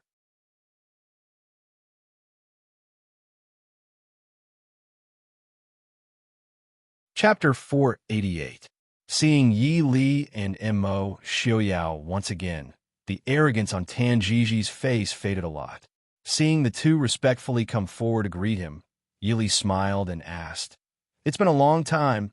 Is Master Tan well?" Tan Jiji smiled bitterly and looked at Yi Li. "Why does Princess ask when you already know the answer?" Yi Li had no sympathy for Tan Jiji's emaciated and tired appearance. She smiled as usual. This consort and the prince have heard about what happened recently. It's been hard on Master Tan. Tan Jiji felt a lump of air in his chest that he couldn't swallow or spit out. His face turned green and white. After a while, he recovered and cupped his hands to the two. "This humble one asked to see you today because I agreed to take Lin away from the northwest. What does the prince and princess plan to let her go?" Yi Li smiled and said, "Anytime. Master Tan looks as if we're going back on our word." This consort also said that Princess Anxi is still in the northwest. It's not safe for Nanzhong's holy maiden to leave the prince's mansion. Since Master Tan insists, this consort can't persuade you otherwise. But the safety of Nanzhong's holy maiden after she leaves the prince's mansion has nothing to do with the Princeton mansion. Tan Jiji said in a low voice. Of course. Hearing him say this, Yi Li was also straightforward. She waved her hand and asked Qin Feng to bring Shu Manlin over. Not long after, Shu Manlin was brought into the study. When she saw Tan Jiji, she immediately threw herself into his arms and began to sob. Tan Jiji looked down at her. Although she had lost some weight, he could see that she hadn't suffered much. The Princeton mansion also didn't make things difficult for Shu Manlin. Only then did he breathe a sigh of relief. He pulled Shu Manlin and was about to leave. "Many thanks to the prince and princess. This humble one will leave now." Yi Li smiled faintly and said that she wouldn't see them out. She then had someone lead the two of them out. Because many people had rushed to the vicinity of the Imperial Mausoleum, Glass City was unusually quiet. Only then did Yi Li take some time out of the city to inspect Qi Lin's base. This was the first time Yi Li had left the city after returning to Glass City. Qi Lin's encampment was located in a secluded valley 15 kilometers away from Glass City. The encampment was similar to the one she had built near the capital, but it was much larger and there were many more training programs. This was something that Qin Feng had figured out with Zhuo Jing, Lin Han, and the others. The moment Qin Feng, Zhuo Jing, and the others accompanied Yi Li into the valley, they saw a few young men lined up neatly in a wide open space. They raised their right hands in front of their chests and bowed to them. "Greetings, Princess Consort." Yi Li looked over and immediately saw Su Qin Feng standing in the front row. He was wearing the same gray shirt as the Qi Lin beside him. His expression was solemn, and he could not help but smile faintly. "Rise." Yi Li walked to the center of the encampment and stood still.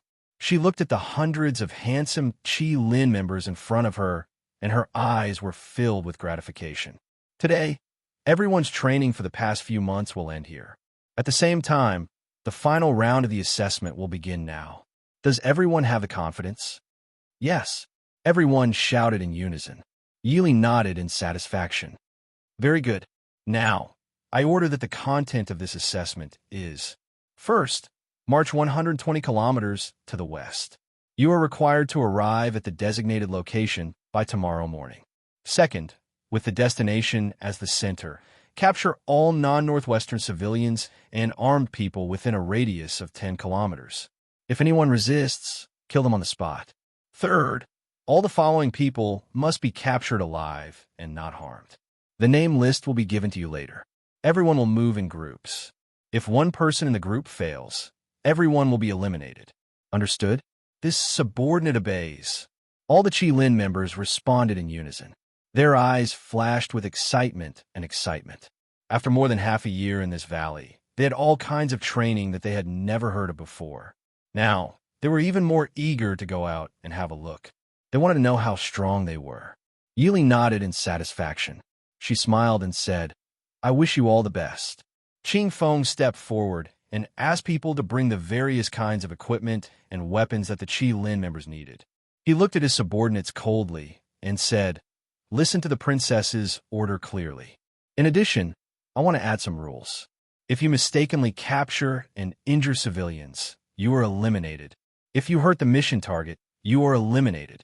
If you let the mission target escape, you are eliminated. Dismissed." This subordinate understands. The Qi Lin members responded loudly. Then, they quickly divided into dozens of small groups and rushed to their destinations.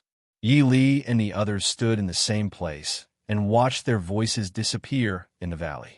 Zhuo Jing frowned and said, "Princess, according to the Shadow Guard's report, there are at least thousands of people gathered around the Imperial Mausoleum. Is it okay to only send these people?"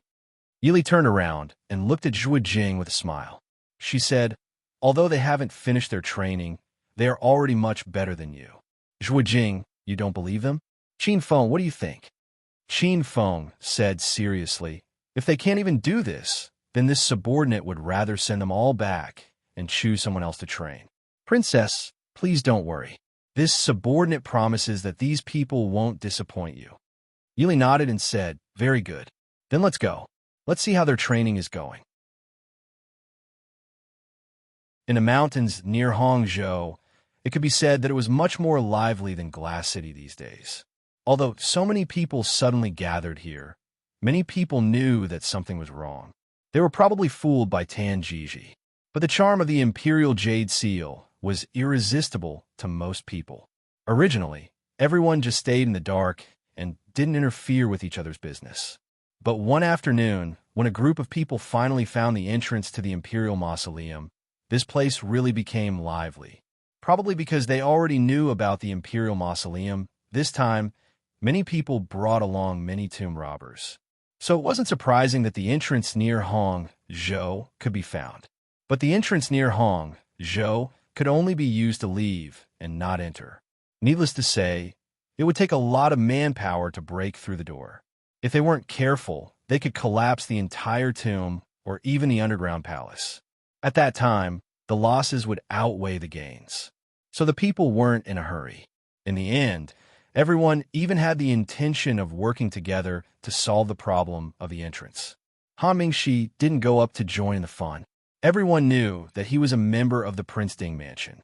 Even if he wanted to go up, they probably wouldn't welcome him. So he just brought a few of his subordinates and followed from a distance, preparing to take advantage of the situation when the time was right. After all, the Imperial Mausoleum was so big. It was impossible for all these people to be in the air. But there was one thing that Han Mingxi was secretly puzzled about. Even if this place was some distance away from Glass City, the prince and Wang Fei couldn't be completely unaware of the situation here. They actually left such a golden mountain and these people alone. It wasn't like Prince Ding's style and temper at all. "Big brother, what do you think about this?" Han Mingxi came back to his senses and asked Han Mingwei, who was sitting next to him. Ever since Su Zudi died, Han Mingwei had been unable to recover.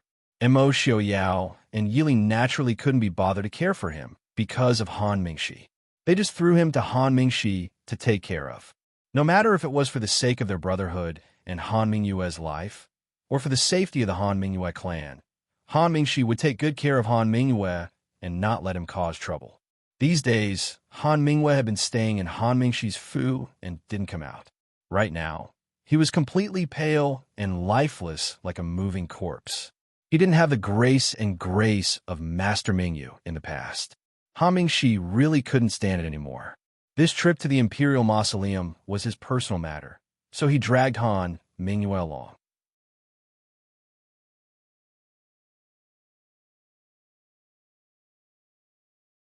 Chapter 489.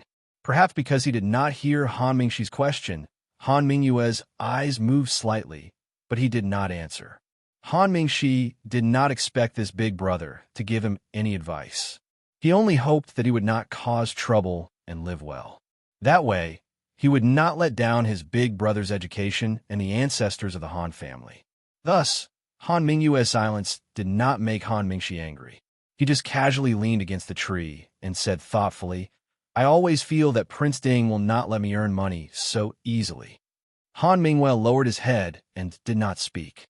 Han Mingshi waved his hand and sighed. Forget it. We'll know what's going on when the time comes. He did not believe that Prince Ding would allow so many people to mess around in the northwest. Cheers came from the stone wall at the bottom of a cliff. It's open. It's open. The people gathered at the foot of the cliff were overjoyed.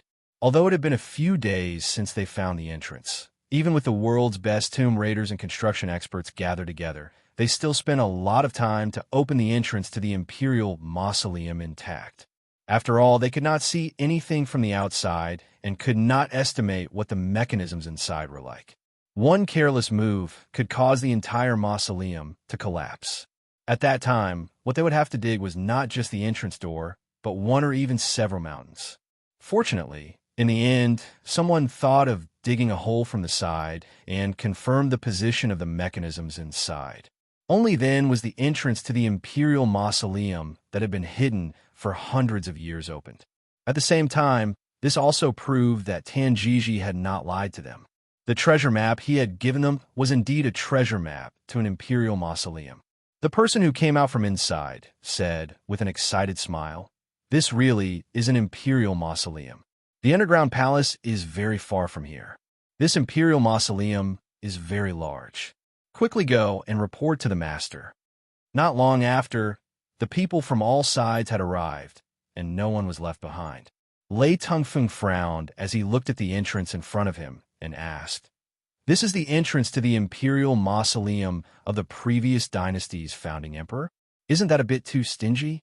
Someone in the crowd stepped forward and said, "Prince, you may not know, but this mausoleum is different from other Imperial mausoleums. From the very beginning, there was no plan for future generations to pay their respects.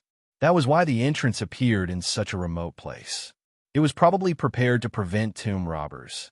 Moreover, this should not be the only entrance. Based on my deduction, this place is at least 10 miles away from the center of the underground palace." Lei Tingfeng nodded and glanced at the 7th prince and crown prince of the northern tribes and Prince Li of the Dechu state, and Mo Jingli, who were also standing at the side. He could not help but frown.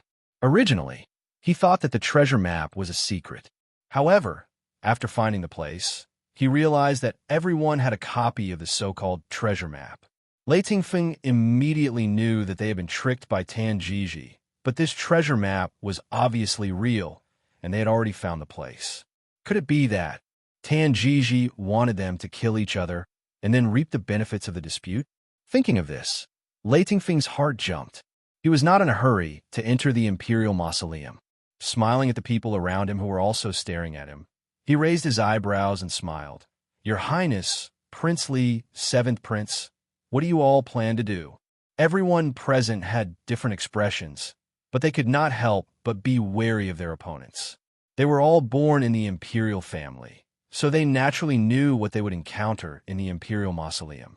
However, if others were to get there first, gold, silver, and jewels were secondary, but if others were to take the Imperial Jade Seal first, then it would really be troublesome. Yelu Hong chuckled, carrying a caution and shrewdness that was different from the nomads of the north. He smiled and said, "This prince is just a little curious. The mausoleum of the founding emperor of the Central Plains has been turned white. Just send someone in to take a look." With a wave of his hand, a group of men dressed as guards standing behind Yelu Hong stepped into the entrance first. Lei Tongfeng narrowed his eyes, a dark light flashing through his eyes. He nodded and smiled. Prince Yelu's words are reasonable. Although the Imperial Mausoleum is inauspicious, there is no need for us to personally explore it. Forget it. You all go in and take a look. When you go back, you could tell Father. Behind him, a group of people dressed in golden brocade robes cupped their fists towards Lei Tongfeng and followed in. Yelu Hong and the others present were stunned. Those were the golden-robed guards of Genom Prince Gojoseon. They actually followed Lei Tingfeng out. Lei Tongfeng smiled at Mo Jingli and said, "How about it? Prince Li, are you not going to go in and take a look?"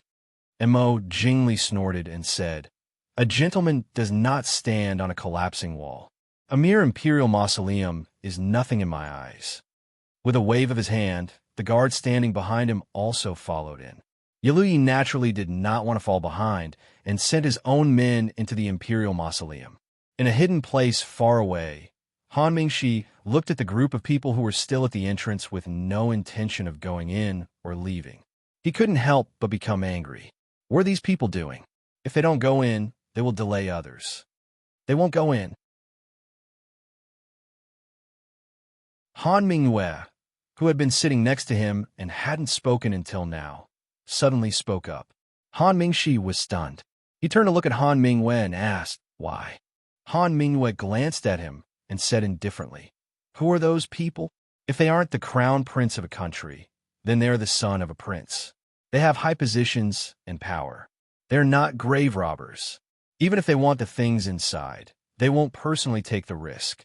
If they lose their lives, they will lose everything." Han Mingxi lowered his head and thought about it. He couldn't help but admit that his older brother's words were very reasonable. At the same time, he became even more depressed and angry. Then what is Mo Xiaoyao's intention? He told me to come here and stare at these people. Is he playing with me? Han Mingyue was silent. He had no interest in Mo Xiaoyao or the people in front of him. He only hoped that his younger brother would not go in and throw his life away.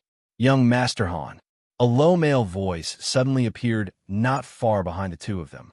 Han Mingxi jumped in fright and stood up vigilantly to face the man who had suddenly appeared. The man wore dark green clothes, and his face was painted with green dye. Even though Han Mingxi had been standing here for a long time, he couldn't tell what this person looked like after he washed his face clean. He frowned. When he saw that the man was not hostile, Han Mingxi asked, "Who the hell are you?" The man said in a low voice, "I am a recruit from Qi Lin Training Camp's 12th Squad. I am here to tell young Master Han that Qi Lin is carrying out a mission. Young Master Han, please leave." Mission? Han Mingxi was confused for a moment, but he immediately understood. He pointed at the group of people who were still facing off in the distance and asked them. The man stood there solemnly, looking down as if he hadn't heard Han Mingxi's question. Han Mingxi narrowed his eyes and looked at him with displeasure. He asked, "If this young master doesn't leave, what will you do?" The man was not polite. He raised his hand and snapped his fingers behind him. "Capture them." Even experts like Han Mingxi and Han Mingyue didn't have time to react. More than a dozen figures leapt forward and sealed Han Mingxi's and his people's pressure points before they were taken away. Han Mingxi had never been treated like this, not even when he had been chased by the major sects of Jianghu when he was young. He was so angry that his face turned red. Even though he was tied behind his back, he continued to struggle. A man behind him walked over and patted his shoulder. He said in a low voice, "Brother Han, you didn't want to cooperate. We didn't have a choice. Don't worry, we'll let you go in at most 4 hours. We're just carrying out Wang Fei's orders. Please don't blame us." Han Mingxi turned his head in grief and anger. He had just said it casually. Who knew that these bastards would be serious? You're tuning in to the Romance Rendezvous YouTube channel. We're so grateful for your support, and don't forget to subscribe to join us on this incredible journey through captivating stories. Your generosity through donations truly makes a world of difference, as it's the primary source of revenue that allows me to expand and enhance this channel for you. Thank you from the bottom of my heart for being a part of this adventure.